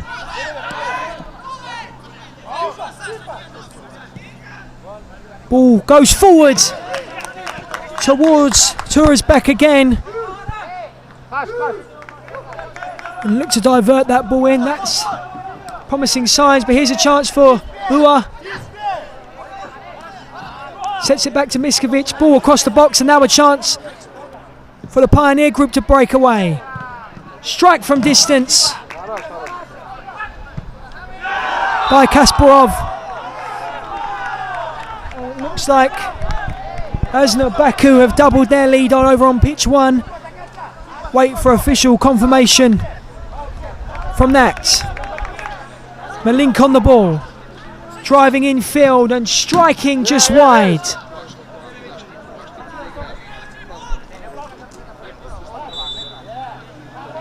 Asnor are leading 2-1 against the And Asnor Spanish team from actually Oviedo. 2-1 up. So the team from Oviedo had equalised in the game, but the team from Azerbaijan now lead, which will have an effect, as I've mentioned a few times, on this group. Both groups, this is both Group G action on pitch 1 and pitch 2.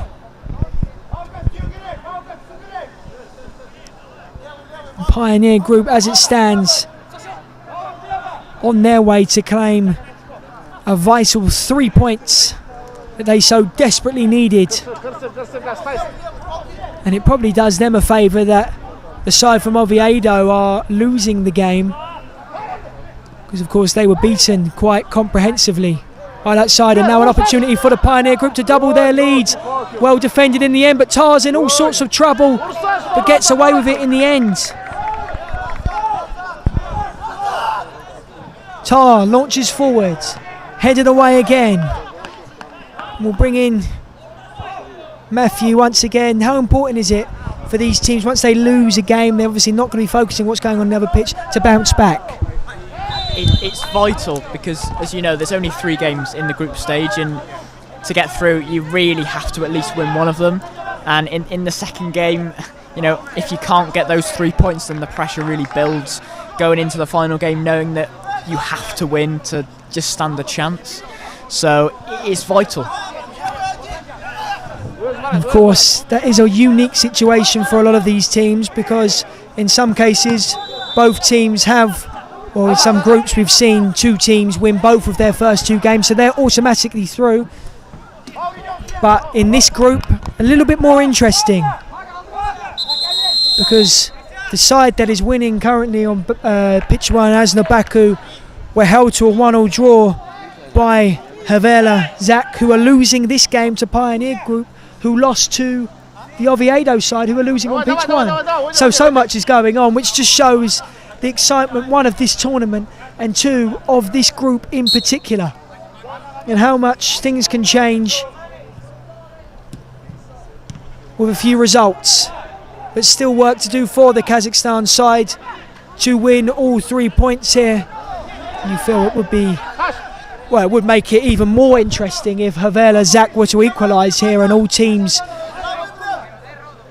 both Hoverla Zak and Pioneer Group, that would leave Pioneer Group on 1 point, Hoverla on 2 points.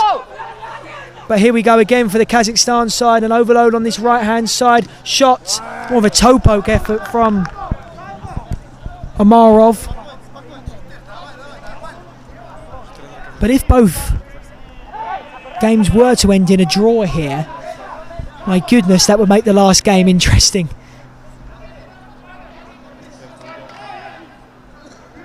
But that's not the case at the moment. Both Pioneer Group and Asno Baku leading as it stands.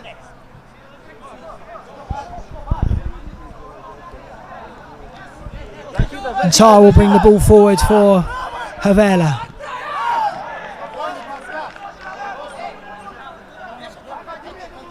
Milink. Back to Tar. Out to Milink again. Well defended on this near side, but need to clear. Ua turns and shoots, and is collected by Yazimov. And forward come the Kazakhstan side again. 3v3, cross to the back post, collected by Tar, headed away by the goalkeeper in the end. Out to Milink now, massive opportunity this is for the Czech side. Ua at the back post, who fires? The Czech side level. And it's Patrick Ua again who scored in the 1-1 draw against Asno Baku. And he has done it again for the Czech side.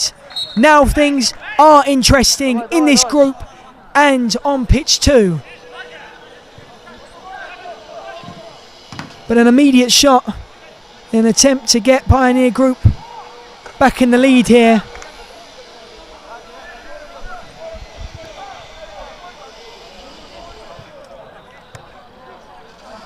Tokar. Terazuk back to his goalkeeper. Ua does well again, and there's an overload if they can find Miskovic on the far side, but Ua is fouled and it's a yellow card. And now an opportunity once again for the Czech side wearing the yellow jerseys, and it will be Denis Tokar, the captain, standing over this free kick again. Ua, the goal scorer, exits the field.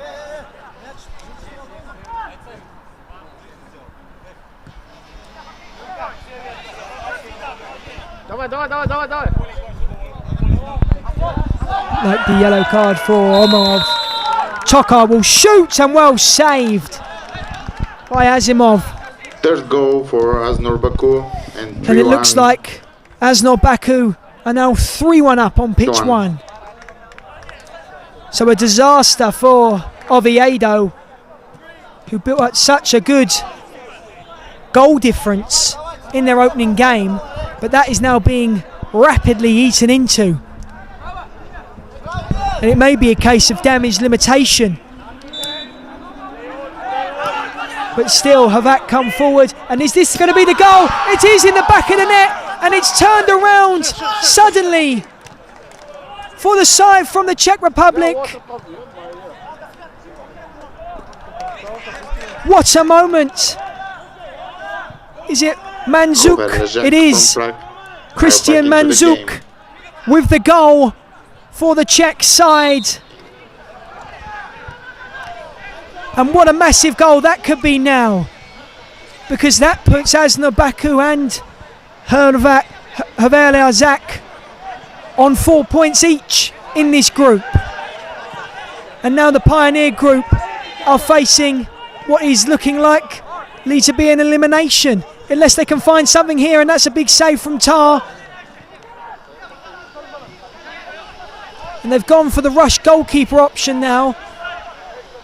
And the ball will be played around and shot from distance off the crossbar. Has it crossed the line? No. But it's played again. Tororov with a massive chance, and that was inches away from being 2-2 here on pitch 2. And this game is starting to get really interesting. Both teams know how important this is.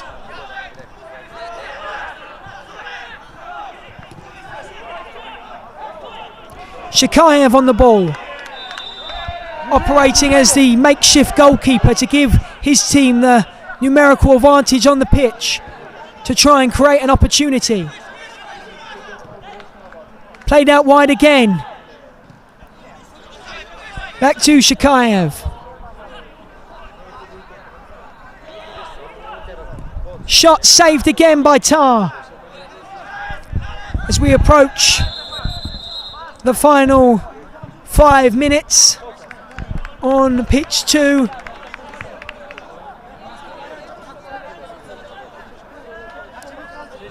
And an injury problem, the medic is going to be called on here.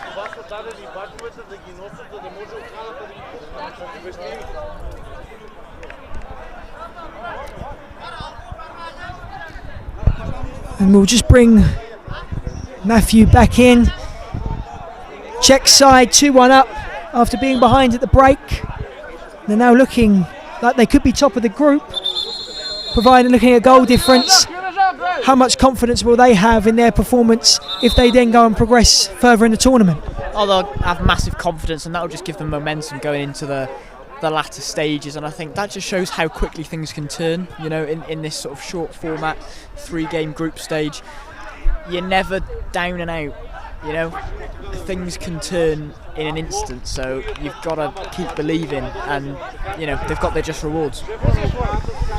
It's quite common of this side from the Czech Republic because they were under massive pressure yesterday evening in their opener, but held out well for their draw, well-deserved point in the end, and they're now looking likely to snatch all 3 points. But we did say that Pioneer Group were on their way to a victory about 10 minutes ago, so as Matt just said, anything can change in this tournament, and it should be an exciting final 5 minutes. The ball is driven across the box. But the pressure is intense from the side from the Czech Republic, but the Kazakhstan side have got away well and need to get the ball forward. And again, a change with the makeshift goalkeeper. Shikayev is on, and he's on the ball now. Out to the goalkeeper, but dispossessed. And Hoverla will know if they can nick the ball off this outfield goalkeeper, then they can seal the deal here for the Czech side as it breaks down once again. And Azimov is going to come back on, so it's just rolling on, rolling off with the goalkeepers. It's quite a smart play. Shikayev standing on the line waiting to come back on. Azimov has the ball now. Has pressure by Tokar. They've done well though, the Kazakhstan side, to break away here now, and space is ahead of them. Back to Azimov.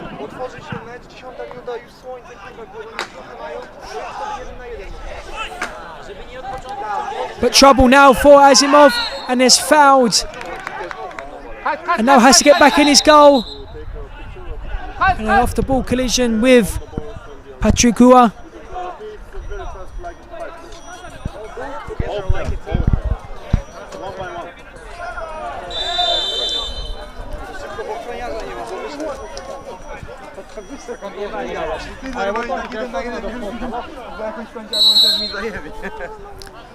The captain, Denis Tokar, strikes from distance, is blocked.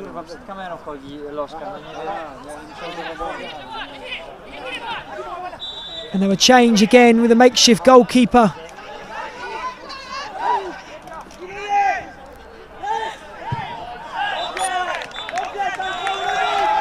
And it's finished over on pitch 1, but we're still going here on pitch 2, so stay tuned here. The final at pitch 1, few minutes will be a 2 or 3 minute delay between the pitches because of the 2 minutes added time that was required in the first half of this game. So still time for things to change, but it looks like a win in the end for Asna Baku.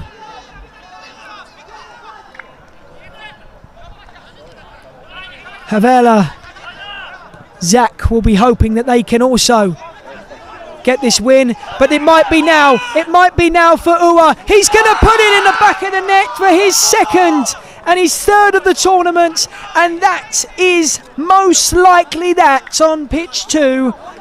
third goal for Hoverla from Praha. Hoverla from Praha. Well, 1-0 down at half-time, but they have produced the goods in the second half. And that was always the risk with the makeshift goalkeeper for Pioneer Group, as they look like they may be playing the last few minutes of the Champions League for the side from Kazakhstan. But a disciplined performance from the Czech side, and they have taken their chances. And Ua strikes again. And Matt, that is always the threat when you have the makeshift goalkeeper. Yes, it's that balance and when you decide to take that risk. But you know, in some cases it can pay off. So it is just one of those where sometimes it can go against you, and it's cost them at a crucial moment. That's a strong challenge from Kubalov.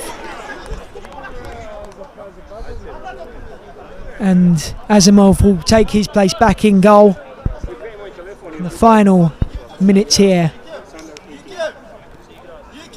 for Hoverla to see out what could be and what looks likely to be a crucial win, and sets up a stunning and exciting affair between Oviedo, because whoever wins that game will go through. And that is a fantastic free kick from Denis Tokar for the fourth goal here on pitch 2. 4-1 and pitch number 2. And unfortunately the Pioneer Group have just lost their way in the last few moments, but the captain Denis Tokar outside the foot and scores his first goal of the Champions League campaign for him. And the cheering says it all for the Czech Republic side, because it was looking bleak for them. They went in at the break 1-0 down at half-time, but they've turned it around here on pitch 2. It's Hoverla Praha 4, Pioneer Group 1.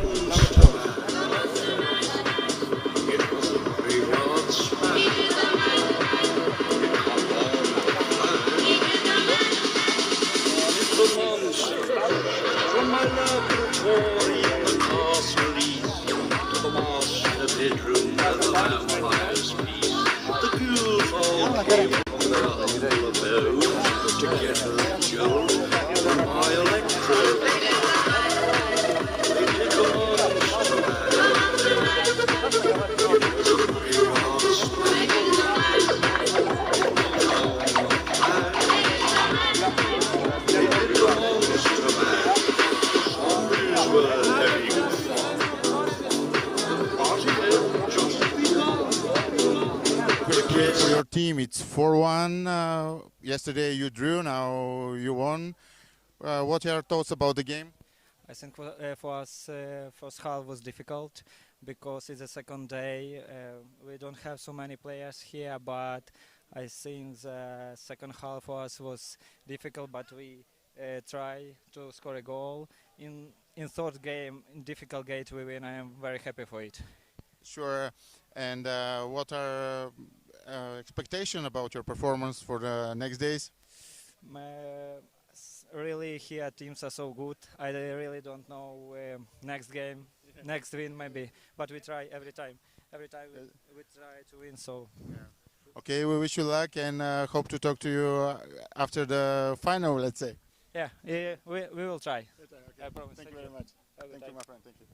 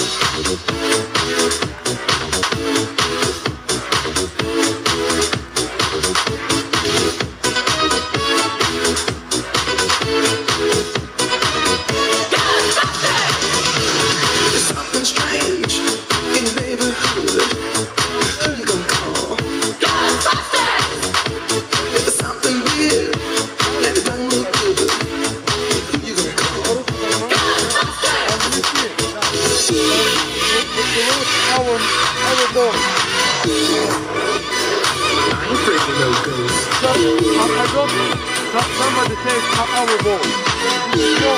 Yes, our ball. Right in the ball. This one? Oh, this guy. I don't know. Sorry.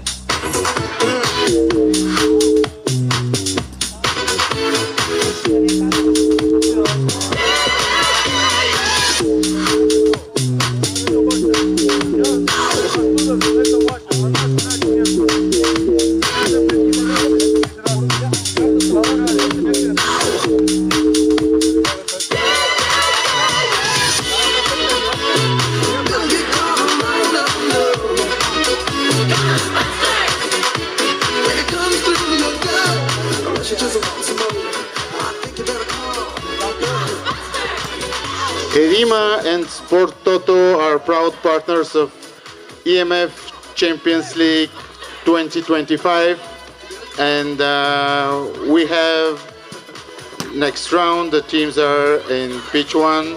We have Avik Energy Tech from Zagreb and BKMK from Brno. Pitch 2, Lowcy FC, International Kickers Vienna.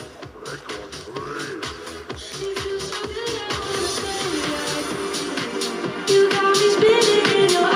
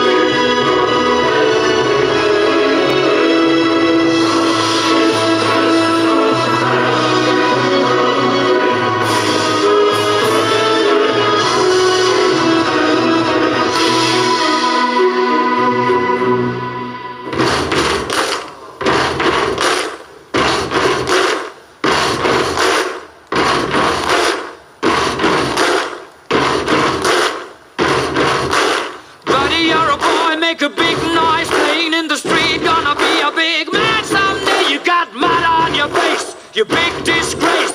Kicking your can all over the place, singing, we will rock you. We will rock you. Buddy, you're a young man, hard man, shouting in the street. Gonna take on the world someday. You got blood on your face, a big disgrace, waving your banner all over the place. We will rock you. Sing it now. We will rock you. Buddy, you're an old man, poor man, pleading with your eyes. Gonna make you zombie someday. You got mud on your face, big disgrace. Somebody better put your bag into your place. We will rock you. Sing it. We will rock you. Everybody, we will rock you.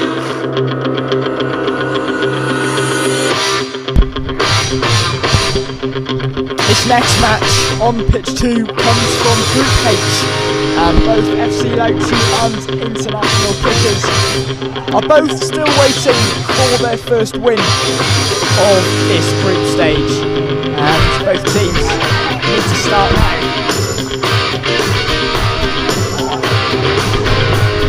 It's a beautiful day here in Sofia, Bulgaria, for day 2 of the EMF Champions League. Commencing the afternoon session here. And the other game in this group sees BKMK take on Avic Energy Tech. So we'll keep a close eye on proceedings over on pitch 1. But here on pitch 2, International Kickers from Vienna are about to get us underway.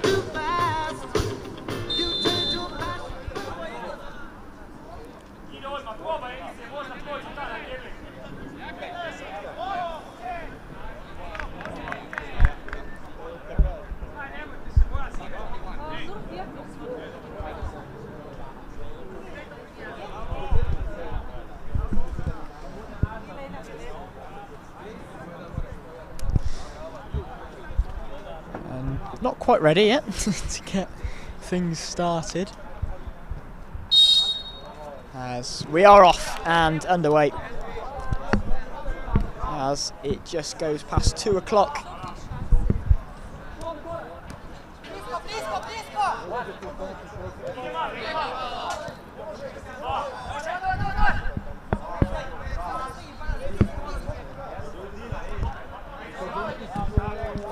It's a long ball aimed for the target man, but it's picked up by Nowakowski and played back to his goalkeeper Bekrovini. It's played down the line to Nowakowski. Here's the captain, Denis Blank. And FC Lowcy did play, as well as International Kickers, the late session at 11 o'clock last night.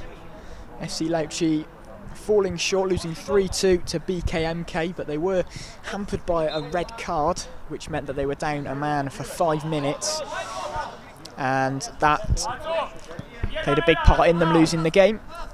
And Avic Energy Tech were the opposition for International Kickers, and it was a 2-2 draw in that one, so a point on the board for the team from Vienna.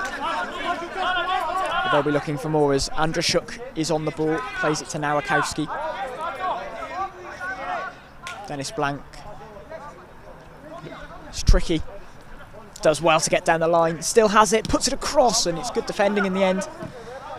Good play from the captain, who is he's a vocal captain, that's for sure. You often see him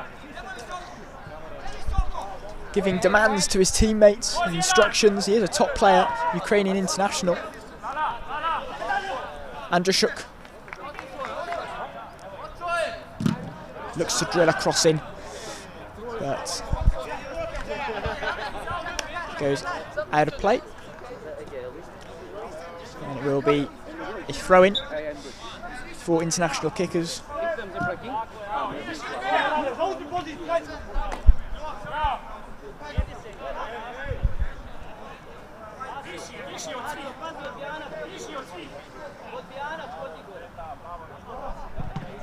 So Edis Baramovic takes the throw. Played forward to the 23. Can't quite hold it up, and there's some space here.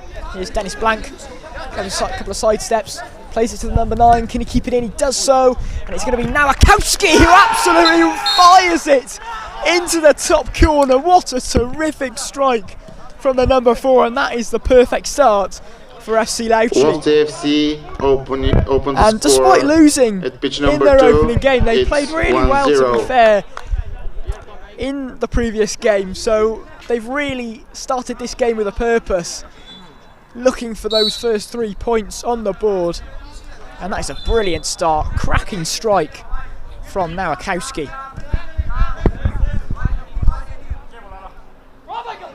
Ivanov plays it to Andrushuk, back to Ivanov, and it's out for a throw. It's been a really positive start from Lowcy, as it's a long throw in and it's dealt with, and just shows a bit too much of it to Andrushuk. Here is Viga. Nowakowski, the goal scorer, with that brilliant finish, and it's just an overhit pass there that goes out of play.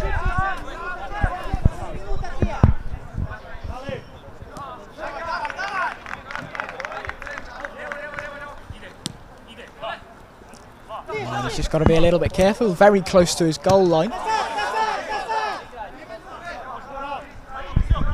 Here is Baramovic. Defending from Nowakowski. He's proving to be a key player for FC Lowcy.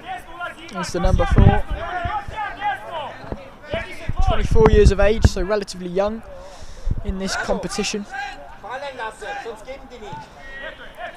Whereas Rovini plays a ball, but it's intercepted. And international kickers have their first chance of the game, and it's their first goal of the game. Igor Rasic levels things up instantly. Instant reply from international kickers from Vienna. 5 minutes in and we've already got 2 goals. The score is 1-1 and pitch 2.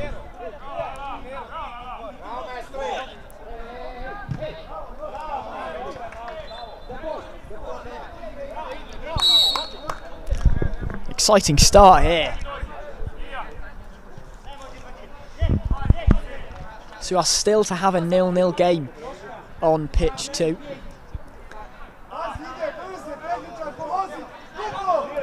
Blank faces up against Rasic, the goal scorer.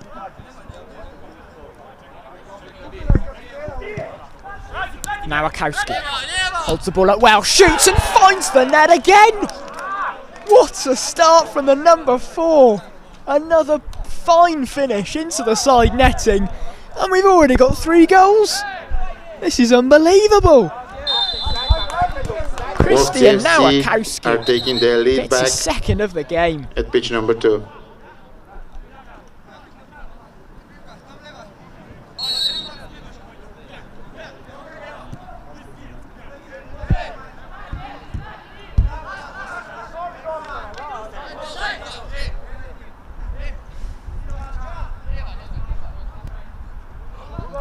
He's on a hat-trick, that number 4.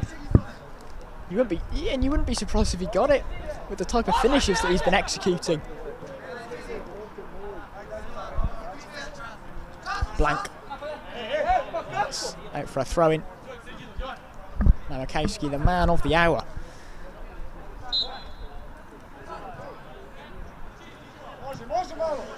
Andrushuk back to Bekrovini in goal.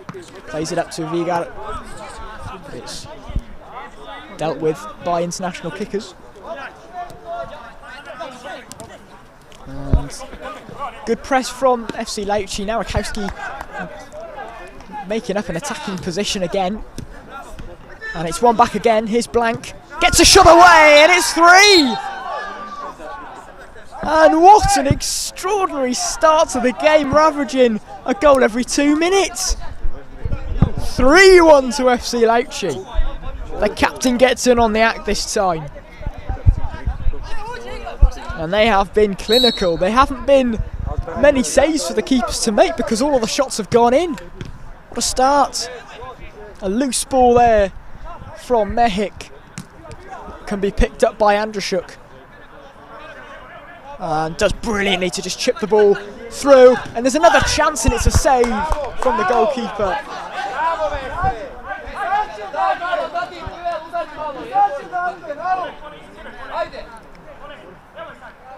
Blank. Tricky feet again. It's superb, and it's another good save. 2 in quick succession from Asimovic.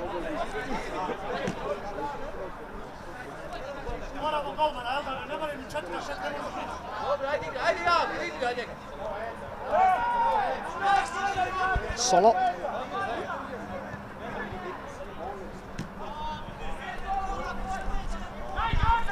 And Blank, despite the great start his team has made, he's still demanding more. Demanding more options. He's a real leader, and a lot of players follow his lead.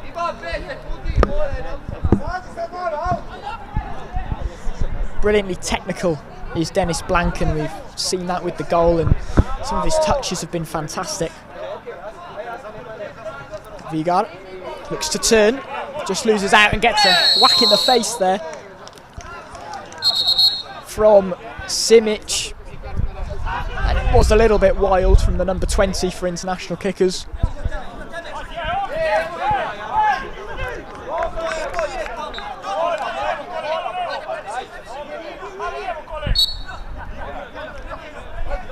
And Vigar lets it go to Solop, who then plays it to Ivor, and it was a nice idea, but just a little bit too much on the pass from Riga.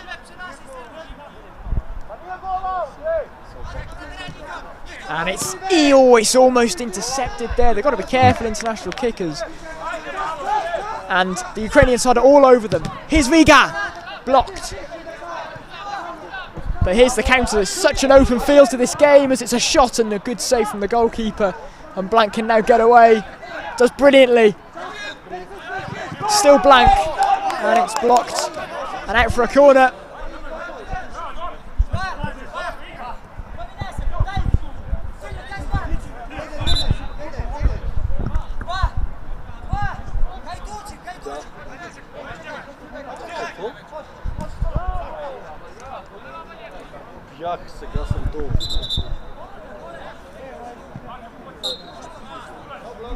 So Blank to take the corner. It's an in-swinger, and now Akowski almost got his hat-trick.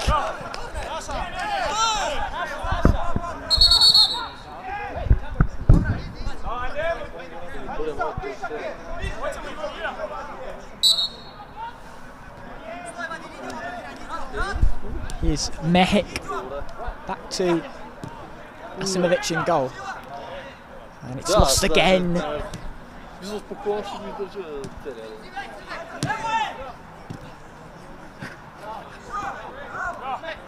Ivanov battling there, but just losing out.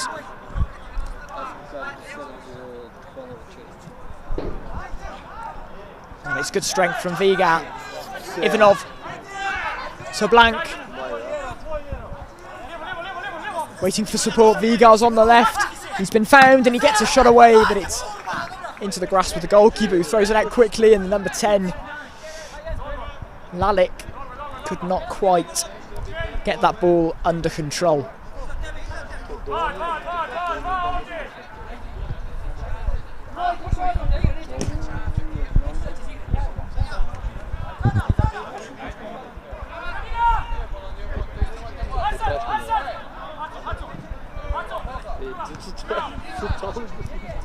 And it's well won back and well advanced by the international kickers, but they are going to have a free kick to take.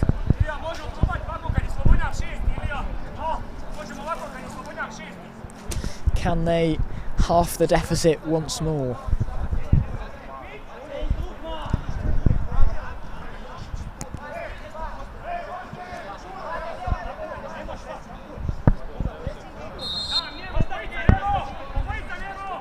And it's gone to the right. Good interception from Ivanov.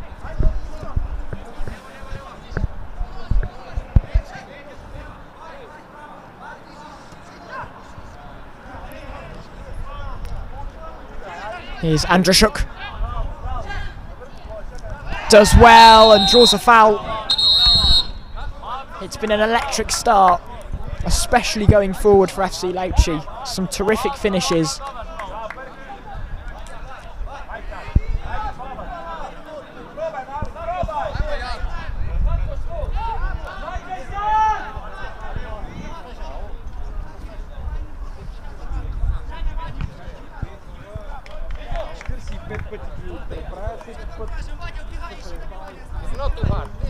More encouragement from the captain Blank.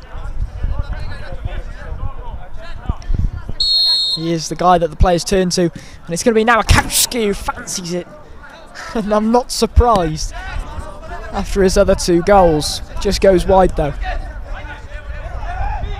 Here's Mehik, loses out, Blank heads it down to Solop. Lovely cushion pass, lovely touch, and it's played down the line. Solop's going to keep it in and fire over the bar.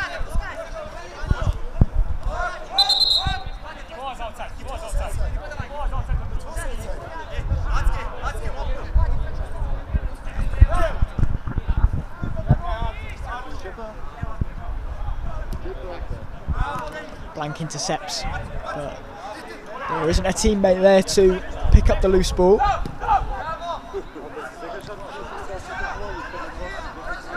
Andrashuk manages to get it back to his goalkeeper.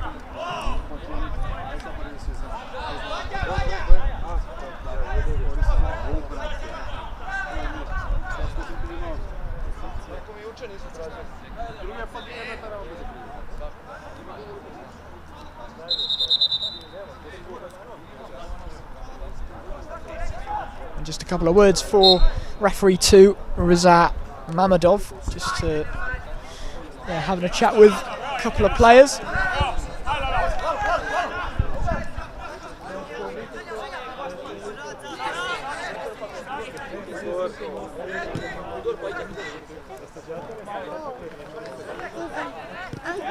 Nice pass into midfield, but it's well picked up by Narakowski.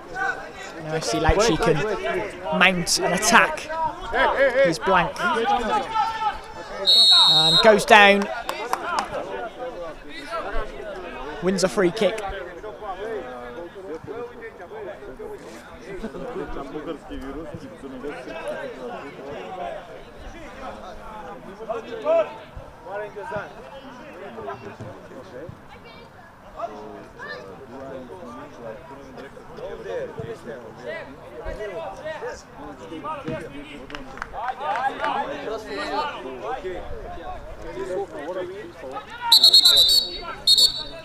Behind the camera. Behind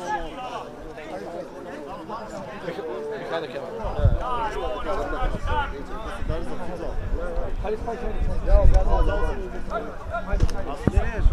I don't think Blank was supposed to be drinking on the pitch. And it's a shot that stings the palms of Asimovic in goal. And can international kickers get anything going? They've really struggled to impose themselves on FC Lowcy. And that goal has really been the only chance they've had. And they did take it, in all fairness, but need another few. We got it. Played by the goalkeeper.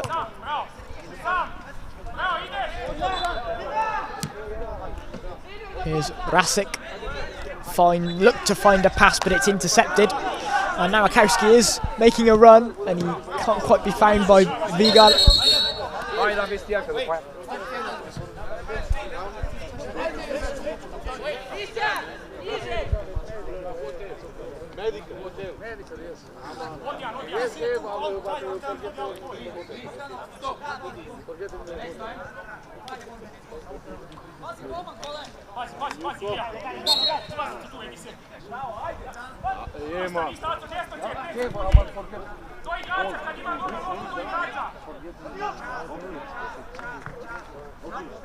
Now Rakowski looks to turn.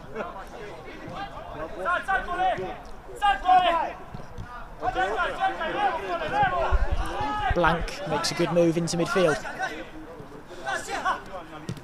And it's another one!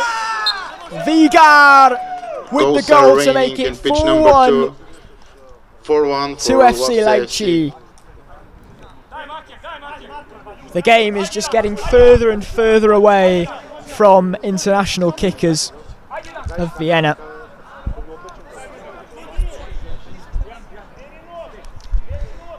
And just before half time, it is 4-1 to FC Laits. What a first half this has been. I'm not sure there will have been as many goals in a half as this one in the tournament. Pitch 2 does offer that excitement. No 0-0 yet on this pitch.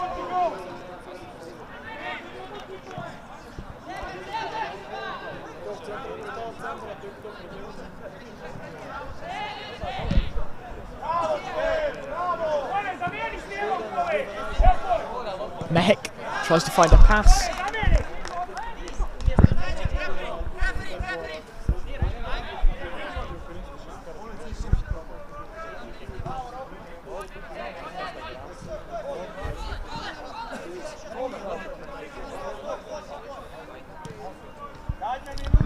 And international kickers have a fly goalkeeper on for the latter stages of this half. So a fly goalkeeper is an outfield player that has come in for the goalkeeper, and teams often deploy this if they're losing late on in a half.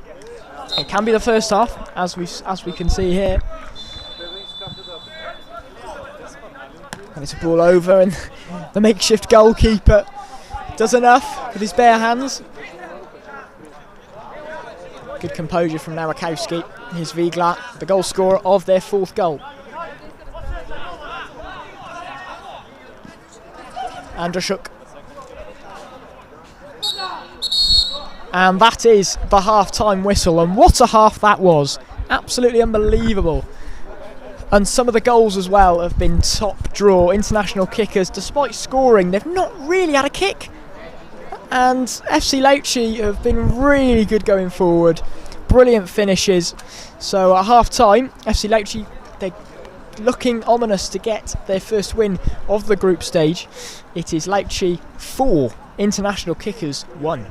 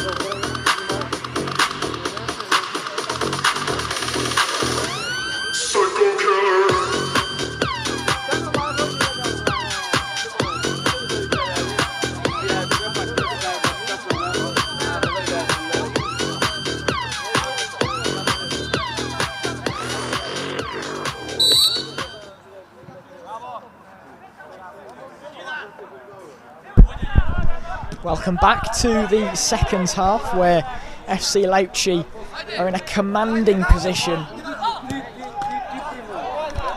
But international kickers will have to think, well, if Lowcy can win 4-1 in the first half, then they can win 4-1 in the second.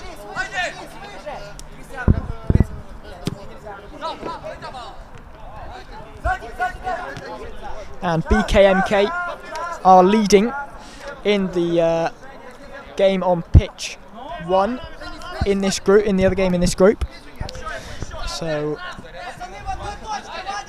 they are on 6 points.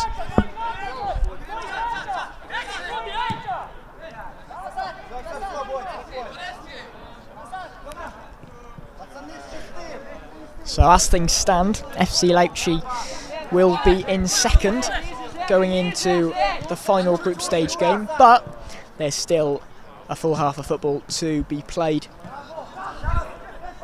Andrzejczuk to Ivanov. Oh, it was great play. It was nearly an opening there because international kickers still have a fly goalkeeper.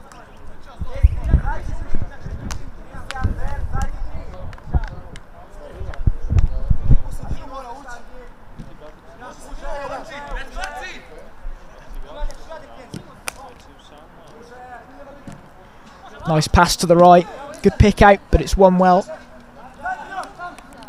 And that's brilliant advancement, and it's just a bit too heavy, that touch. Here is Borjevic to Kostic. Kostic fakes to shoot, then shoots again. It's a good save by the foot of Bezkrovini.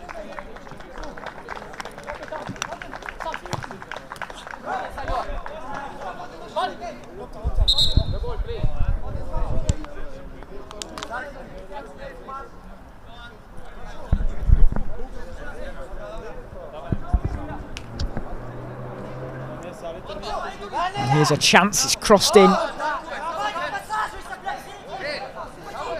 Well defended by Blank.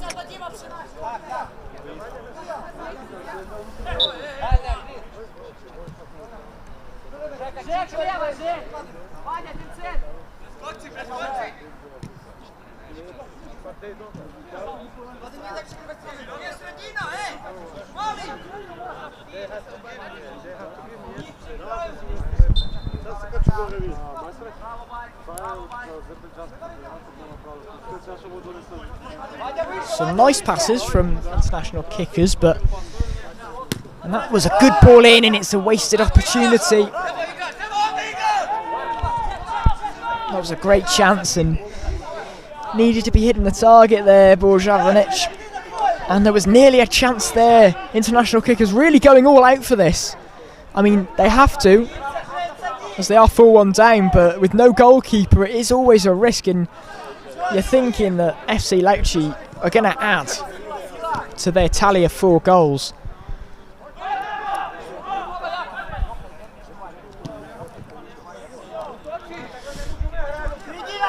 Konik, and it's a shot from the number 6, which just gets a little nick, slows it down for the goalkeeper.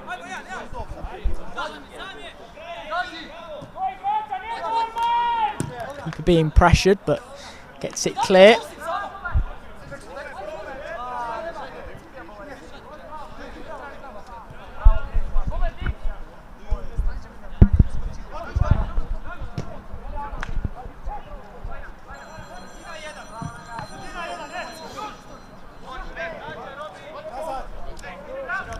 Kostic back to Sumy. Here is Rasik. Rasik winds a shot up and goes over the bar. Rasik looking for his second goal of the game, as he did get international kickers' only goal so far.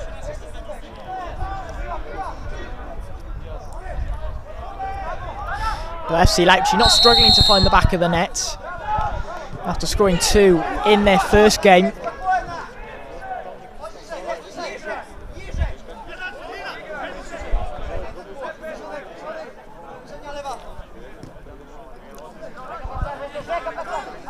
And it's won by Blank, and he's got an open goal to hit into, and it's just gone wide. And he'll be disappointed with that for his quality.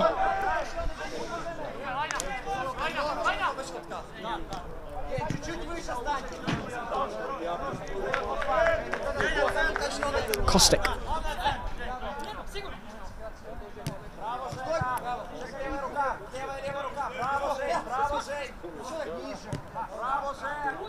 Played out to Rasik.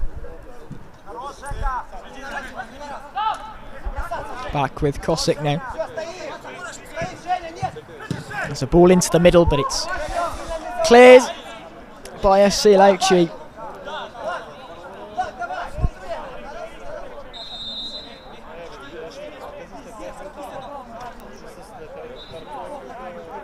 Next two matches, pitch 2.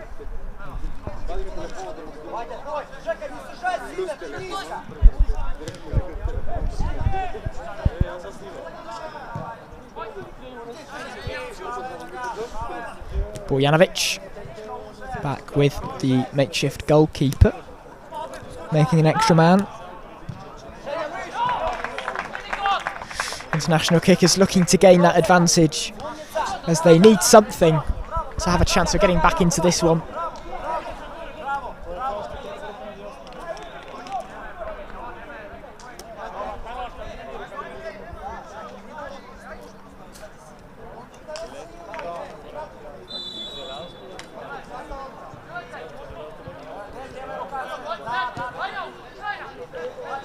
Second goal from BKMK Brno. Dono. And BKMK have extended their lead, and it's another chance for Blank to shoot, but it is blocked this time. So BKMK flying high at the moment, and they do have a good reputation. They're known for being a top team, really decisive in the final third. Don't need too many chances to score.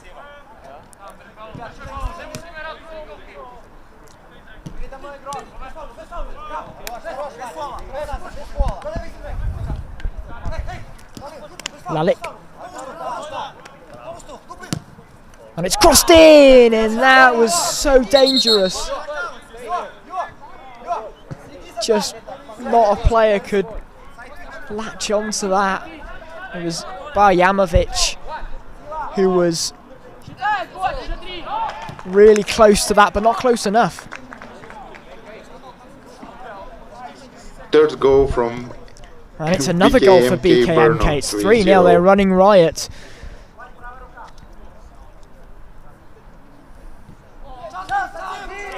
And it's one back again, and Blank this time can comfortably roll it in from just beyond the halfway line. And that is his second goal of the game, his third goal of the tournament. He's having a flyer, the captain. At pitch number Pretty 2. simple It's finish, 5-1. still far out though, but he was always expecting to score that. And international kickers look down and out.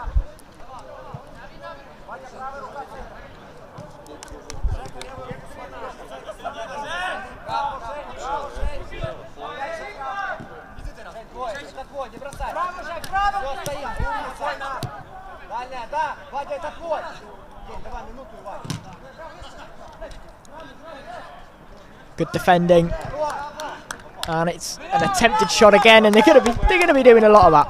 I think it's clear to see.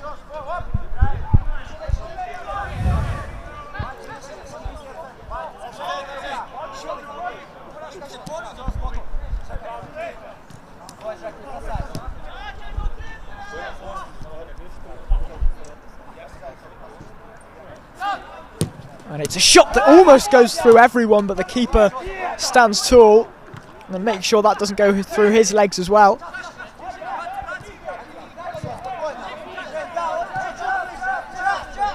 Here's Vigar. Looks to cut inside. Plays it back to Andrashuk, who tries to reverse the pass, and it's gone out of play.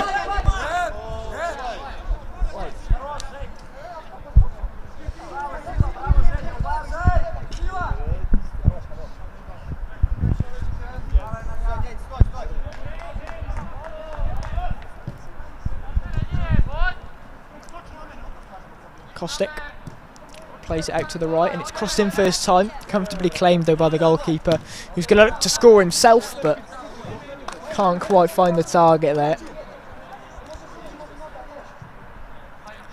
And it's turning into a bit of shooting practice from range for FC Lowcy. Kostic.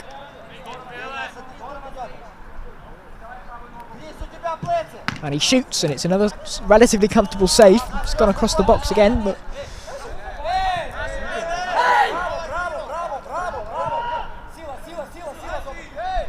and a throw-in is taken quickly by FC Lowcy. Here's Vigar.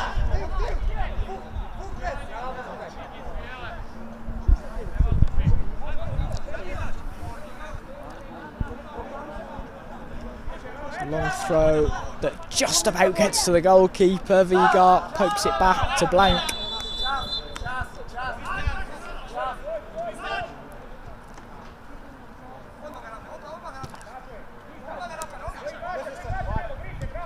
Oh, it's a sloppy pass. And it is 4-2. 5-2. It's merely a consolation, but a bit of sloppy play creeping in there from Bezkrovny, the goalkeeper. But international kickers do have one back.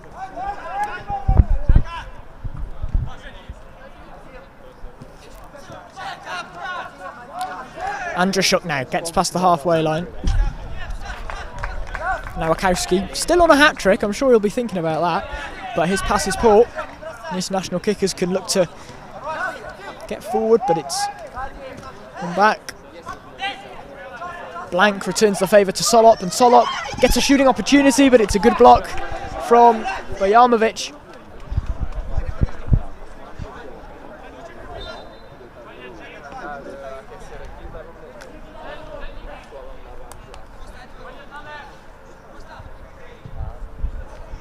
Crossed in, and it's a free man, and it's just about on the third attempt claimed by the fly goalkeeper.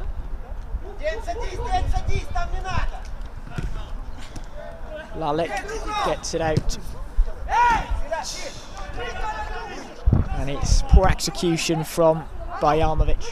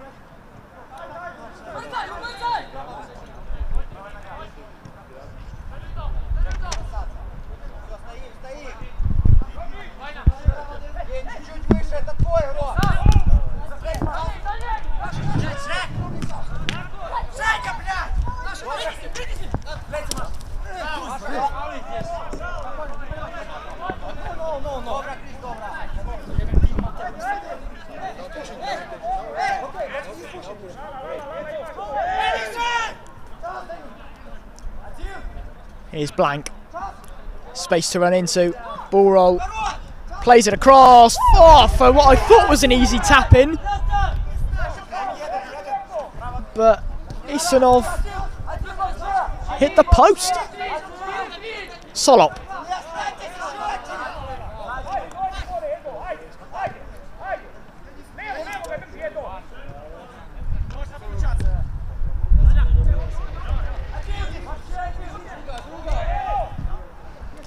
And it's another chance for a goal, and it's hat-trick. No, he can't quite get it.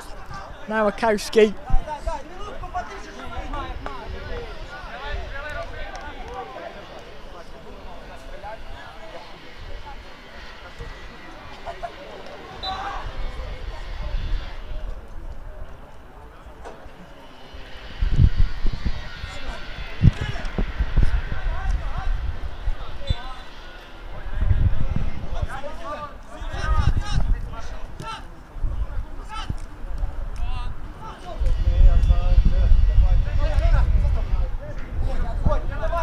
another goal for BKMK Brno. They're leading now 5-0. And it's another goal for BKMK, an emphatic 5-0 result for them. And they are flying high at the top of Group H. But here are international kickers on the ball, and it's crossed in, deflected, and now FC Lowcy can break. Solok just can't quite keep that in. That pass from Vigla.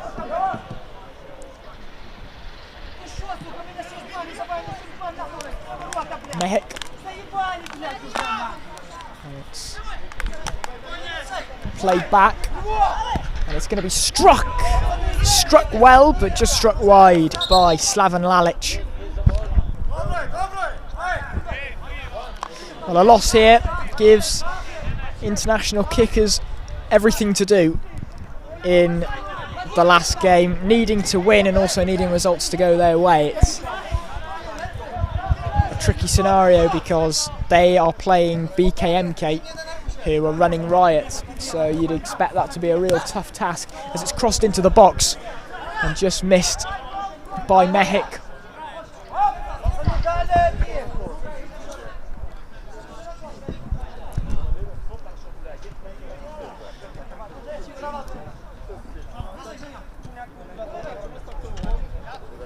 Played out to the left, and it's passed in, but it's cut out well by Nowakowski, who's been terrific in this game.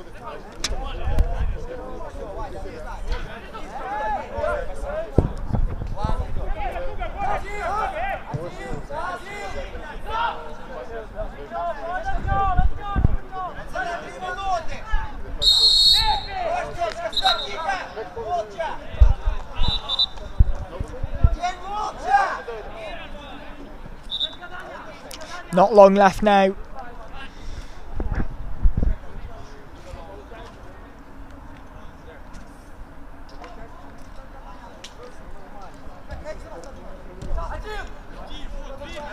And that ball just a little bit too far away from Ivanov. So international kickers, they're going to have to regroup quickly and look to start firing in their last game.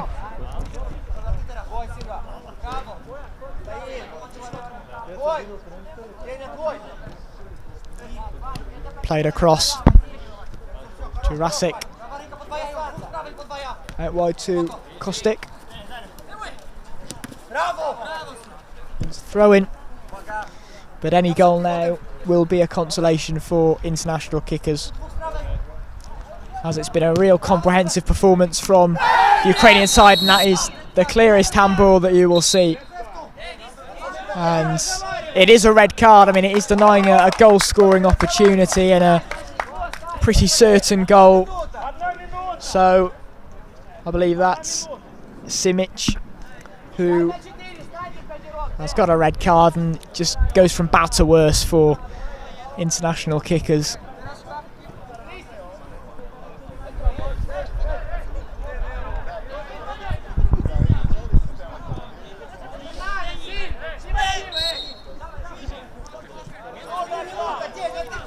FC Lowcy can just see out victory now with the man advantage for these last stages.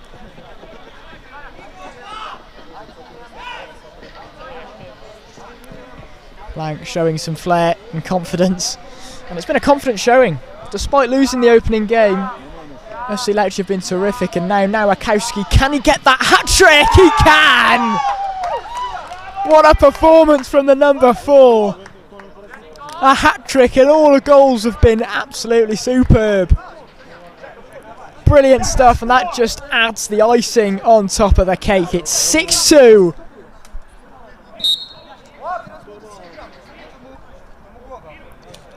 Hat-trick hero Nowakowski.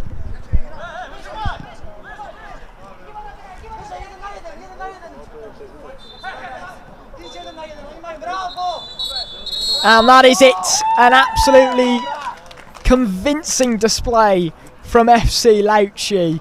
It's a brilliant response to defeat in their opening game, and they go now into second in Group H. And despite winning so convincingly here, they have a shootout with Avic Energy Tech, so the winner of that game will go through. And international kickers, Vienna, well, 5-2. it's looking very difficult for them to get out of the group. They need to win for one, but they also need other results to go their way. A real convincing display though from FC Lowcy. Full credit to them. It's finished here. FC Lowcy 6, international kickers 2.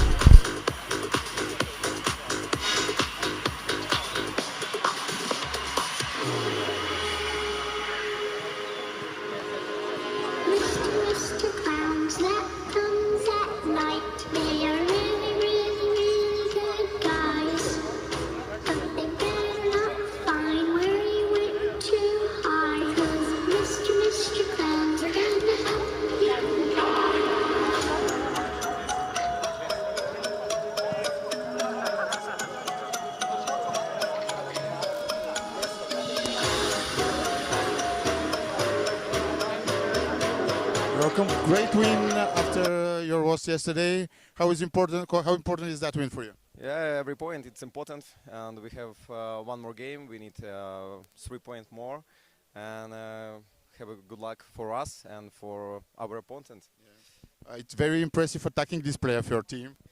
Yeah, of course, it's be hard, but we play our game, what we can do, and 3 points. Yeah. And where that game could lead you?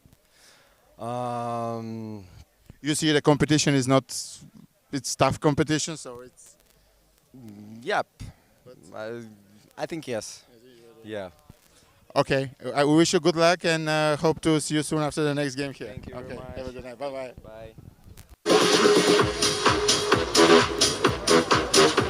Bye.